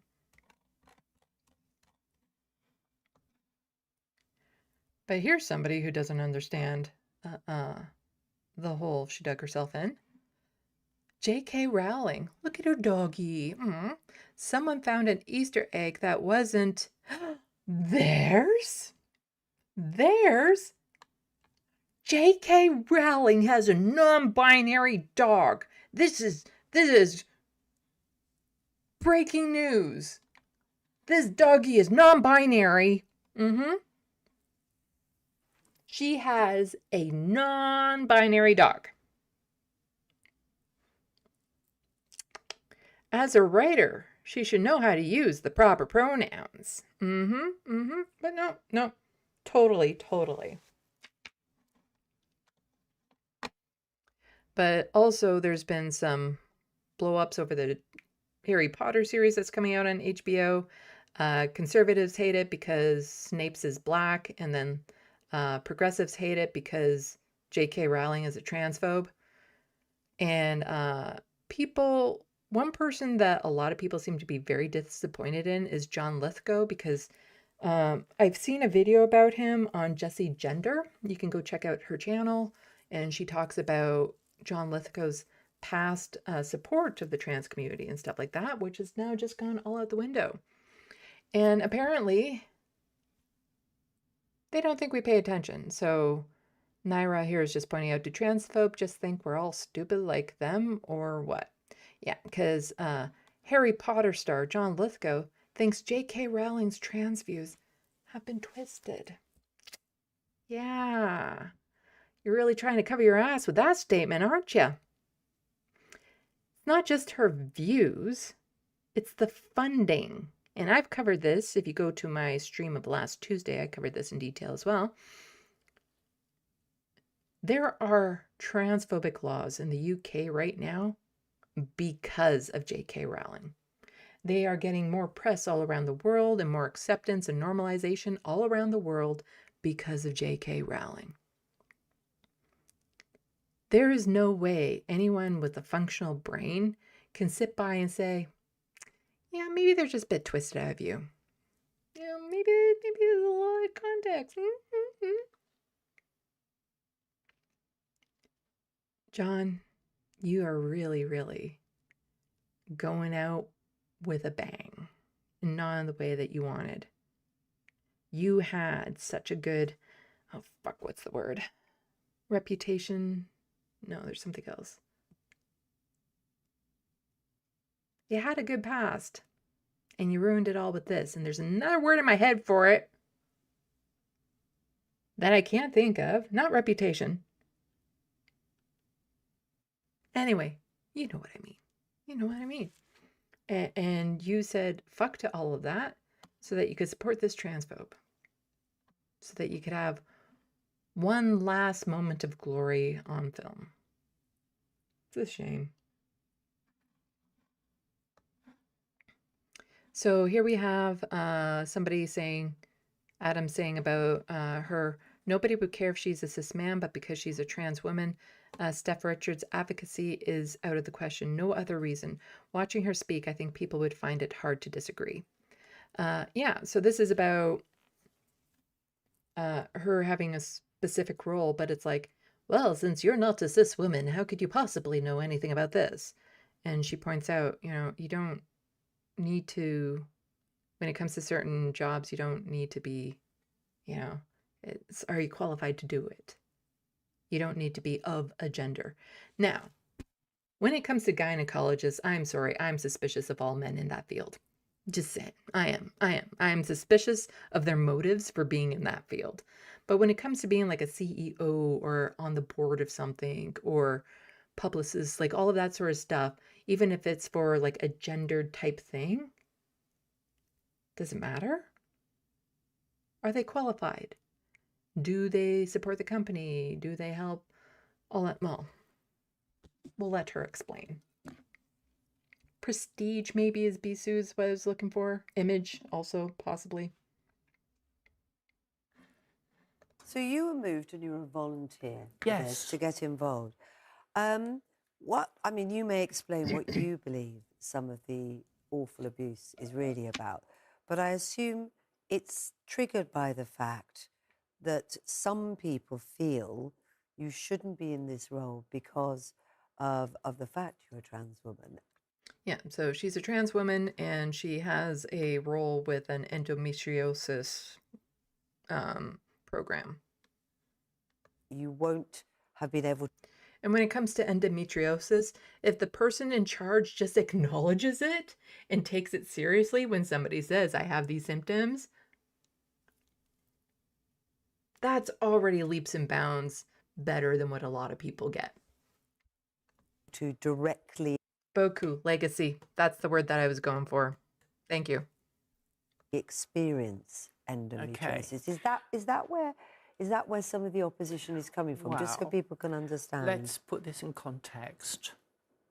So 20 years ago, last month, the CEO of Endometriosis UK went to Downing Street with a petition to ask for more funding for endometriosis. His name was Rob Music. So a cis man could have the role, but a trans woman? Man, he was in that position, I think, for 6 years. And then he moved on to become CEO of cervical cancer. I don't think Rob, who now works for the Migraine Trust, is ever likely to get those diseases. And you've been talking, I think, about prostate cancer. Well, the CEO for prostate cancer is Laura Kirby. And what an incredible job she has done for men for that disease. So your point is, it doesn't matter if you've been directly affected by something, you can still campaign for what you believe is right. Absolutely. What?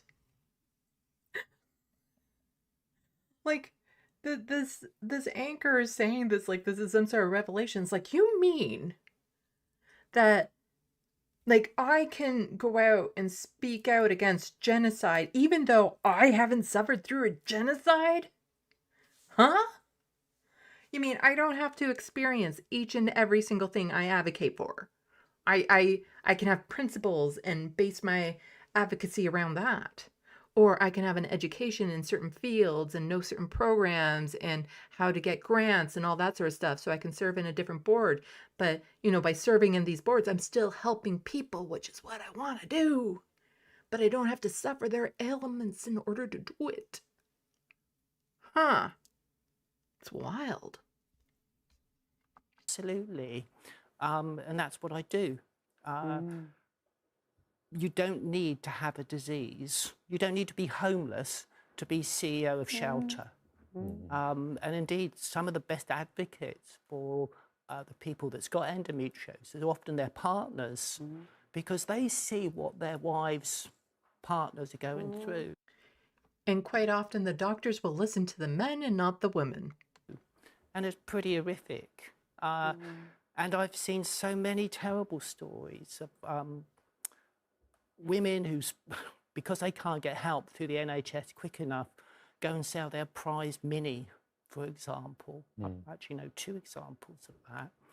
And I don't, when I'm in, the job that I do overlaps with my other roles. So, as you know, I'm CEO of Translucent currently.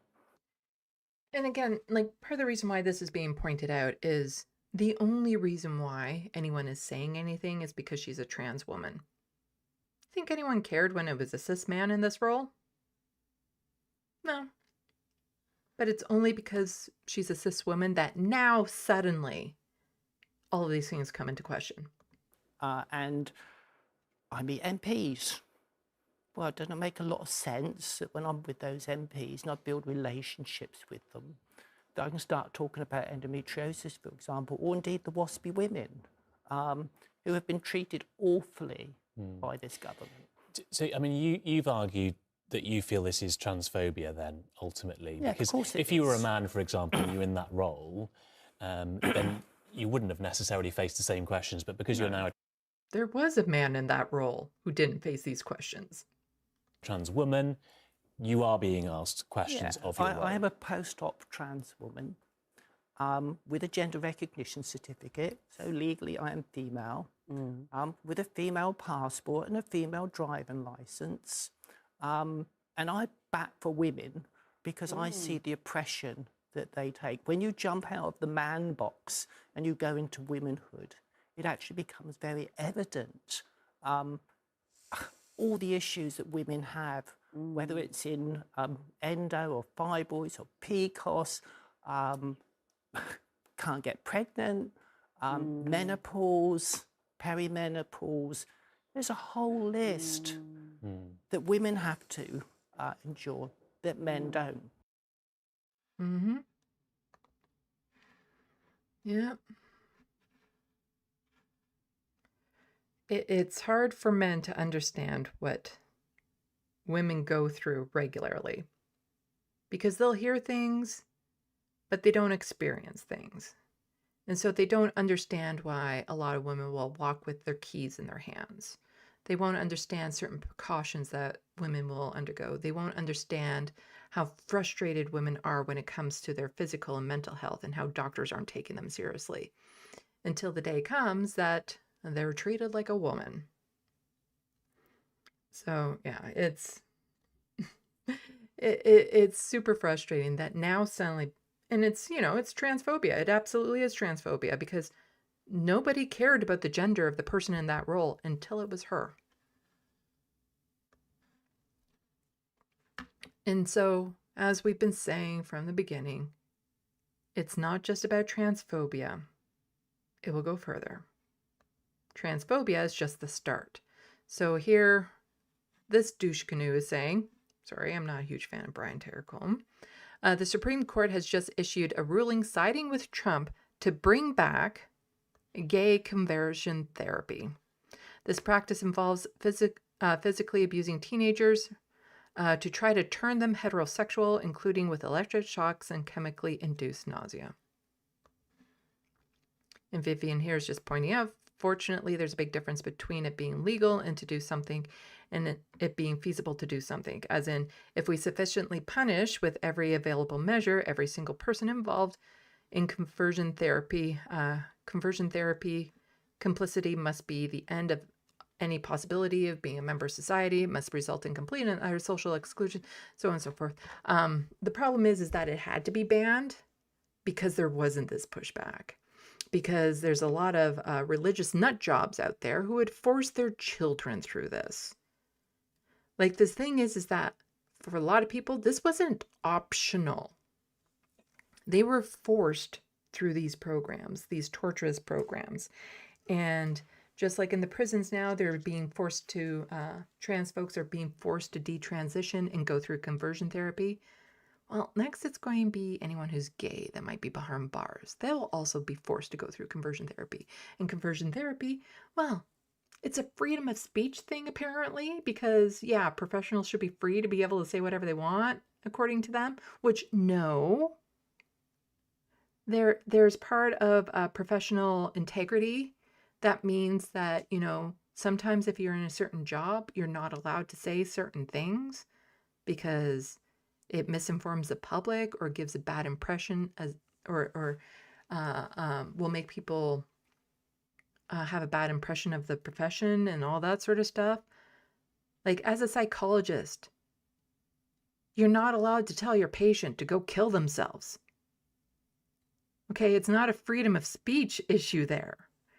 And forcing people through torturous conversion therapy, that's not a freedom of speech issue. But they would like to argue it is. So Supreme Court rejects Colorado's ban on LGBT conversion talk therapy.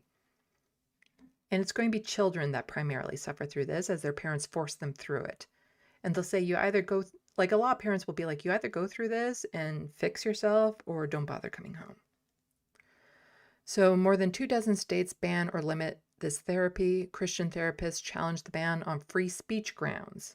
Ruling was 8-1 with liberal Justice Jackson dissenting. Lower courts upheld as professional court conduct regulation. So here's the thing. If you want to be free to be a bigot on certain things, then that means you shouldn't be a therapist. If you want the freedom to do certain things that conflict with certain professions, what is more important to you? The ability to say those things or the ability to get into that profession? It can't be both all the time. Sometimes you have to make sacrifices for what is more important to you. And if your desire to be a horrible bigot is more important to you than the conduct of a certain profession,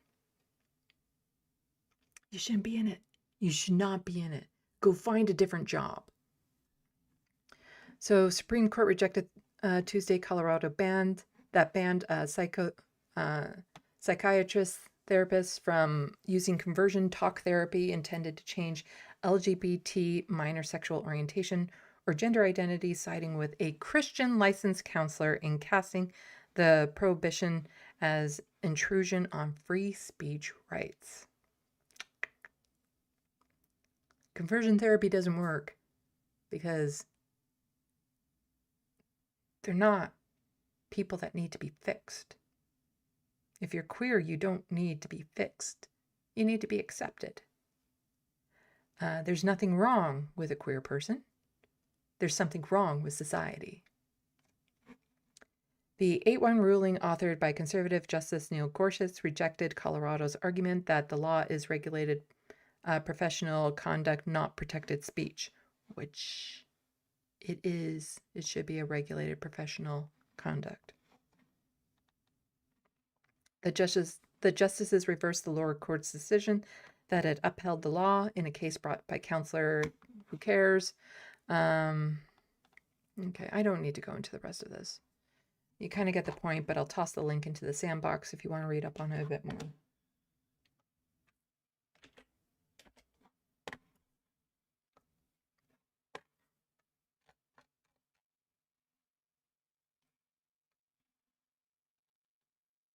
So here, a beautiful moment with Pierre Polyev opening up about his daddy.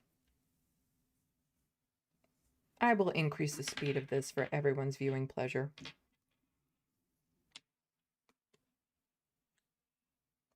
Let's see, let's go to 1.5. He doesn't necessarily speak slow. And he gave me a lot of wonderful lessons, and I think is responsible for my way with words. Marlene and Donald? That's right. So Marlene's your adopted mother, Donald's your adopted father. They divorced when you're 12 years old? Yes, it would be around that time. I was in grade 5. Yeah, so his parents got divorced when he was a kid. Aw, shucks darn. Same with like half the population? Very difficult time for parents to divorce. Very difficult time. I remember that period of life very, very clearly because... Okay, I think I can skip to about here. Well, my dad told me, and he wanted to tell me alone. So we got into the car. He said he wanted to take me for a drive, and we And he's talking about his dad coming out as gay. drove to the local corner store, and we parked in the car, and he told me that there. But it is very traumatizing, and but at the same time, no, that one was about the divorce, I think. like they were very, very good parents. So I don't judge them for how they ended up apart. We were very blessed. They gave me a great start in life. Even though they weren't together, they loved us very much, and they gave us all they could. And Donald would eventually come out as gay. That's right. One would assume that he was dealing with the conflict of feelings. Yes. For much of the time. He had been raised in a very devoutly French Catholic household, and that's why we have a French name. And before he got married, he didn't consider going into the priesthood. And Wait, you grew up in a French Catholic household, and that's how you got French names? Is that how it works? Huh? If I were to go to Quebec and live in a household that had Catholics in it, would I suddenly get a French name? Is that how it works? So he was a very devoutly Catholic person. He genuinely loved my mother, but obviously he wasn't programmed that way. He has a wonderful partner, and we're friends with, very close with him and his partner, Ross, right now. Do you see how... Okay, and to get to the punch of this, his actual voting record was voting against gay marriage. Pierre Poilievre voted against his own father being able to get married, and he's also posing in a picture with this douche canoe. We're using that term a lot. He has a shirt on that says, thank a straight person today for your existence. Straight pride. Says the guy who is setting off my gaydar like no one's business.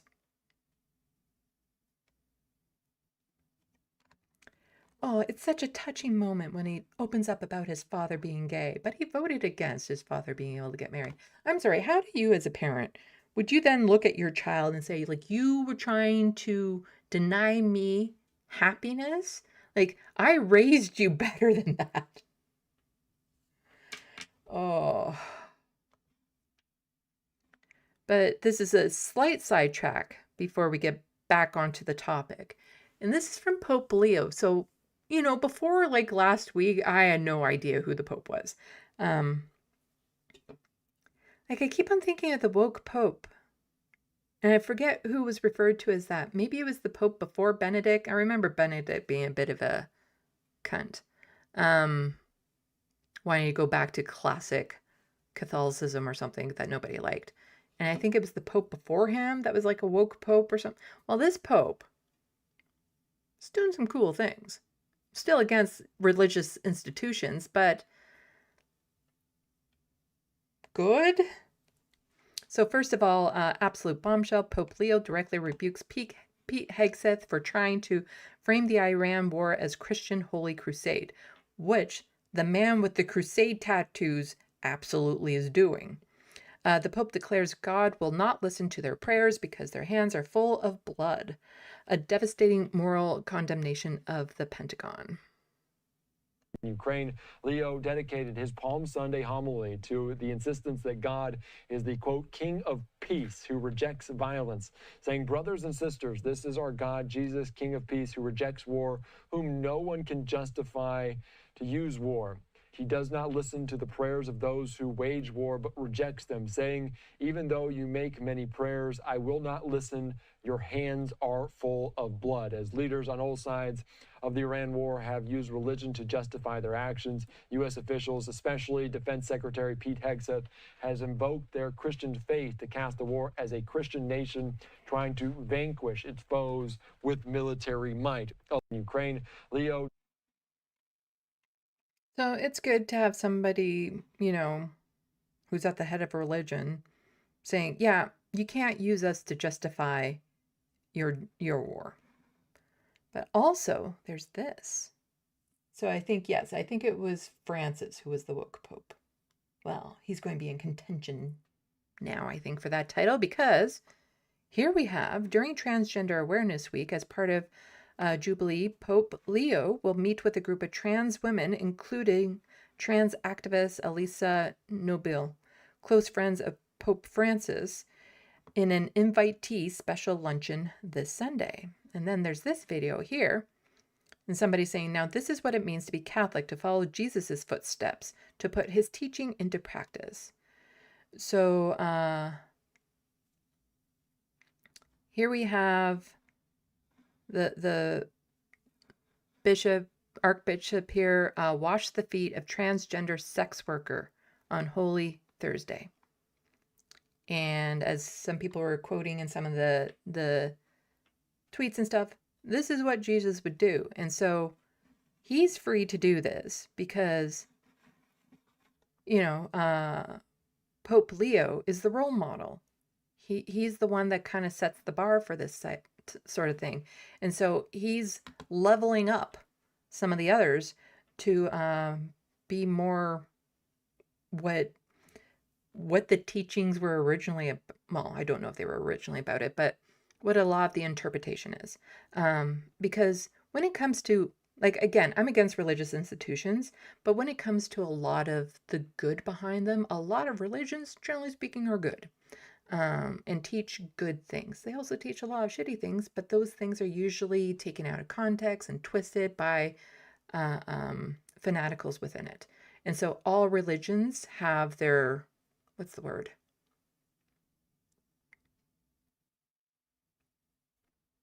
There's a word. Oh my God, I lost the word. Not fanatical. When they have the extreme, fuck, there's a word.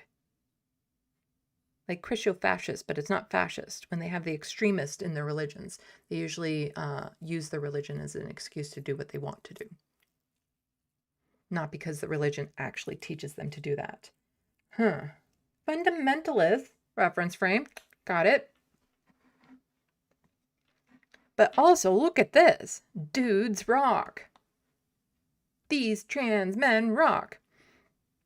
And so somebody pointing out the fact that there's no alarmism about injustice towards trans men in a sport because it would simply imply saying that being born a cis man is a disadvantage. Yeah, so Trans Mask Ironman Trio won 3rd place in a relay, beating over 200 other teams.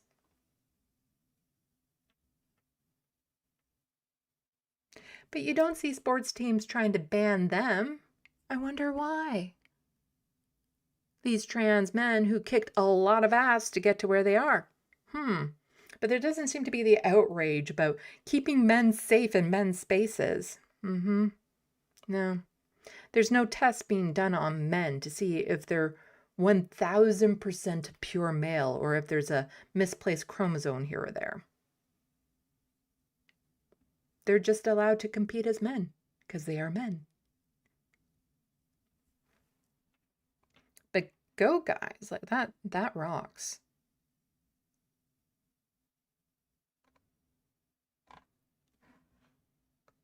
Then we also have this. I like John Cena. He's done some things. Like, I'm all fully ready to be disappointed by him for some reason or another, but I've seen some good stuff about him. I'm trying to think of the movie that I really like him in. Or series. There's something. I can't quite think of it. That he's really well known and popular for.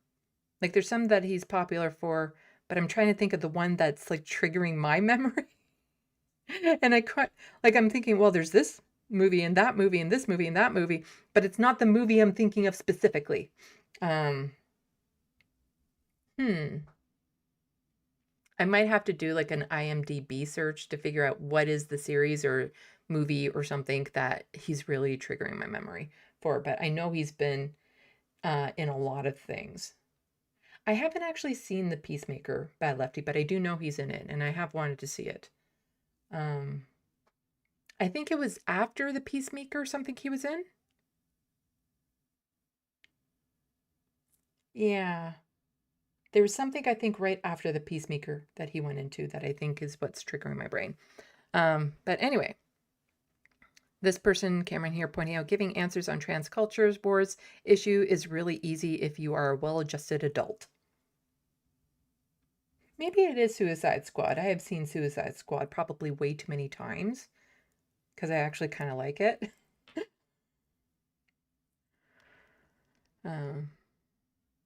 Do you think WWE is ready for a transgender wrestler? I'm a storyteller, my friend, and that's what we do in WWE, and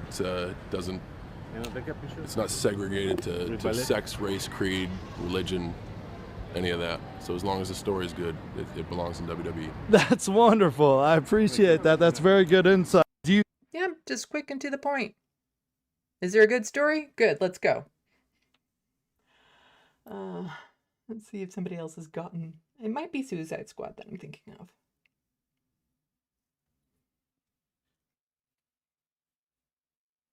I'm so tempted to search the IMDb right now, but I'll wait. And last thing, not related to this, but I replied to this tweet saying, I would totally mention this in my live stream, and then nothing, I didn't even get a single like on that reply. But Mark Ruffalo, also another entertainer who's on the right side of a lot of issues, says, if you're in Canada, use this link to find out how to fight back against proposed fossil fuel projects that are destroying our climate and violating the rights of Indigenous peoples. Let's end fracking and expansion of LNGs. And so Mark Ruffalo, especially when it comes to the environment, really good on the issues. And this is the link tree that he is talking about. So I'm tossing this into the SandBox right now. Here you go. So you can check out the links that are on here to see how you can help and when it comes to saving our environment. There's some digital actions you can take. Toronto, you say? Join an action in a city near you. Toronto, you say? Well, that's not terribly near me, but yeah. Anyway, main shot. I am not looking up the IMDb right now.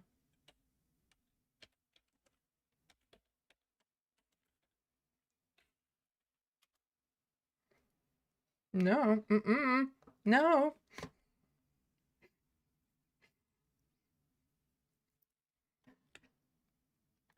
I know he was in the second Suicide Squad for sure, and I did not actually like that movie much. I had some issues with it.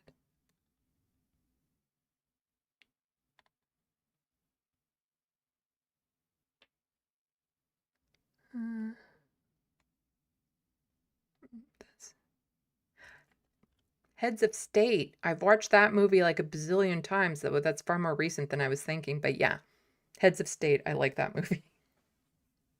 I might watch that after this. Actually, no. I'll be watching Supernatural.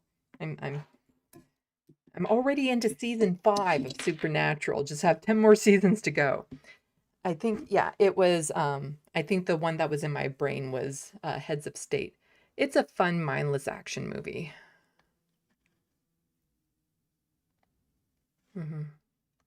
That I've watched like 5 times already. I do that with mindless action movies that have some like humor and stuff to it, is I will watch them because I like having something on in the background, especially if it's something I don't have to pay attention to. And so some movies I've seen like 1,000 times, yeah. But yeah, I think Heads of State is definitely one that I had in my brain. Holy shit, he's been in a lot, but it's mostly WWE stuff. Let's see. I'm fine. Here.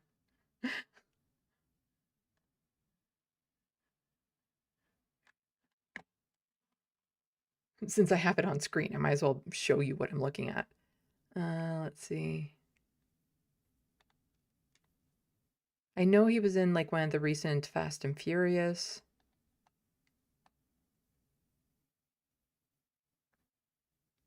And I am interested in watching The Peacemaker. Wow, he has a ton of stuff.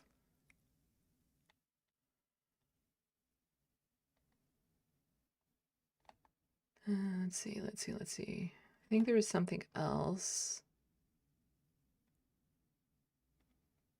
I wish there was like a way to filter out anything wrestling related to this. I don't know if there is or not. Wrestling.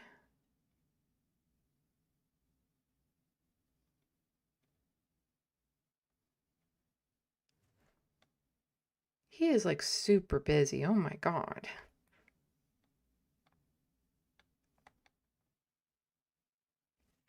Anyway, I think it was just heads of state that I was thinking.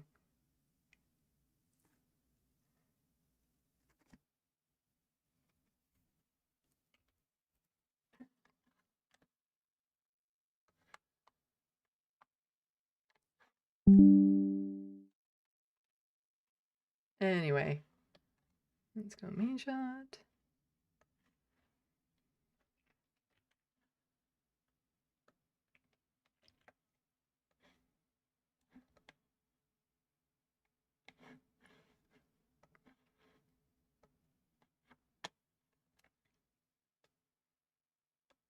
Old Grease, thank you so much for another $2 super chat. Watch Peacemaker season 1 half.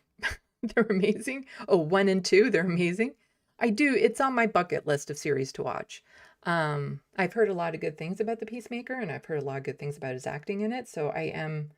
It is on my list of series I want to watch. I just want to get through Supernatural, and that's going to take a while because it's 15 seasons long. But I'm now approaching the mark where I'm unfamiliar where it goes because I know I didn't finish watching the series.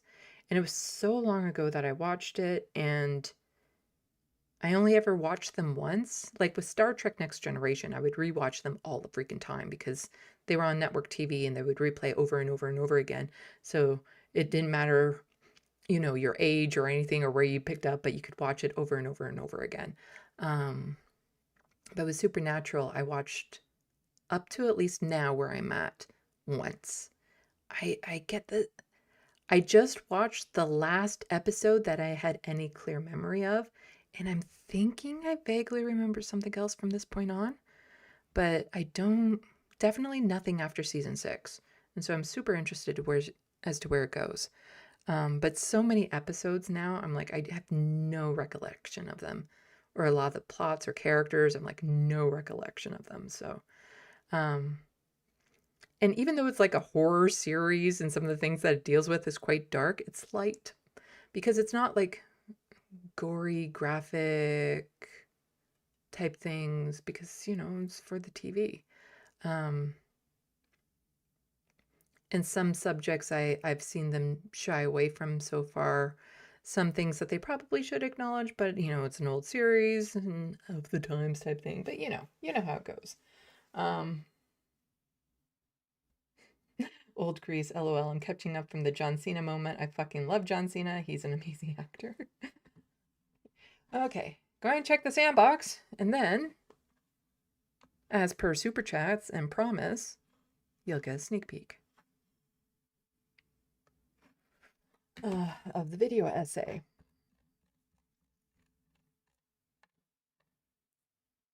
Won't go too long because it's already 5 hours that I've been at this. But I did start an hour early. But I do want to watch at least 2 episodes of Supernatural before I go to bed. And I have to, I'm going to see family tomorrow. How far back up do I have to go? Oh, no, I saw those comments, I think. Jet, oh my God, you knew the song that I was talking about. Blinded by the Light. Yeah, they say revved up like a douche, but they say deuce in the car, yeah. But I always heard like wrapped up in a douche with that song, Blinded by the Light. You totally got that one. Blinded, yeah. Blinded by the light, wrapped up like a douche. Something like that.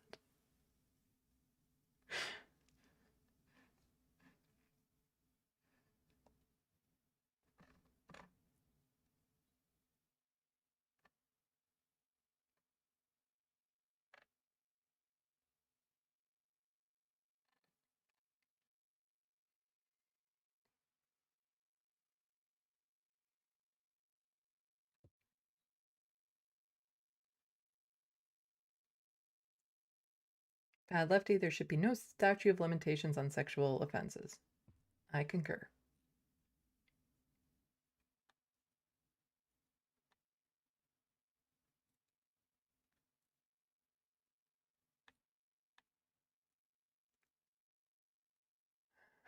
Old Grease, rescue that dog. Yeah. Such a cute puppy to be with such a horrible person. John Martinez, I feel sorry for that beautiful canine having to live with that hateful monster. Yeah. Grand Theft Autobot, she's worse than a transphobe. She's a TERF. Like, she's an anti-trans activist. Like, she is going out of her way to make life hell for trans folks. Trans women. In particular, I don't think she cares one shit about trans men.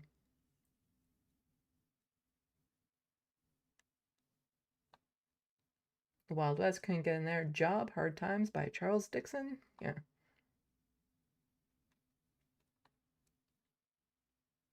Boku got it. It was Legacy. Flow Snake. So a cis woman who doesn't have endometriosis would be acceptable. Yeah. In the Wild West. Imagine if only people with Alzheimer's could help people with Alzheimer's. No, it was just she was being attacked because she's a trans woman. They didn't care before her.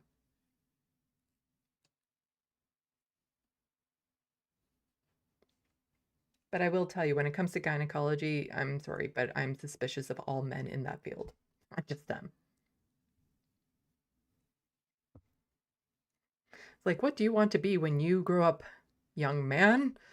I want to have my hands up all women's vaginas. Like, it's just... I am very suspicious of any man that would get into that field.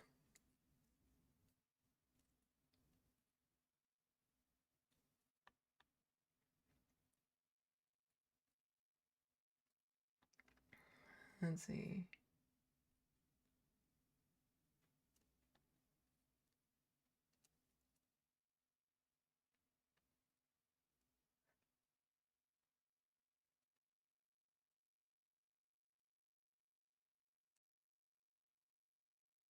So Snake, yeah, about that keys in the hand thing. Please don't see that as a substitute for MA training.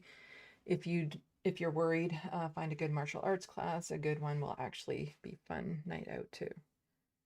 Yeah. It's not stuff that I generally worry about, but I know a lot of women do. Had this one coworker once. This is kind of funny. I don't know. Maybe it's the non-binary in me. I don't generally feel I think it's threatened as a lot of women do. And also I know I'm intimidating as fuck, apparently. Something I wish I wasn't at times, because I will like to get a date, but I'm too intimidating.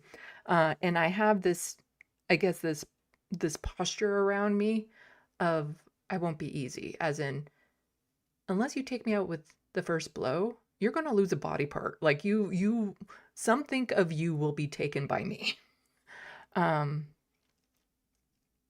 But I had this one coworker once, and she was petite, and she was saying her husband was going to be out of town for business for a week, and she was like all worried. It's like, I'm going to be home all alone. What if something happens? Oh no! Ah.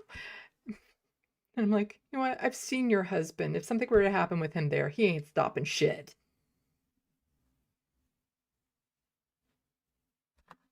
Like, literally, if I was there, I would have picked him up and threw him at any sort of, like, person breaking in.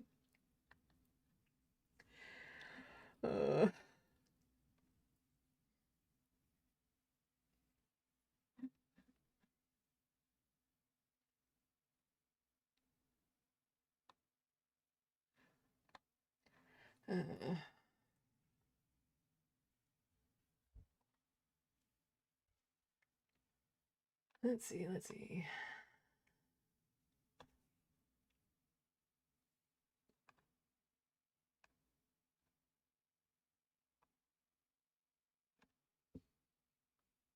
John Martinez, PP makes me laugh every time I see this, Nancy.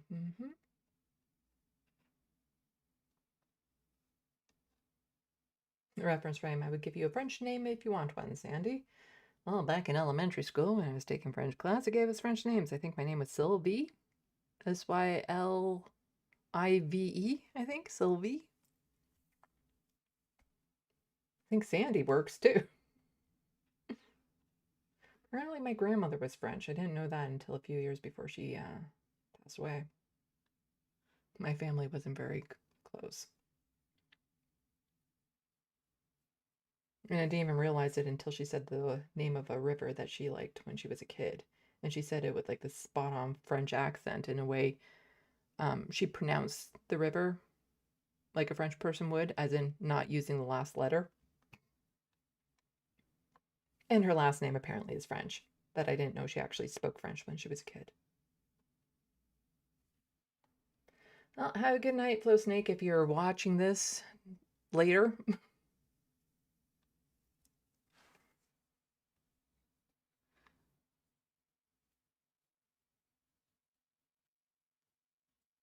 Looney Tunes, and that, folks, is why we have a Christian cult running the states who still can't get their heads out of their asses and learn about separation of state and church.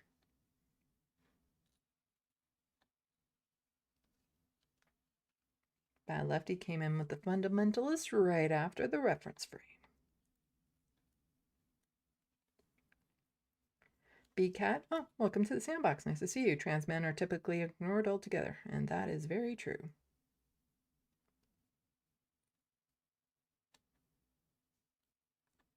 And we get into John Cena talk.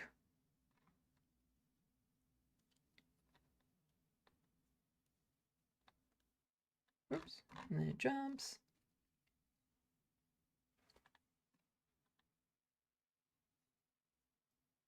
Old Grease, LOL. I watched Heads of State because I loved John and Edra's comedic chemistry in the Suicide Squad. Yeah. No, they had good chemistry in Heads of State. It's a fun movie, you know.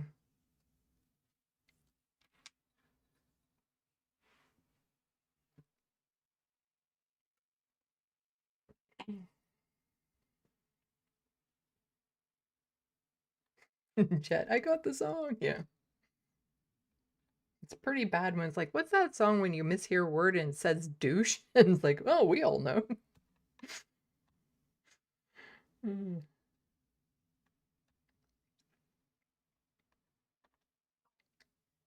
Okay. Old Grease ask dudes out. I do. I have. I get rejected. All the time. And they don't approach me, so. But I would say 99% of the time I've tried, it's turned out pretty bad.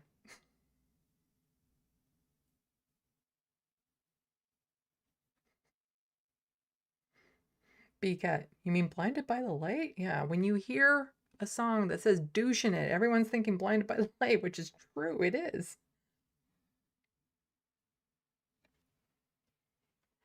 Okay, so I did promise sneak peek, so let's see, what was I going to do?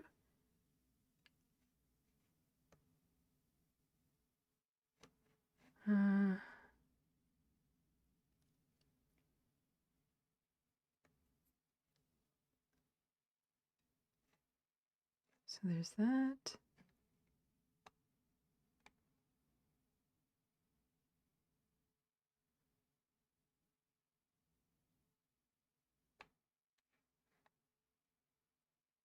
Okay.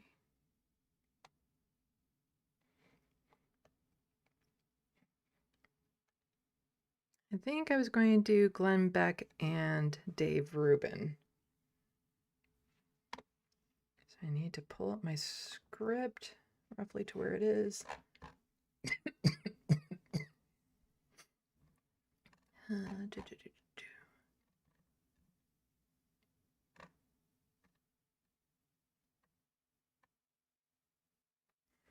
Okay.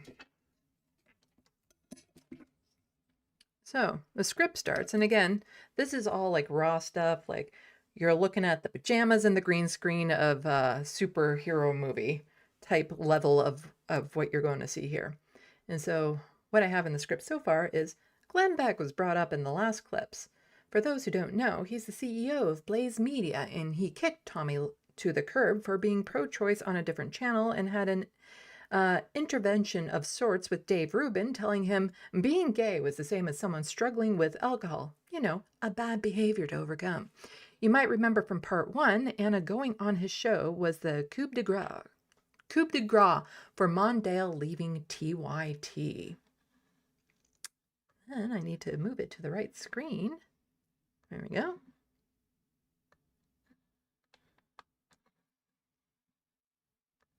One of the prime examples that I personally experienced last year was when I agreed to go on Glenn Beck's show.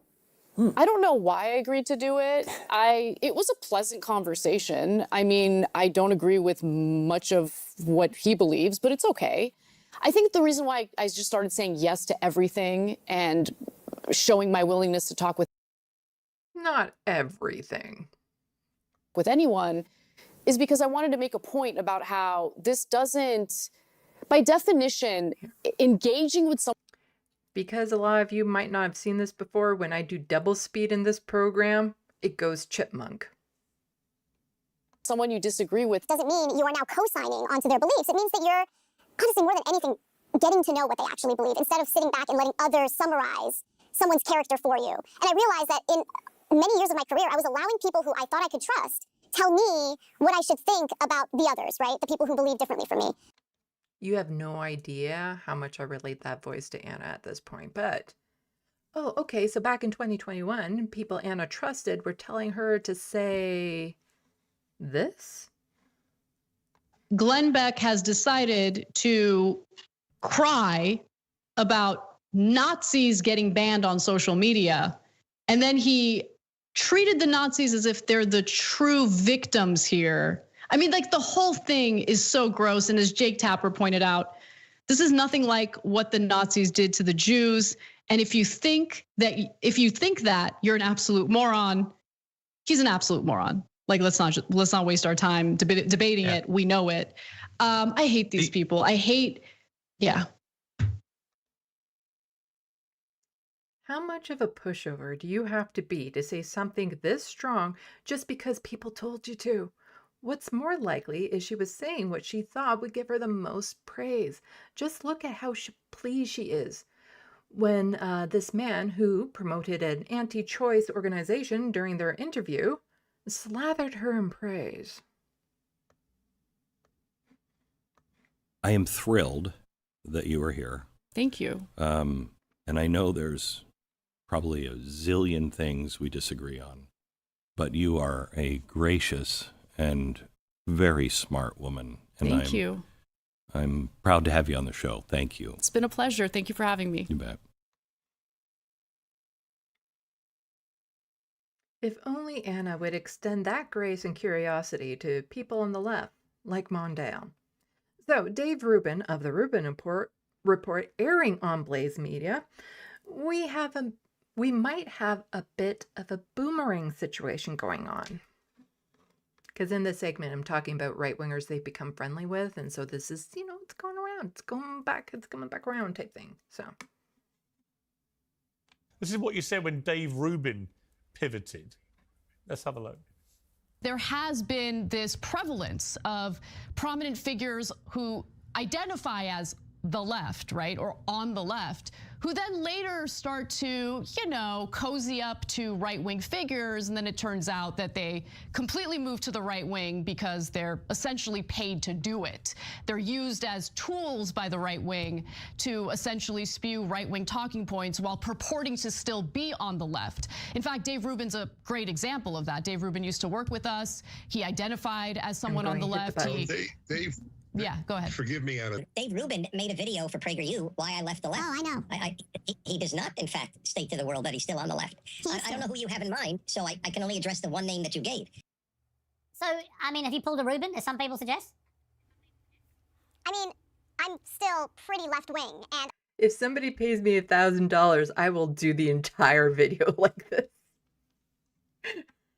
And I'm still working at the exact same place. Look, I don't know, maybe I was wrong about Dave Rubin, but I just felt that he, first of all, after he left TYT, he did lie about us, and that bothered me because we were still friends, and I didn't understand what was going on, so I was discombobulated about what was happening with Dave after he left TYT. He did leave on good terms, so it was weird. And, you know, he kept saying that he was this classical liberal, but had trouble defining what that meant and had trouble reinforcing or at least backing up some of the claims that he was making about, you know, his newfound identity. So, look, live and let live. Dave is doing his thing. I did feel that his pivot was strange, but maybe it was sincere. Who knows?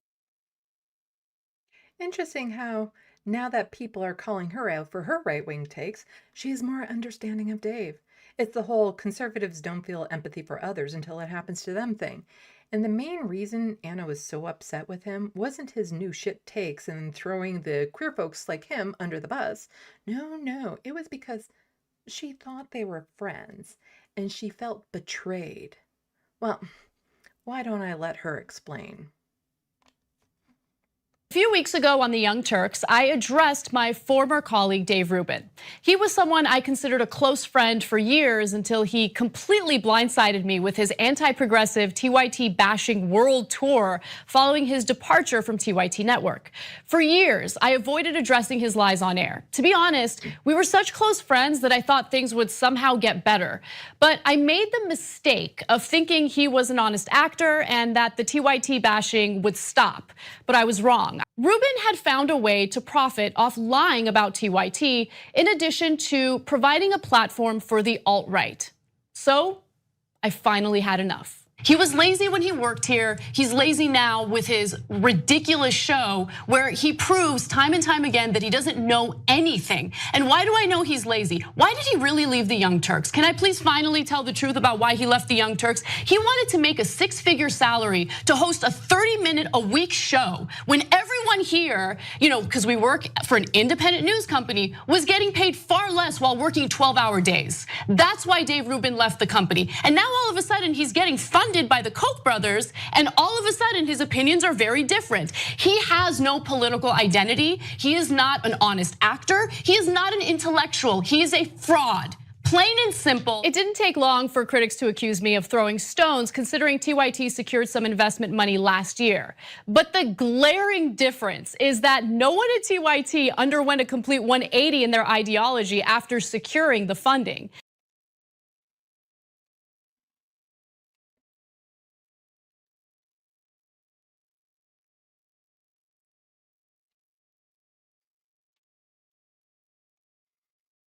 That is literally in the script for me to do weird facial reactions to that. But you know, I can feel for what Anna was going through at the time. I've had friends turn their backs on me, and her hurt over it seems sincere. Maybe just start by talking about that process specifically. Yeah, so the thing about Dave Rubin that I think a lot of people who don't know him personally don't understand is that regardless of what you think about how shady he is or how, you know, unintelligent he is, he's a charming guy. He's a very charming guy. And so when he started working at TYT, first off, he and his now husband, David Janet, were pretty persistent. So at that time we were at Current TV and we were just starting to get some positive recognition and it was a good feeling. And so Dave Rubin moves out to LA from New York. You know, it was very clear that he needed a stable job. And he just kept telling me over and over again, oh, I would just really love to work with you guys. I just feel like what you guys are doing is so smart. You know, you guys are really cutting edge. I love the ideology. I love the fairness. Like, it was just one compliment after the other. And I got to be honest, I was an idiot at that moment because I believed him and I genuinely thought, like, this is a good dude and I want to be close to him, you know, like he would invite me to dinner all the time and I would go as often as I could. And we really did develop what I thought was a genuine friendship. Sounds rough. I hope she had good support during that time. But it was hard, like when people didn't know he was a fraud yet and they actually thought we were the bad guys. I was like, what? All things dark come to light. Like, just wait. Just wait. And then little by little, I mean, again, if you're gonna be a grifter, you are gonna go out there, you're gonna make your arguments, but people are gonna ask questions. And if you don't have answers to those questions, you're gonna be revealed as a fraud. By the way, the thing that got me through it was listening to you and Sam make fun of him. I was like, I love this. This is therapy. And they get it, and hopefully others will too. And of course, later they did. So. Such assholes. No. The way we know it's great. I love it. I'm The happy world that we needs are. assholes Yeah. like you guys. No, we're assholes for the righteous. It's a good thing Sam was there to help her. Huh. Now who's the friend turning their back on the other? Of course, this is, well, after I've gone through the breakdown of Sam and Emma versus Cenk and Anna. Let's see. Did I show the Greenwald part? It's short. I think I did show the Greenwald part last time. I'm just trying to think. There's not too many short segments in this one. And the Tucker Carlson one is like 30 minutes long. Let's see.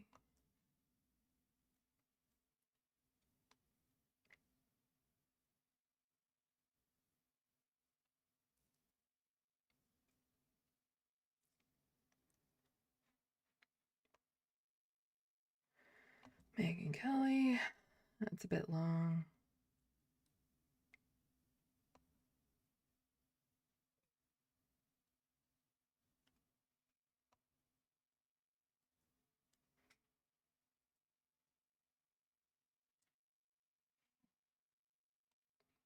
Here, I'll just go through this small part of the Tucker Carlson montage because it's too good. It's too good. It's too good. Because I've cleaned up the Tucker Carlson montage from when I originally showed it back on like Boxing Day, or was it New Year's Day or something like that. But yeah, this part is good. Tucker even called me when I was running for Congress. And for your viewing pleasure. I won't divulge anything that was in the private conversation, but I now realize, looking back at all the different solicitations and how they're like, oh, we can have you on air, we can have you on air. Every time I clarified, I'm happy to go on air and talk about the parts where we agree. I'm happy to talk about the parts where we disagree, but I will never not point out our disagreement, okay? And so they tried a couple times, etc., and then all of a sudden they stopped.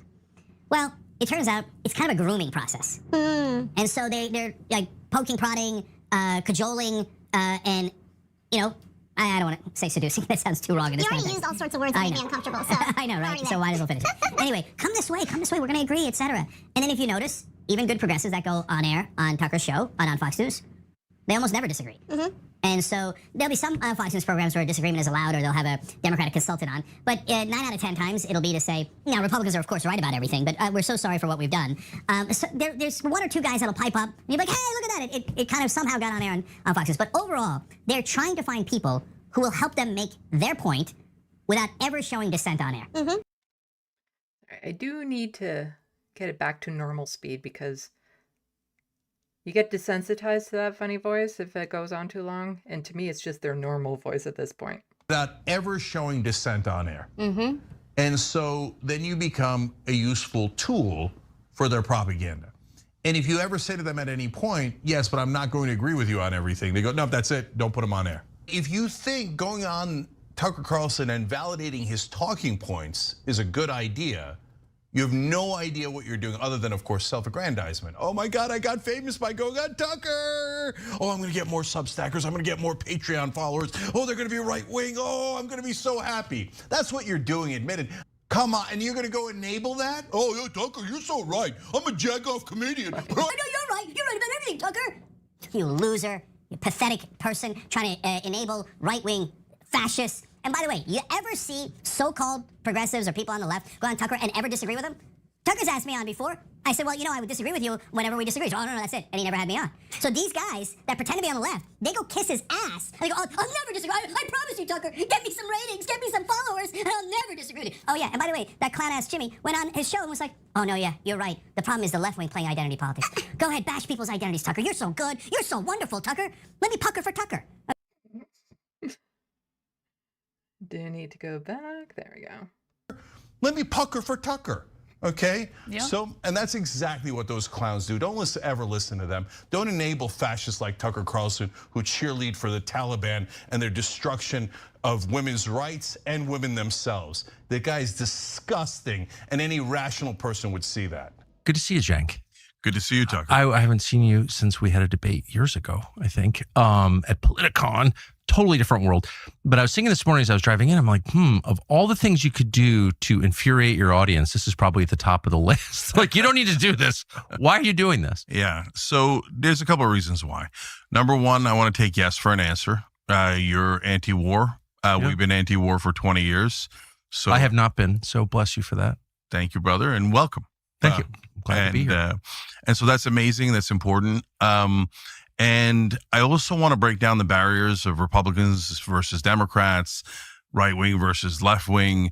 I think that it's kind of used to divide us. Government money, government deals to carry out the war, the failed war in Afghanistan. No mention of that by Tucker Carlson, so-called populist. Glenn Greenwald alleges he's a freaking socialist. No, he's a clown. He's an absolute clown, and there's no way that aligning ourselves with the likes of Tucker Carlson or anyone like him is actually going to help us accomplish any of the objectives on the left. People are going to get very angry, I know. And your producers had been reaching out trying to get me to talk to you for at least a year and a half.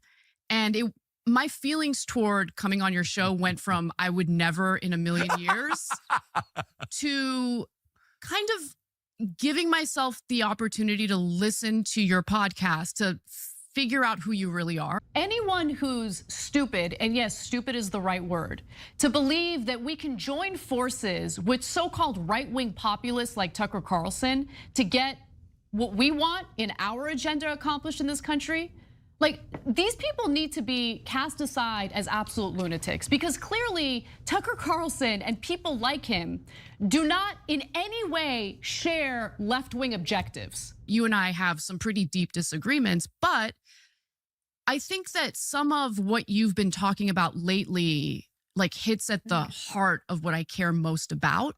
Yeah, and there's lots more to that.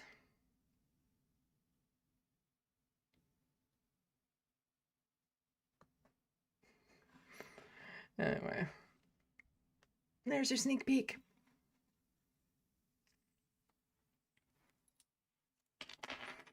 As you can see, I've been cleaning it up a little bit, and yeah, I have some commentary. But the Tucker Carlson montage, it's really long, and I'm actually not saying all that much through it, which is part where I can just sit back and watch whatever comments are happening during the premiere of it. Which is nice, because a lot of the montages I'm doing, I'm interrupting a lot, but this one I'm not interrupting too much because it's all there. It's all there. It's all there.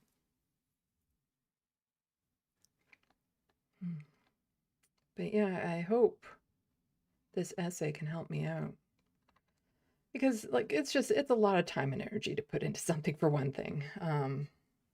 But yeah. Oh. It'd be nice to be paid back for some of the work that I put into this, which would be helpful right around now. I have to put more hot and cold compresses on my strained muscle. Quickly, just hope you enjoyed that sneak peek.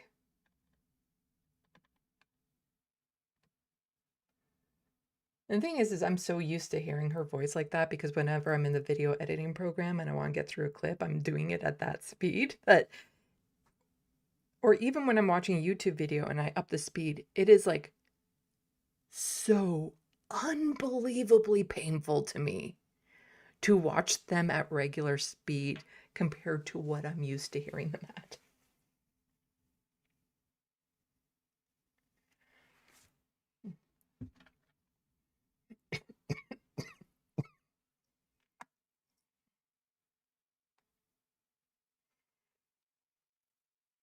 Oh, okay.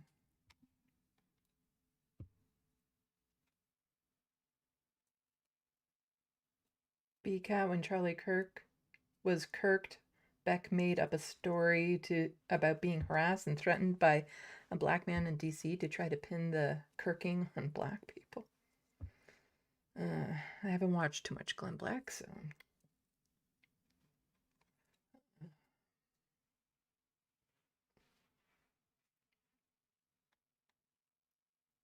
People liking the increased speed, the Wild West. I wish I had $1,000 would be worth it. Well, you see, part of it is too, I am using that speed in very small parts for comedic timing, so I can't overdo it, or it just wouldn't be as good.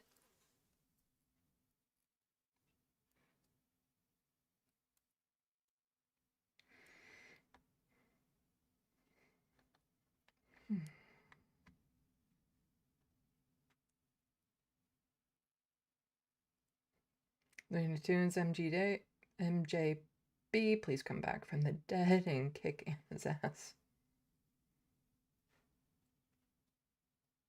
B-Cat, I have more charm in my stinkiest toe, says Old Grease. The script screams internally, yeah. Now, there's sometimes because my script is a mess. And so I'll have like in red the name of the video clip so I know which clip it is. And then in black, I'll put like the end line of it. But then, so then I know where I'm picking up. And because I'm not necessarily going to be watching the clip as I'm reading the script. And so this cues me as like, oh, right, this is where I'm reacting to a certain thing that's said or something. Just so that I don't necessarily have to watch each and every single clip as I'm recording my audio part.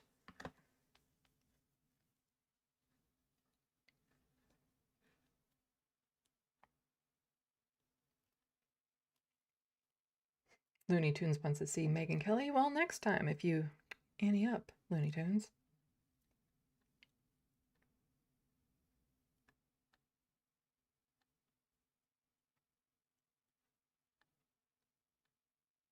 I do have clipped the soundbite of Let Me Pucker for Tucker because that's too good. That is too good.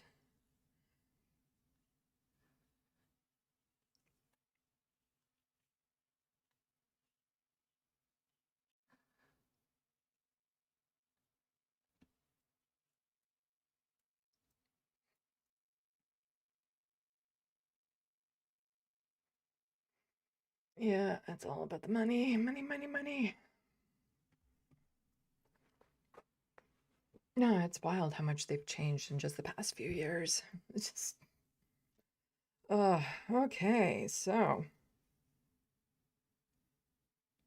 the next time you'll probably see me is Wednesday on this space, and then next Sunday for a regular live stream. I'm hoping to be able to split that one up into two, but I couldn't do this one into two today because I'm going out tomorrow and I'm busy in the evenings for the next few evenings, so yeah.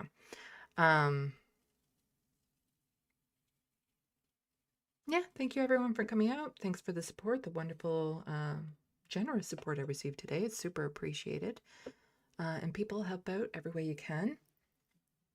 And just again, as a warning for people who might be interested, when this video essay comes out, you got time. Let's put it that way. You still got time. I will be making some changes to this book because my hope is this video essay actually does some numbers. And I'll be promoting this book, which means hopefully this book will actually start selling again. And so I'm making some changes in it. So if you have the copy that is currently available, it will become a collector's item.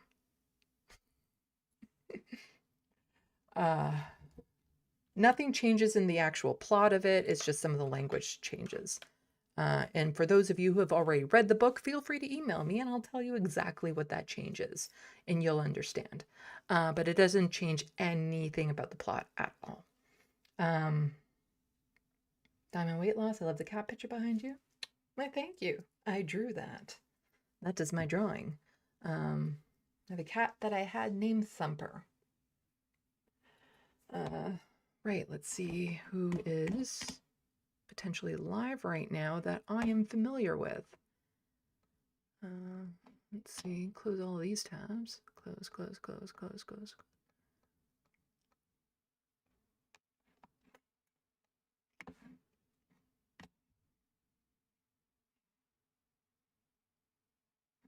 I think I tried Owen's fireside chat before, but he didn't have the correct permissions on it. And that's the only one who's live right now that I'm familiar with. TYT has a 24/7 channel. I could always scoot you all over there. But I'm not going to because I appreciate my audience. Just doing another double check to make sure.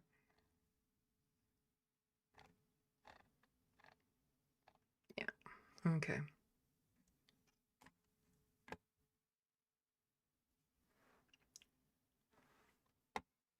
So I can close that. Okay. I'll be working on the essay probably tomorrow too for a bit.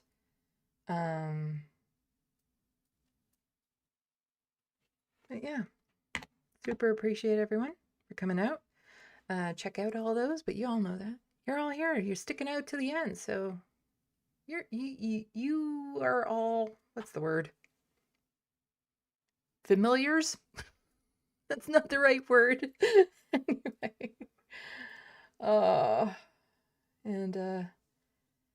Yeah, I'm at that point in the video essay where I need to work on it a little bit each day, and I worked on it a little bit today because I get anxious if I don't work on it, which is the change from anxious about thinking of working on it to now anxious when I don't work on it. Because I'm past the halfway point, let's put it that way. I'm probably well past the halfway point. But I just, probably tomorrow, even going out and stuff, I'm going to work on it so that the Tucker part is completely done. And so that I'm moving on to the next areas. Tuesday, I won't necessarily, I might be able to work on it a little bit, but on Tuesday at noon, it's not going to be live. I have a follow-up interview with Tony McQuail about the NDP leadership race. So then I'll be posting that video later on. Depends on how long it takes me to take a peek at it. So I might not get any work on the TYT essay done because I'll be working on that. But yeah.